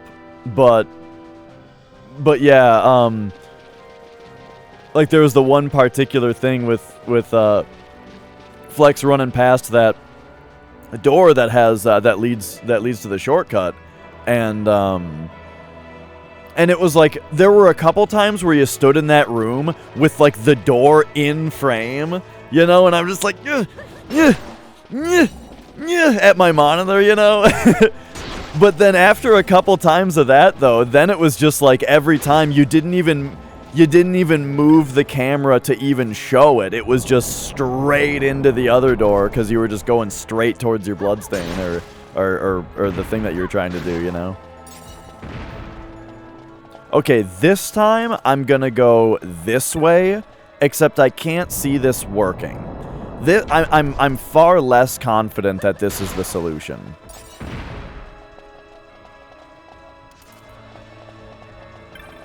But let's find out.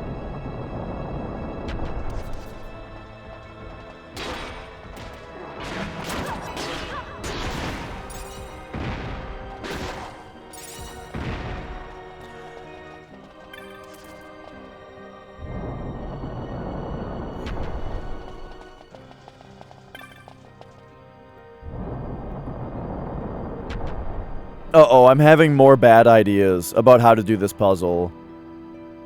What if your journey to heaven and back needs to include a complete clockwise rotation of Destiny's March?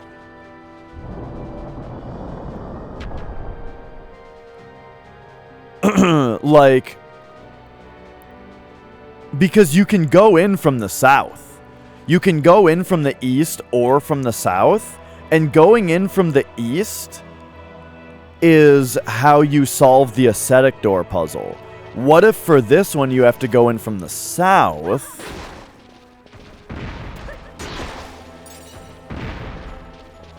Go around the left, look north to heaven. When you come back, go around the right, which completes a clockwise pattern around the whole thing.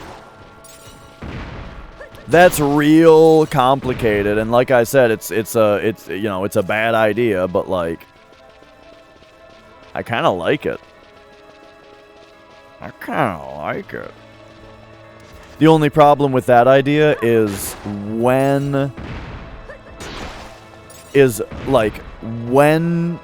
if that were the solution, when would I change the waterfalls? Before or after, you know?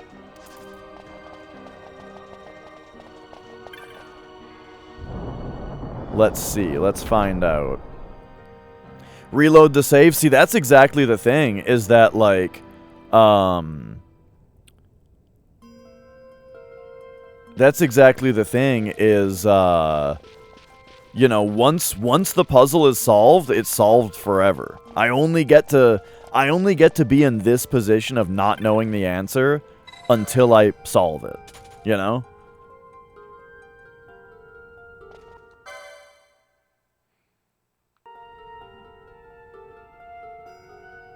Turning it off and on? Oh, yeah. Look north to heaven. Step south to earth. Well, that's what I'm saying, Sonya, is that, like, it's not even tough, you know? It's one thing when, like, you get a PB and someone makes the joke of, like, oh, I wasn't looking, can you do it again? And it's like, oh, it's the best I've ever done, how can I do it again, you know? But a puzzle...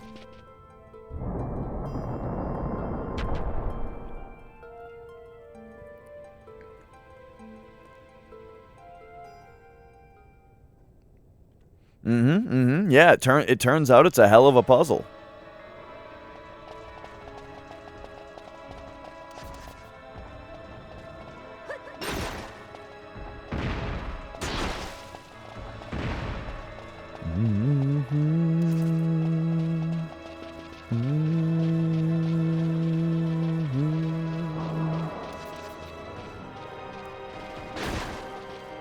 What's all this then?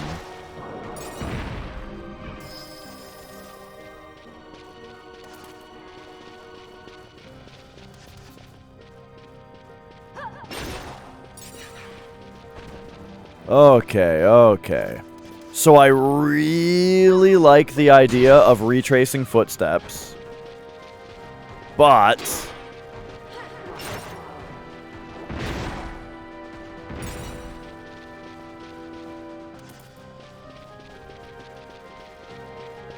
oh, I've been on this game for a long time. Yeah, it's been a long time. It's been more than 2 months.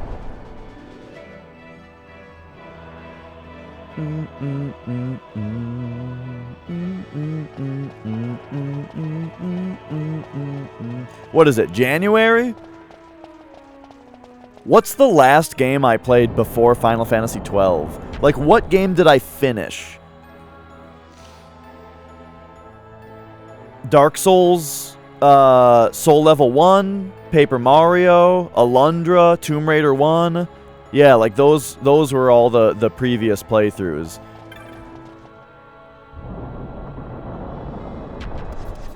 Feels like forever ago. This is just the Final Fantasy 7 and 12 channel now. Direct last was Tomb Raider 1. Okay.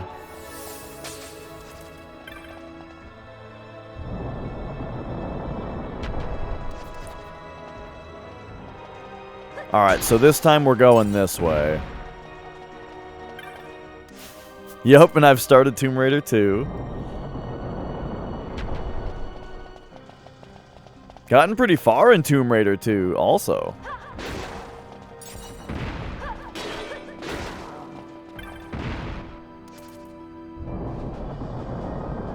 It's true, yeah, Minin. There's a lot. There's a whole generation of viewers of this channel where it's just FF7 and 12.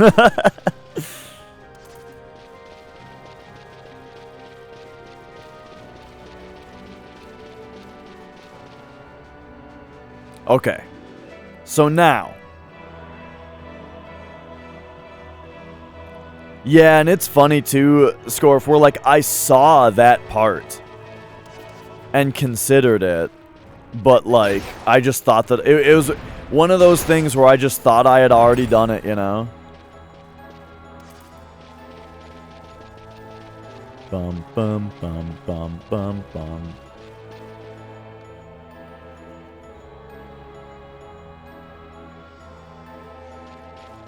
Yeah, Zelda 2 was something else.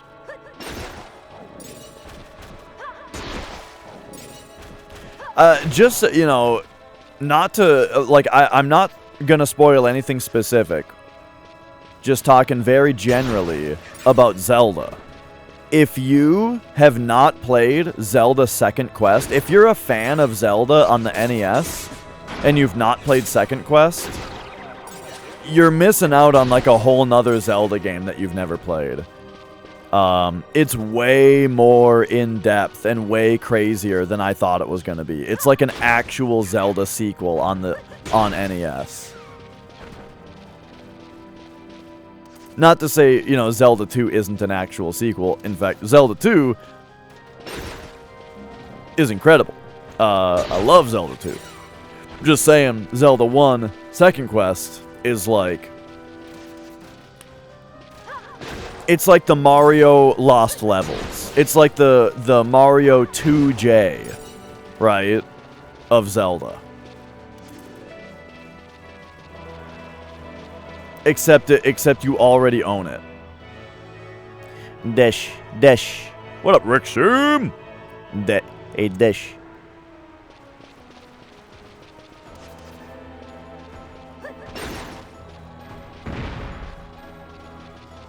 Hey, Dash. Okay. So, we need to figure out the actual path here. I've got another bright idea.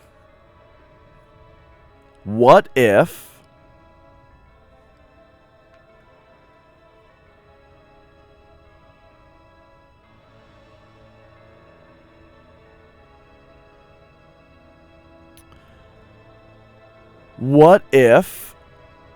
we have to walk up the left side, right? Correct. Worldly lie. There's my in-game time right there. Due to loading screens, there's a discrepancy, you know? Okay, so now, what if... Thank you for following. Nice to meet you. We're gonna go clockwise here. So it's gonna be left side from the bottom. We look north to heaven. We step south to earth, clockwise around the other side. Now, question though, for myself, of course, this is just me thinking out loud, is...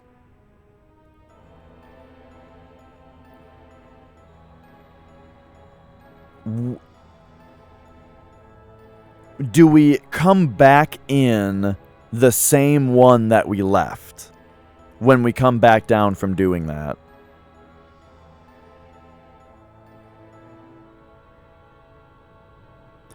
Or do we go in like the up in the left and then leave out the right so that we can then come back down the bottom?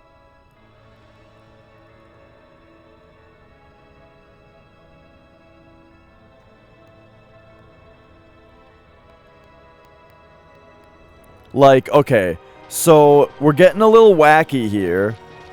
Getting a little wacky. Oh, do you watch Zeal? 'Cause he rated.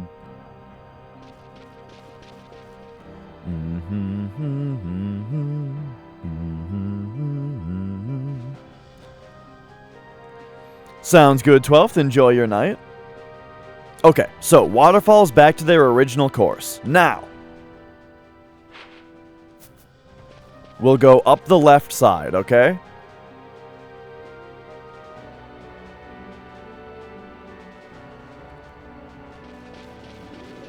So here's what we do.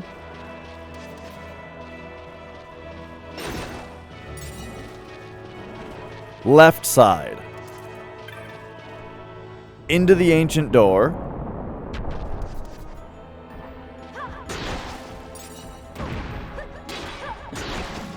Oh, okay, gotcha. Well, it's excellent to meet you. And yeah, the old work and lurk. Always happy to support. Oh, there we go.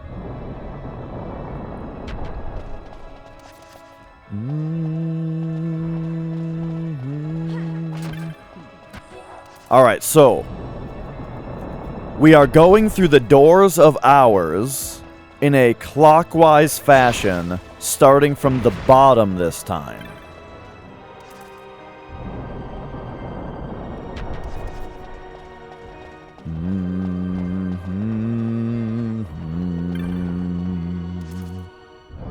Yeah, or Sochin Cave Palace Pilgrim Door, or just FF12 Pilgrim's Door.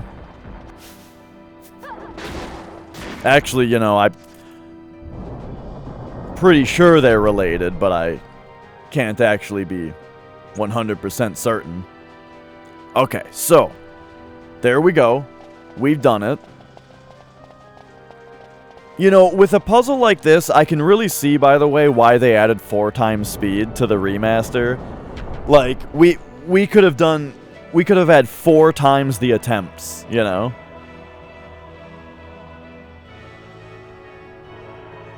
Oh, yeah. Yeah, I looked up the answer 80 hours ago, and I've just been throwing for content ever since. Alright, guys, it's time to... let's put another stream into this waterfall puzzle. Hopefully I can figure it out today, you know?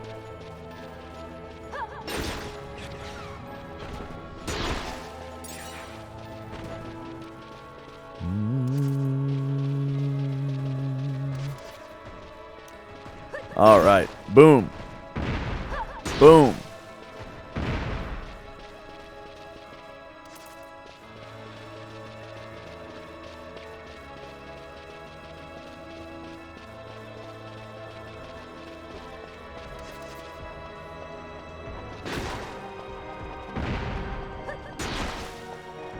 all the way north. Now, one thing that I fear is that I'm just going too far north. With every... What up, Earth to Patrick? I'm just going too far north every single attempt here, you know? That's one thing that I fear a little bit. But, you know.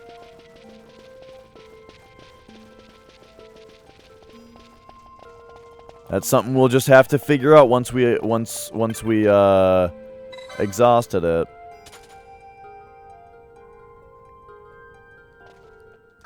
See, I don't like hearing stuff like that, Sonya. Like one thing in the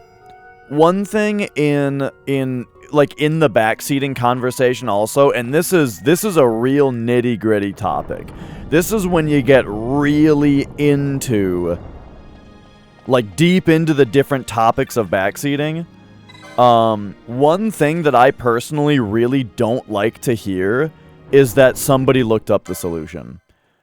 Because it often it also very often comes with something like that where you also describe how hard it sounds like it is, which sort of, and don't confirm or deny this because that goes even harder into what I'm saying here.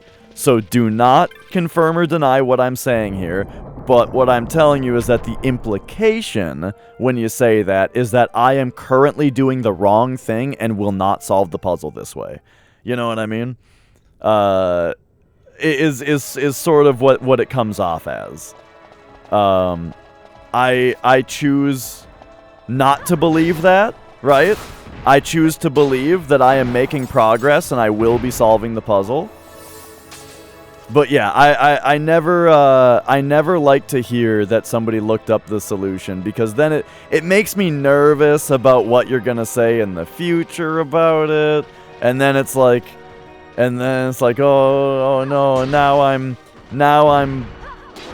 running around like a buffoon in front of people who know what the answer is, and then also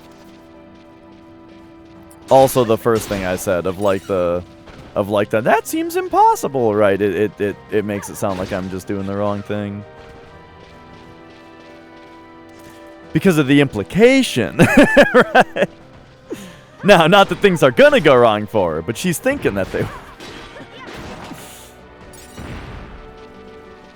Oh, no, nothing wrong will happen. Because of the implication. You can't do it, kid.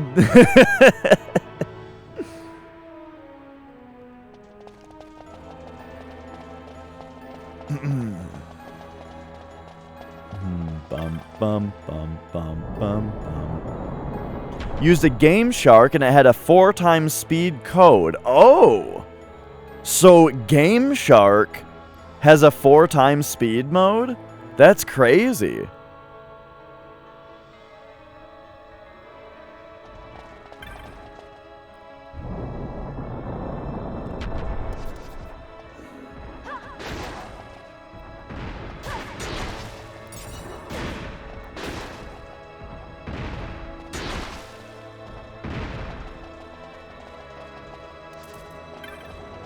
So yeah, so one thing, right? One thing that I'm thinking is a grand possibility that I'm doing wrong here is that I'm going too far north and like resetting the puzzle by leaving, essentially. You know what I mean?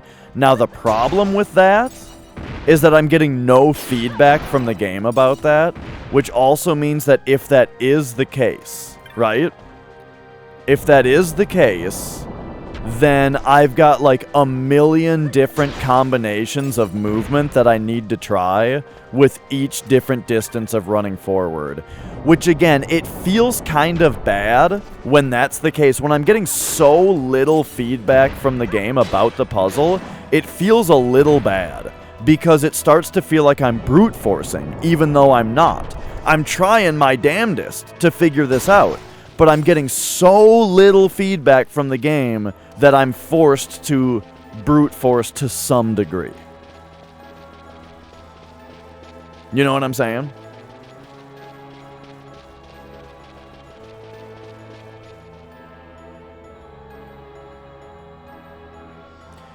Whether or not someone learned the solution is fine without mentioning about its difficulty. Yeah, I mean, that's fine.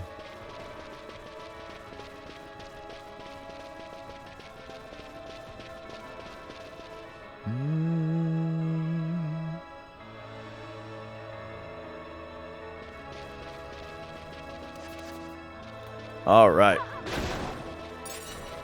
Why, thank you, Patrick. Oh yeah, and as far as the question about optional characters, yeah, as far as I know, there are no optional characters. I just have the 6 characters that are in the game.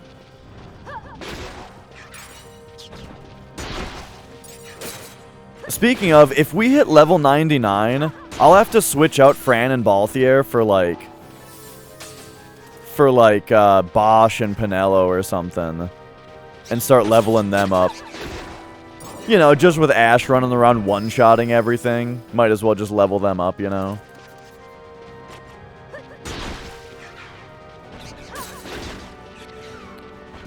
Yeah, there was a character named, oh boy, this is actually kind of funny.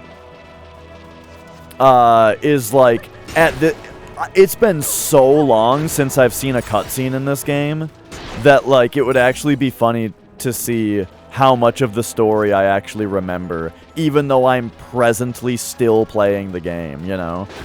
But yeah, Larsa. Larsa is Vane's brother, and did briefly accompany the party, yeah.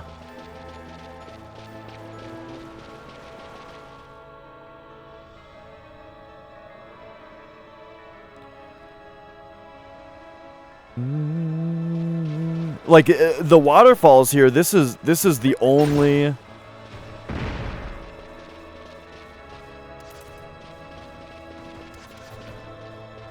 This is the only indication I have.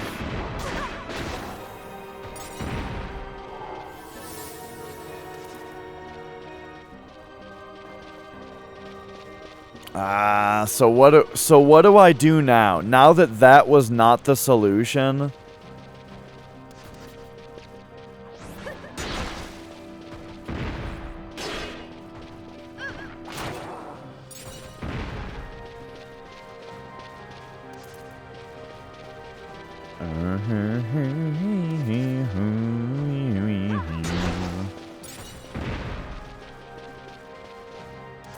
You had a crush on Larsa.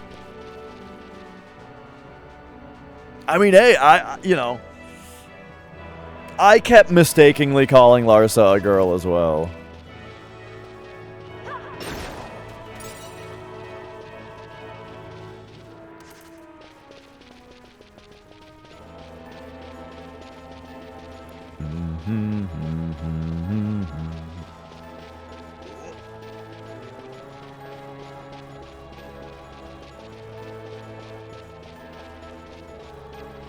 Hang on.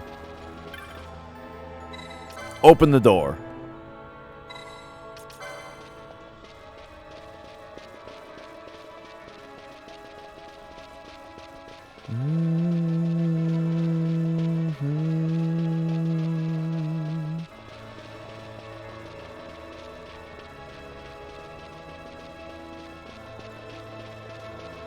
Oh yeah, the lightning fast VCR repair. My brother got me this shirt for Christmas. Sounds good, Worldly Lie. Thank you, thank you.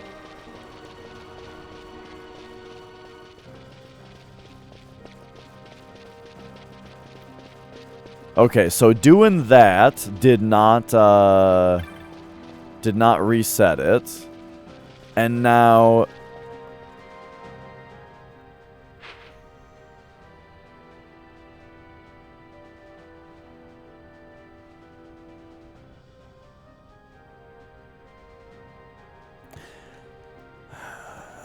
Maybe the movement that I did on the last one was actually good, but I have to, well, it doesn't, but I have to do the waterfalls first, and I just did the waterfalls,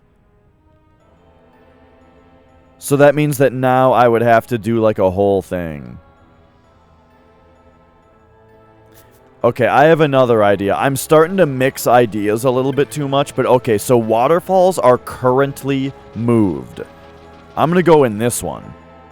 They say from the heart, right? So maybe I'm supposed to take the exit and entrance that are closest to the heart. And also kind of look like a heart on the map. Just a little bit. So I'm going to basically just do the same... I'm going to do the same movement that I did before. But this time... where the waterfall is already changed, and I'm going from the center.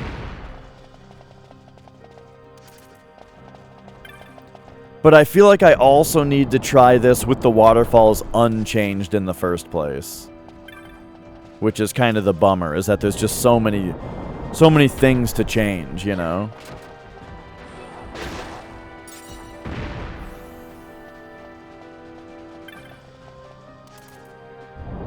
And yeah, I really like the music here.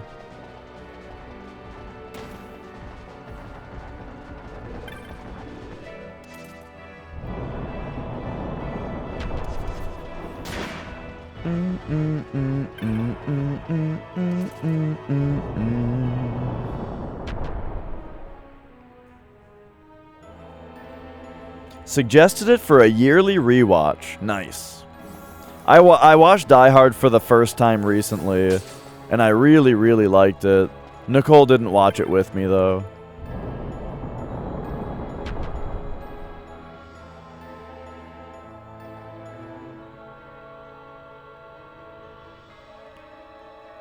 But my main takeaway from my first watch of Die Hard, only a few months ago, is that Alan Rickman, like, you were there, but you didn't really watch it. My main takeaway is that Alan Rickman stole the show. He had just a absolutely phenomenal performance.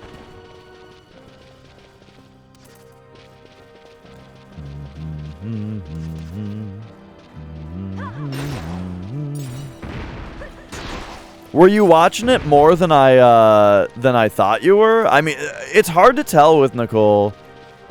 You know, sometimes I'll be like, Nicole, do you want to watch a movie? And she'll be like, no. And then I'll watch the movie, and she'll be like watching something on her tablet and also playing a video game on her computer, but then also like watching the movie anyway, at the same time as doing all that other stuff.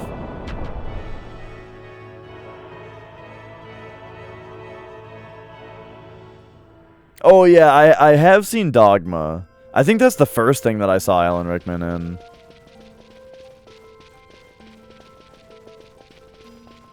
I haven't seen that movie for a long time. But yeah, when I was younger, I thought Jay and Silent Bob were funny, and so I watched like all the movies that had them in it.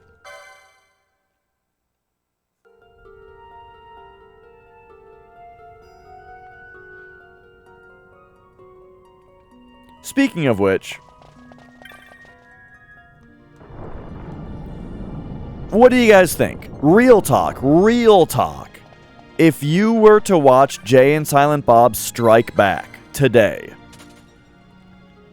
do you think it's watchable? Or do you think it's unwatchably cringy and terrible? Do you think it holds up?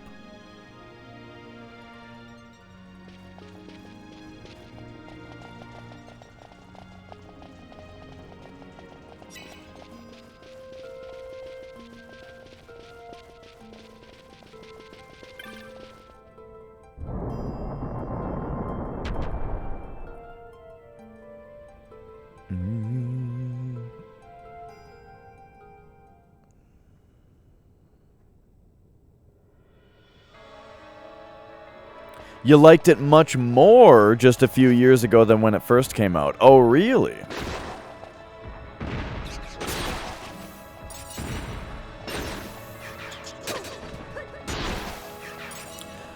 I remember, like, all I remember from the movie that is very funny is when there's, like, the Scooby-Doo part, and Wendy asks Jay what a trouser snake is, right? And, like, his bad like, on his shoulder comes up, like, Demon Jay, his bad conscience comes up, and, like, starts telling him, like, what to tell her, you know? And then on his other shoulder, just a second bad conscience comes up and starts telling him the same thing. That's fucking hilarious. That's a really, really funny joke. And that's about all I remember from the movie. But that joke is like genius.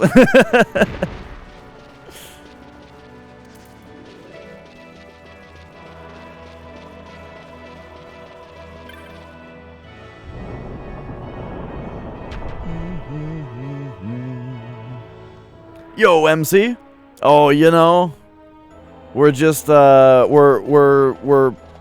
trying to open these damn waterfalls once again.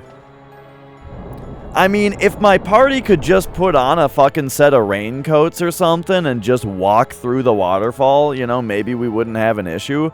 Or if maybe they could jump over like the 6-inch gap between where, you know, part of the ground and what, you know. But no, we gotta do it this way.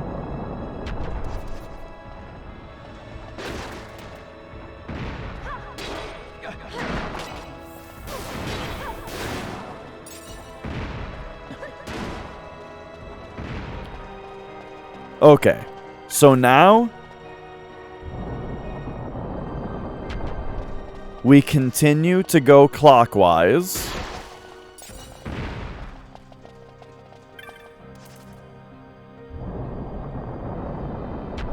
But yeah, ultimately, as I've kind of been saying, like, I love it. I love it when I have a new idea to try for the puzzle. But the thing that worries me, the thing that wears me down, is when I feel like I'm brute forcing even though I'm not. Because there's just too many combinations of things to try.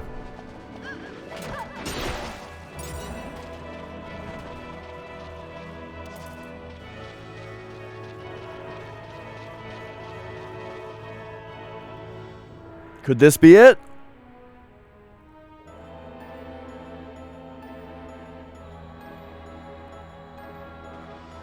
Nope.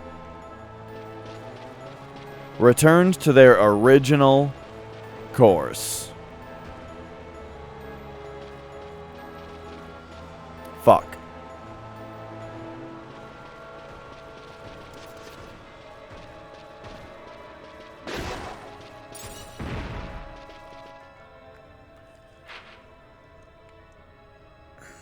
So we've got movement that I think I have to do. That goes up here and then comes back. We've got movement down here. I'm afraid that I'm getting further away from the solution. When I started doing this thing of going on the bottom, that introduces more problems.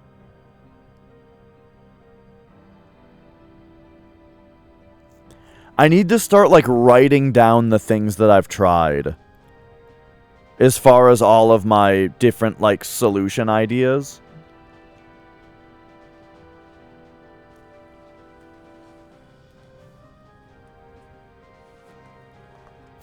Oh.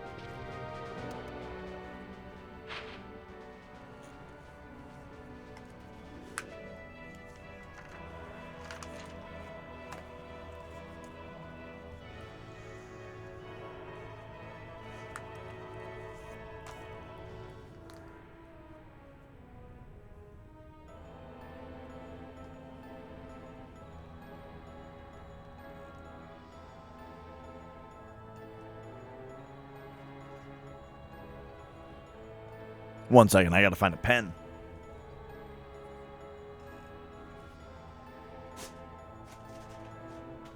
A pen.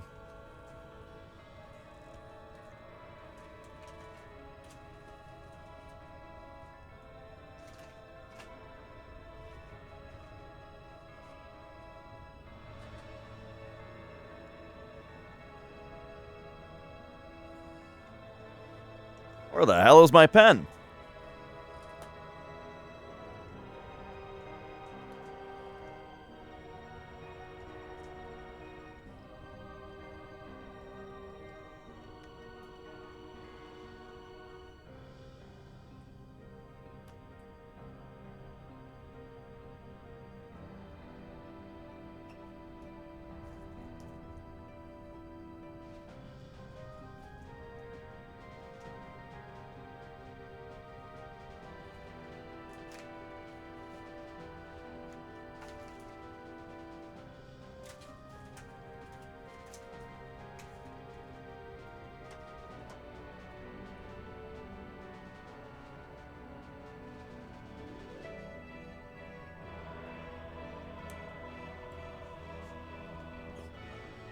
Oh, okay.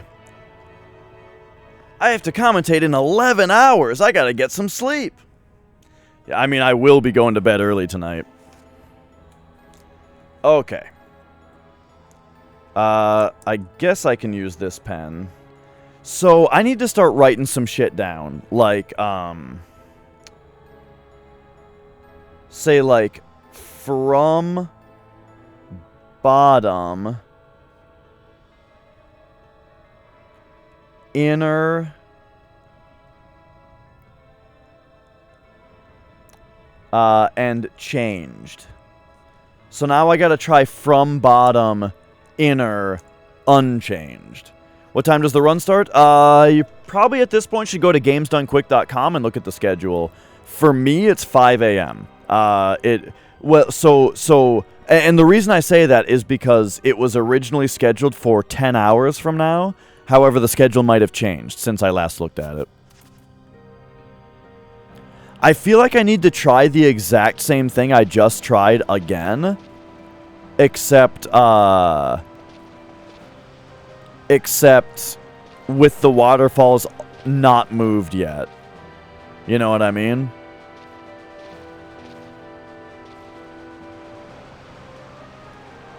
Yeah, Rixim. It's in about 10 hours. Or at least that's what it was scheduled before. I liked what I was doing before better.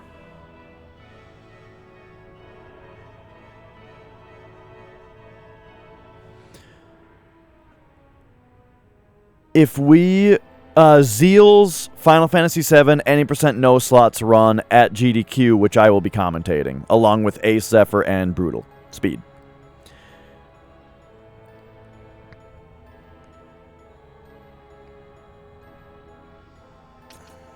Okay, so what if we... They removed Italy name for Tifa in the bid war? Oh, that's funny. Of course they did.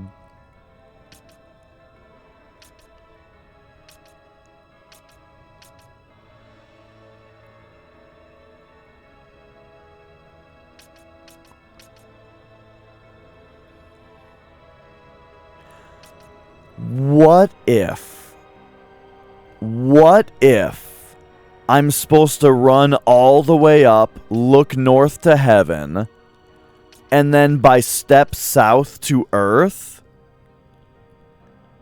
they mean that I have to go all the way down here, then go up, and then take the left side in?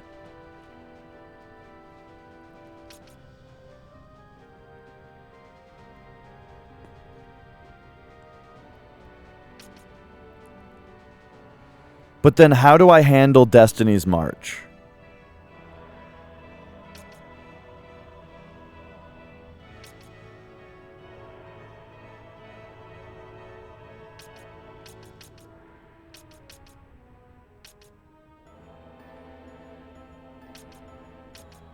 Does it matter? I don't know if it matters if that's the puzzle. Like, I'm thinking about the Destiny's March doors. I'm thinking about as being, like, because of the walk-in times footfalls thing, I'm thinking that that means, like, oh, you have to retrace your steps exactly, and that kind of thing. And that, you know, going along with the time theme, that might be part of it then. Okay. Oh,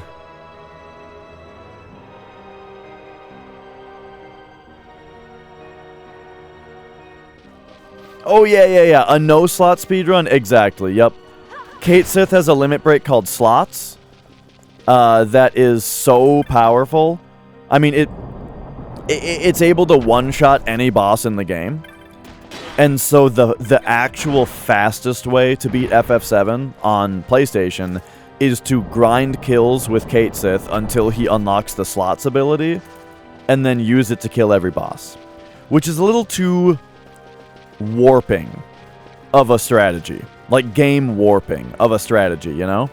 And so the more popular category is no slots, where you where that particular limit break is banned.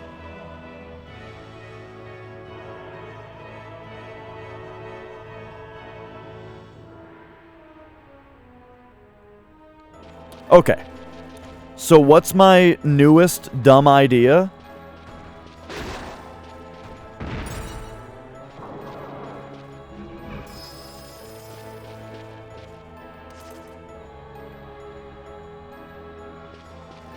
Oh, this is so convoluted, this idea. Like, I don't know where to start with this version of what I'm trying to do. I'm going to start from here and let's see what happens.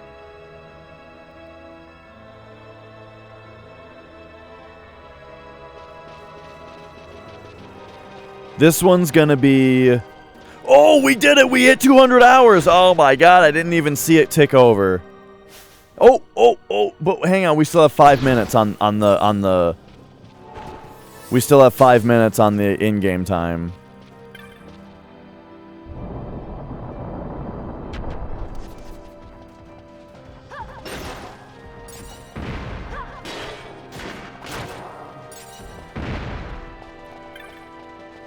I suppose I'll just go this way.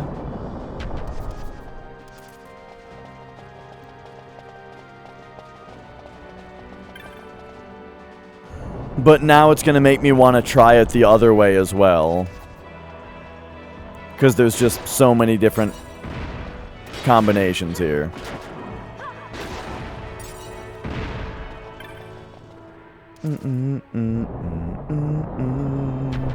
And how's it going, Jealous?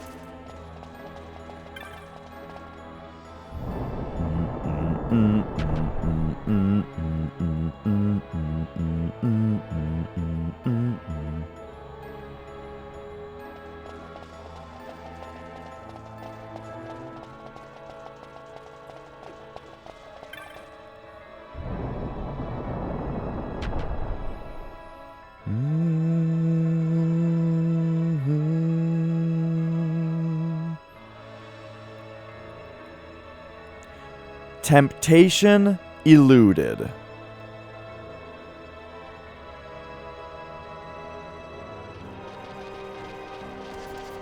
I'm curious if...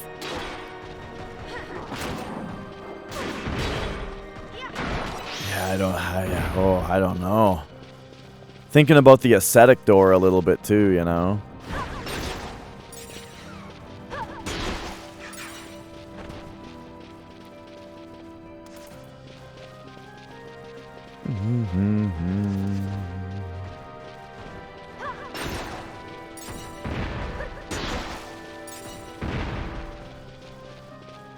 There's something to test also, which is that if I do actually leave to Arcades and then come back, will it still tell me that the waterfalls returned to normal?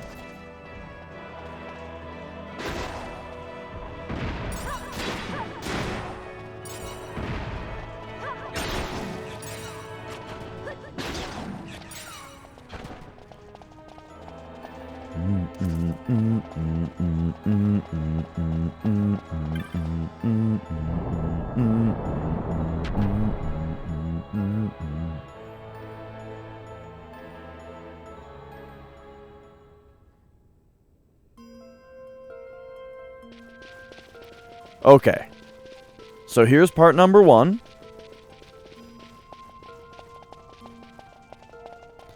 The Pilgrim's Door. Activate the lift. Skip.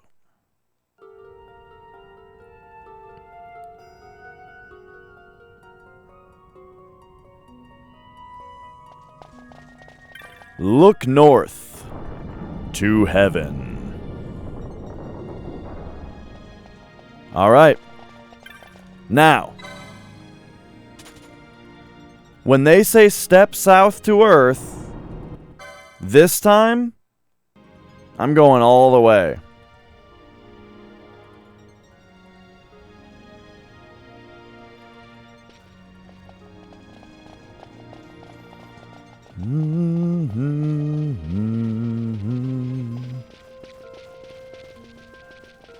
We're going all the way down.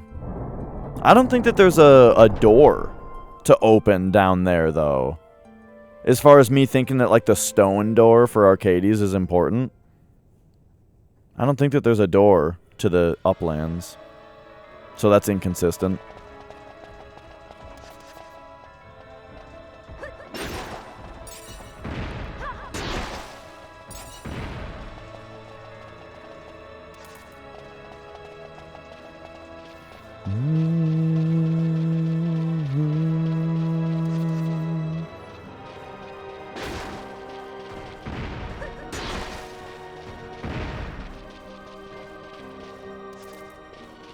Cool and smart commentary, or am I the funny one? Well, with Ace and Brutal, I mean, both of those two know more about the game than I do.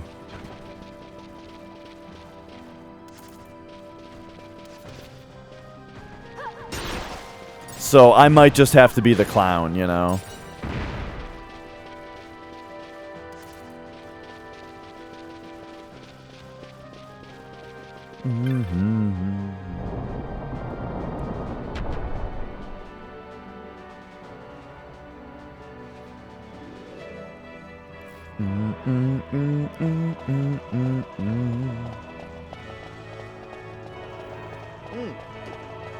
Shit! Oh, I missed it by 15 seconds. The 200-hour rollover on the in-game time.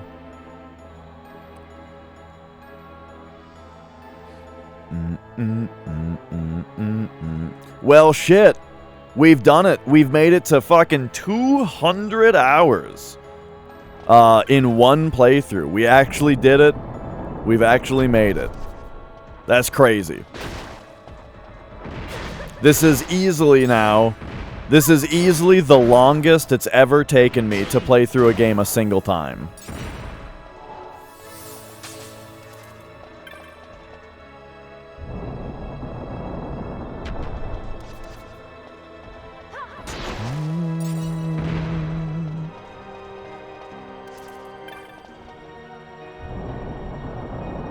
But what can I say, you know, when the puzzle is this good? It's out of my hands.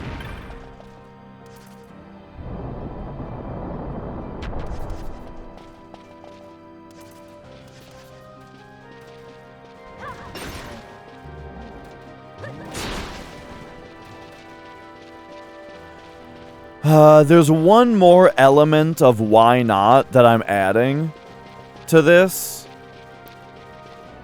which is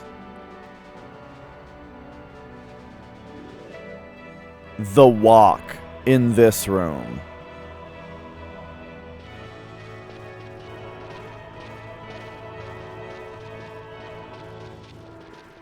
Because it says walk in times footfalls. And that might actually be very deliberate language.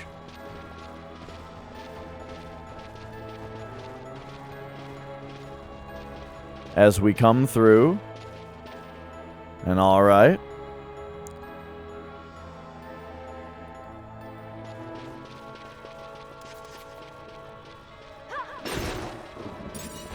And now...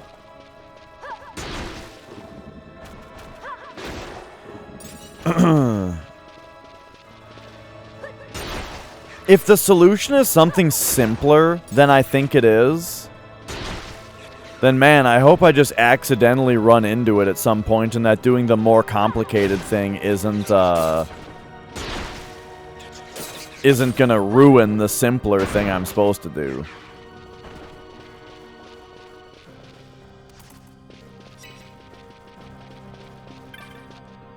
Yeah, what if? What if? Alright, here we go. This time, we're going all the way south.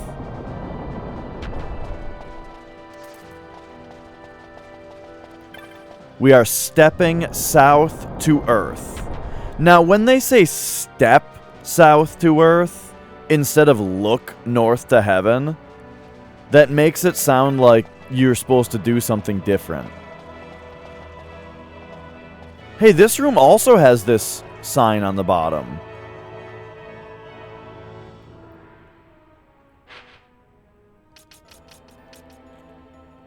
Temptation eluded. The Acolyte's burden. These are like kind of the same room, except one is rotated?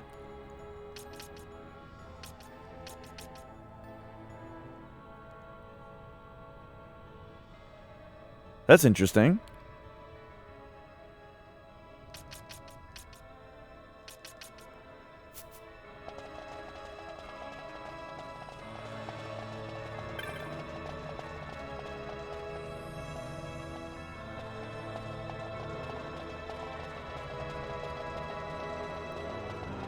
The Acolyte's burden. Is one of the Espers called the Acolyte? Maybe?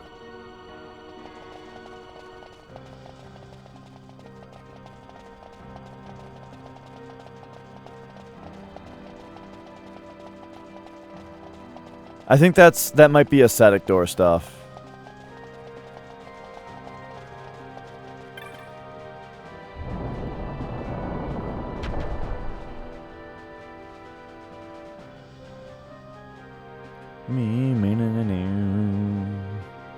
I think this game's translation has been very on point so far.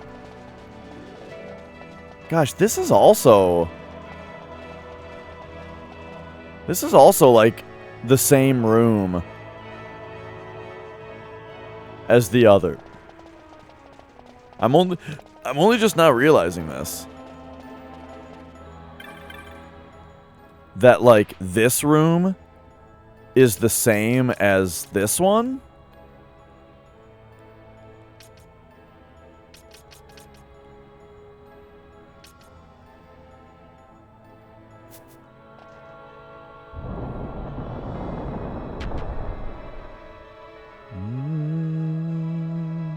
Yes, it is behind the ascetics door, which I also have not figured out how to open.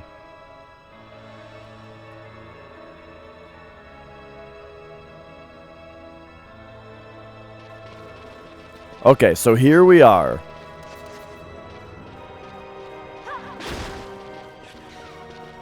We have stepped south to Earth.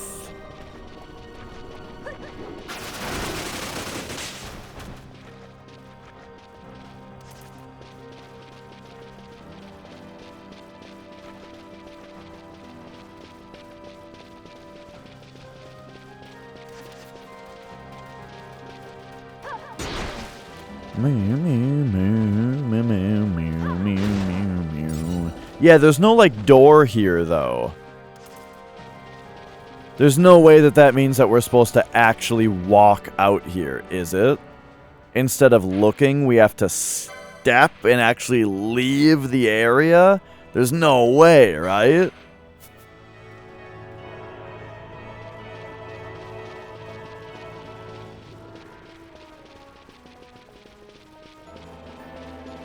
But it's just yet another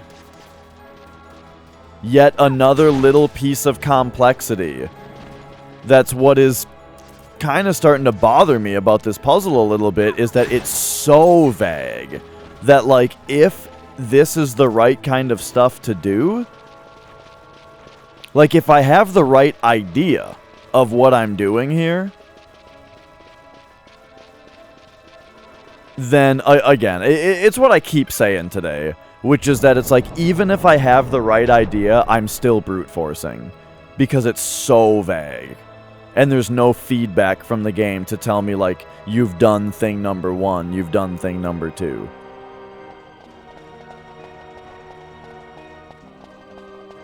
Unless that is a thing, and I just haven't even begun to do it correctly.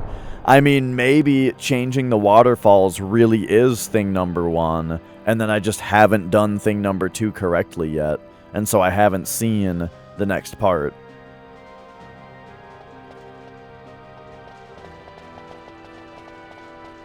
That would be, you know, kind of ideal. Because it would mean that the game is perfect, you know? Game is perfect, you suck.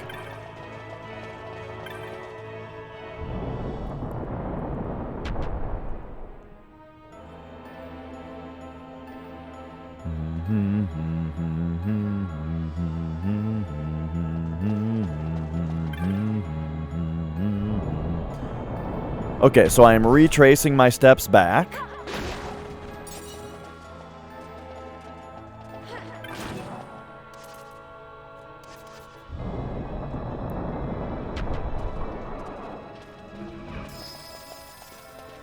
But now that we're in this room, I'm kind of doing the mirror movement instead.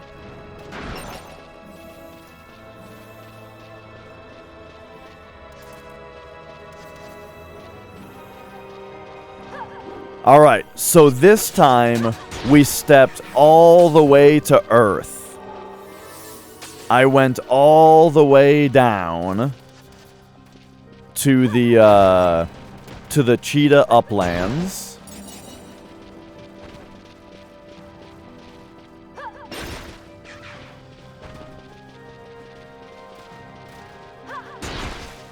And let's see here.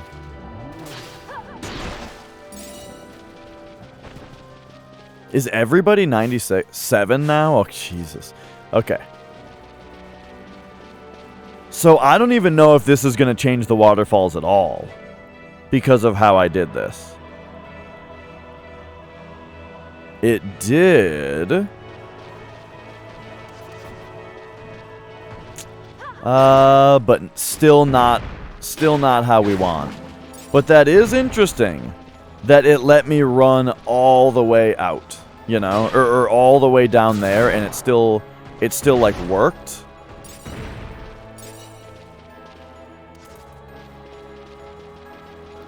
But okay, yes, this waterfall, however, is still in the way.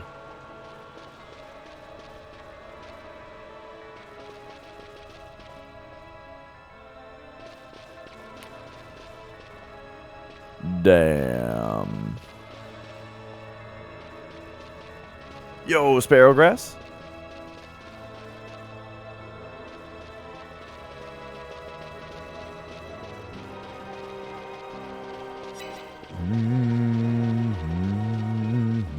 I know, this is why. This is why you don't go chasing waterfalls. It's just hours and hours of confusion.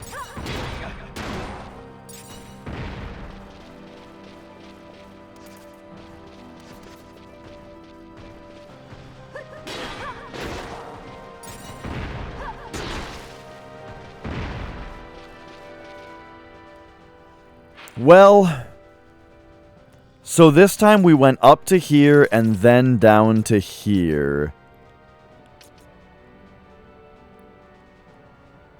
I guess, yeah, for sure, Paige. So I guess this means that, like, maybe... Who sings Don't Go Chasing Waterfalls? No idea.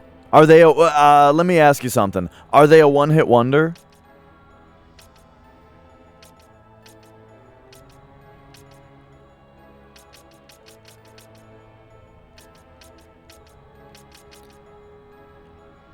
Okay, so they also sing No Scrubs. Oh, it's TLC. I've never even heard the name TLC. So I wonder, like, what if we have to leave into Arcades? Then go back, leave into the Uplands, and then go back. Now I'm talking about going even farther away, instead of dialing it back. But there is an easy way to test whether this is the right line of thinking. So this might be the last thing that I try tonight. But there's a very quick thing I need to test. It's not very quick, but it's quicker than doing a full test. So first, we're going to unchange the waterfalls. Okay? Boom. Waterfalls, original course. Now, I'm going to see if I go all the way down and into the Uplands and then come all the way back in. Basically, I need to see whether the waterfall status persists even if you completely leave the Cave Palace.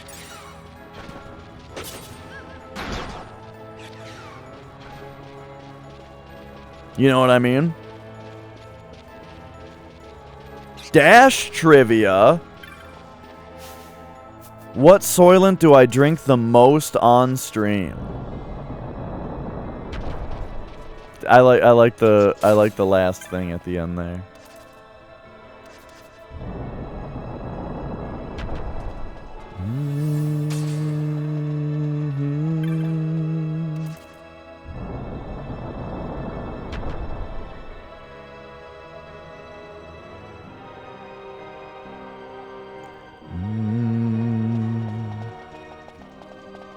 This is actually kind of a tricky question for even me to answer, but I think I know the answer, and I can explain it to you. There's a correct answer.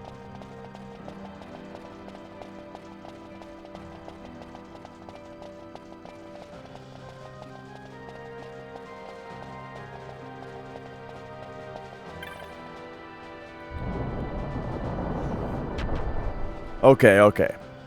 So, we left that way. We're almost down to the bottom. We can almost call it here.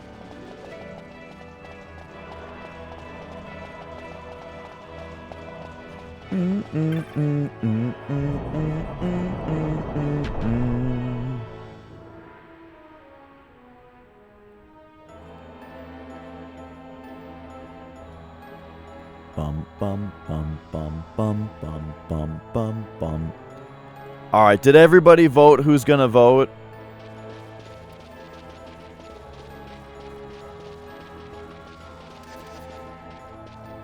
Senator Gorgeous, thank you. Happy 200 hours.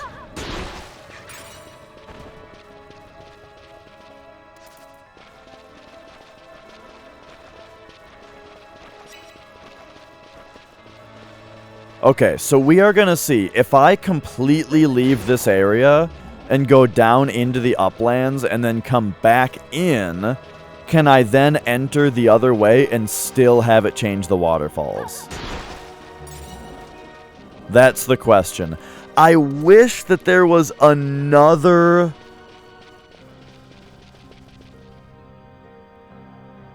Yeah, that's where we're at. I wish that there was just... Okay, here we go. We went to the Uplands, so now we go back in. I wish that there was just... Okay, so here's the thing about this puzzle, is that the only bit of feedback that I've gotten from the game about anything is the waterfalls change when I do one particular motion, but they don't change to something that's the solution. And that's it. I need to find one other thing, you know? One other thing that gives me some piece of feedback from the game where I can then put them together into a solution. Like, maybe I need to try the rest of the combinations of leaving and coming back from the top.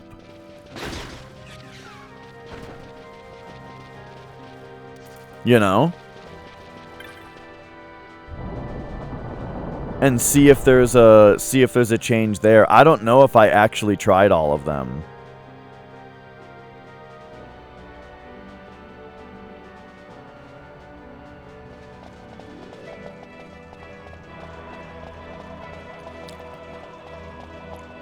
Massive doors for your home. Oh yeah.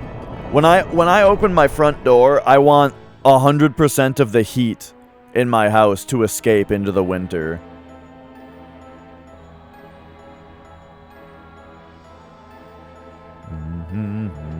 Whoop! And as many bugs to get in as possible.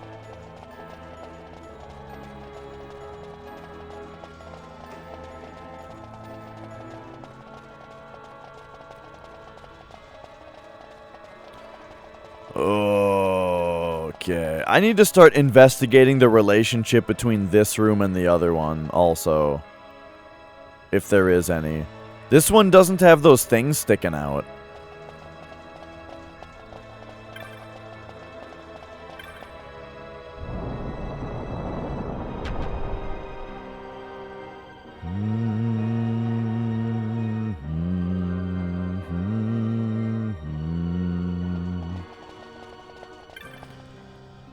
Alright, to answer my own trivia question about myself, it looks like coffee and chocolate are tied. And that's pretty reasonable, since those are definitely the two that I drink the most. Now, I'm gonna say it's coffee, and here's why. Sometimes, like today, just like Flex said, I drank 1 coffee and 2 chocolate. And that happens, right? 1 coffee, 2 chocolate. That does happen. Flex is correct about that. However, some days I just have the coffee one and I forget the chocolate one altogether. I don't even have a chocolate one because I just forgot about it, you know? And I just only had the coffee one and that's it for the whole stream. And I think that happens more frequently than me having 2 chocolates. I've got a coffee every day. There's a baseline 1 coffee per day. And then chocolate fluctuates between 0, 1, and 2. You know, so the 1s can be tossed out. And I think that there's more 0s than 2s. Okay, this is very good data for the puzzle. Everybody listening, listen up. If I completely leave Sochin Cave Palace and I come back, it does not change the waterfalls. So I am going to take that to mean that the thing I need to do is 100% for sure contained within Sochin Cave Palace without me having to actually leave to our old Arcades or leave to Cheetah Uplands. Okay? Okay. Oh, that's how long I've been playing this game, Finn. We're at, if on the bottom right there, my IGT. Yeah, Senator Gorgeous, but more specifically, I'm trying to get this waterfall to disappear. I hope that he solves this puzzle and quits coming through here and killing us over and over. Yeah, I mean, you know, they could just quit stepping to me also.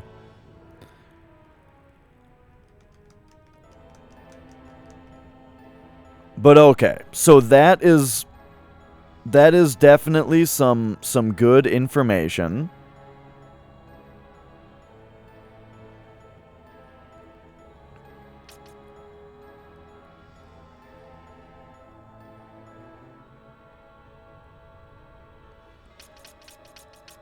So one of these is called the Acolyte's Burden, and one of them is called Temptation Eluded. But they're the same room. They look like the same room. Hall of Lambent Darkness, and this one is Hall of Shadow Light.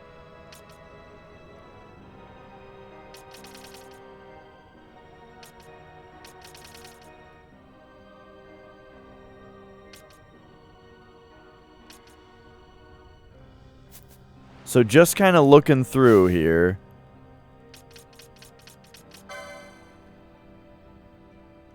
Who's my acolyte?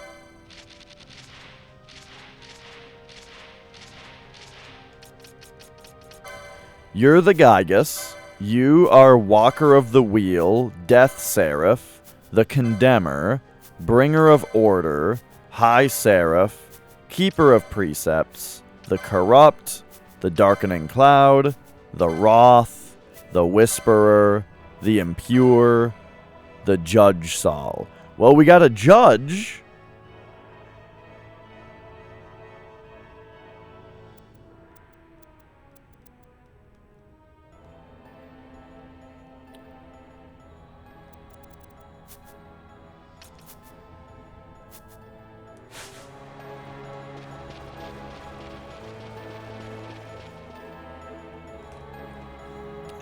I was just wondering if like one of them is some like has the word acolyte in its title, which would maybe point towards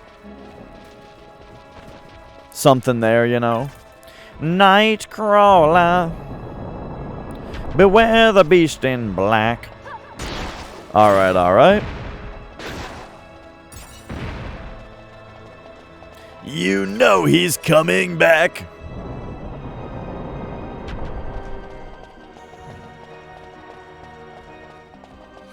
Hiding in the darkness, fear caught in their eyes.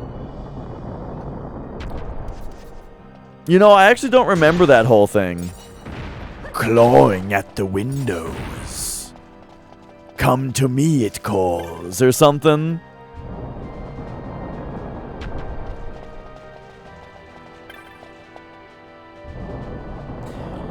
Oh, it's like fingernails start scratching on the outside walls. That's the part.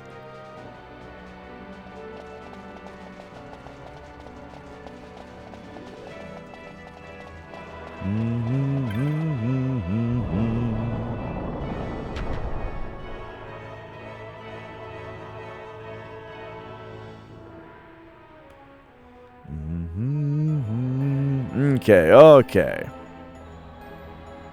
Where are we going here? This is my favorite loading screen of the you know, of the whole thing here.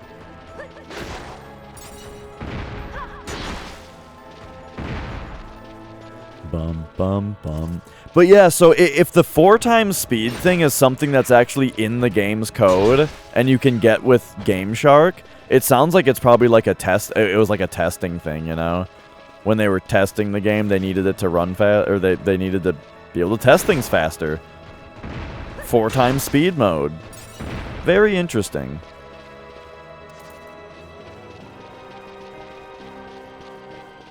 I wonder, like, how buggy it is to play it that way. Because it would be surprising that, like, the game can still do all the logic and stuff, you know?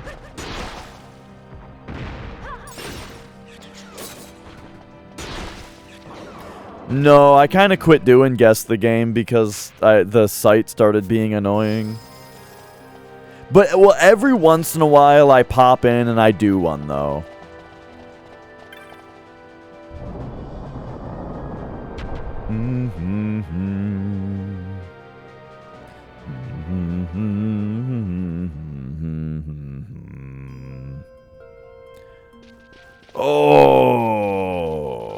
Okay. Well, I still think that that with all this time, even though I have not solved the puzzle yet, I still think that we have gotten closer. We've drawn ever closer to the solution.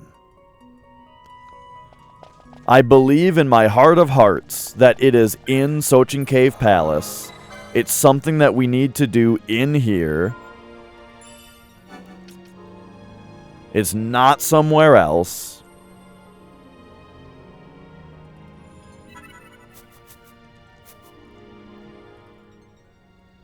And we don't have to leave the Cheetah Uplands or Old Arcades.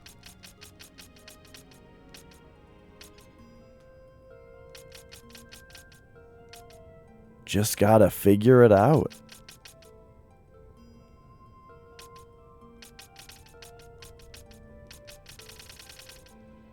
But for now, though, it is 8 p.m. If I went to the grocery store and someone just so happened to say the solution to this puzzle and I overheard it, I would be pretty darn disappointed. Pretty disappointed for sure.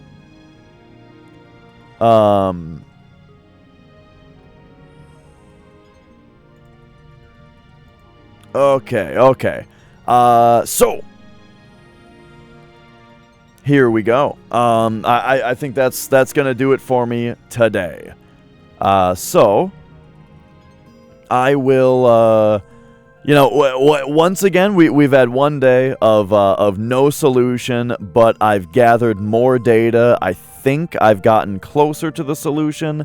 Now I gotta go like have dinner, and I gotta go to bed because in only 9 hours. In about 9 hours-ish, the Final Fantasy VII Any Percent No Slots run at AGDQ is going to start, and I will be doing commentary on that. So I need to rest up and get ready for that. Until then, let's take a look around at who else is streaming here.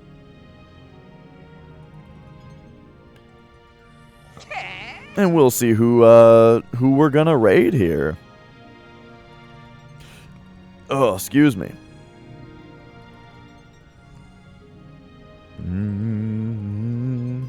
Yo, Lou. Yeah, 12 is great. Wanted to play 12. Great game. All right. So, I think I'll send you guys over to Mutsky. He is playing Final Fantasy VIII and doing some kind of platinum trophy run or something like that. Did you say P-Town is on? I didn't even notice. Oh shit, he is on. I'm sending you guys to Mutsky. He's playing some Final Fantasy VIII. I haven't rated him in a long time. So, enjoy. Have yourselves a good night. And I'll see you guys. I'll see you hopefully at AGDQ tomorrow. And on stream after that. Bye-bye.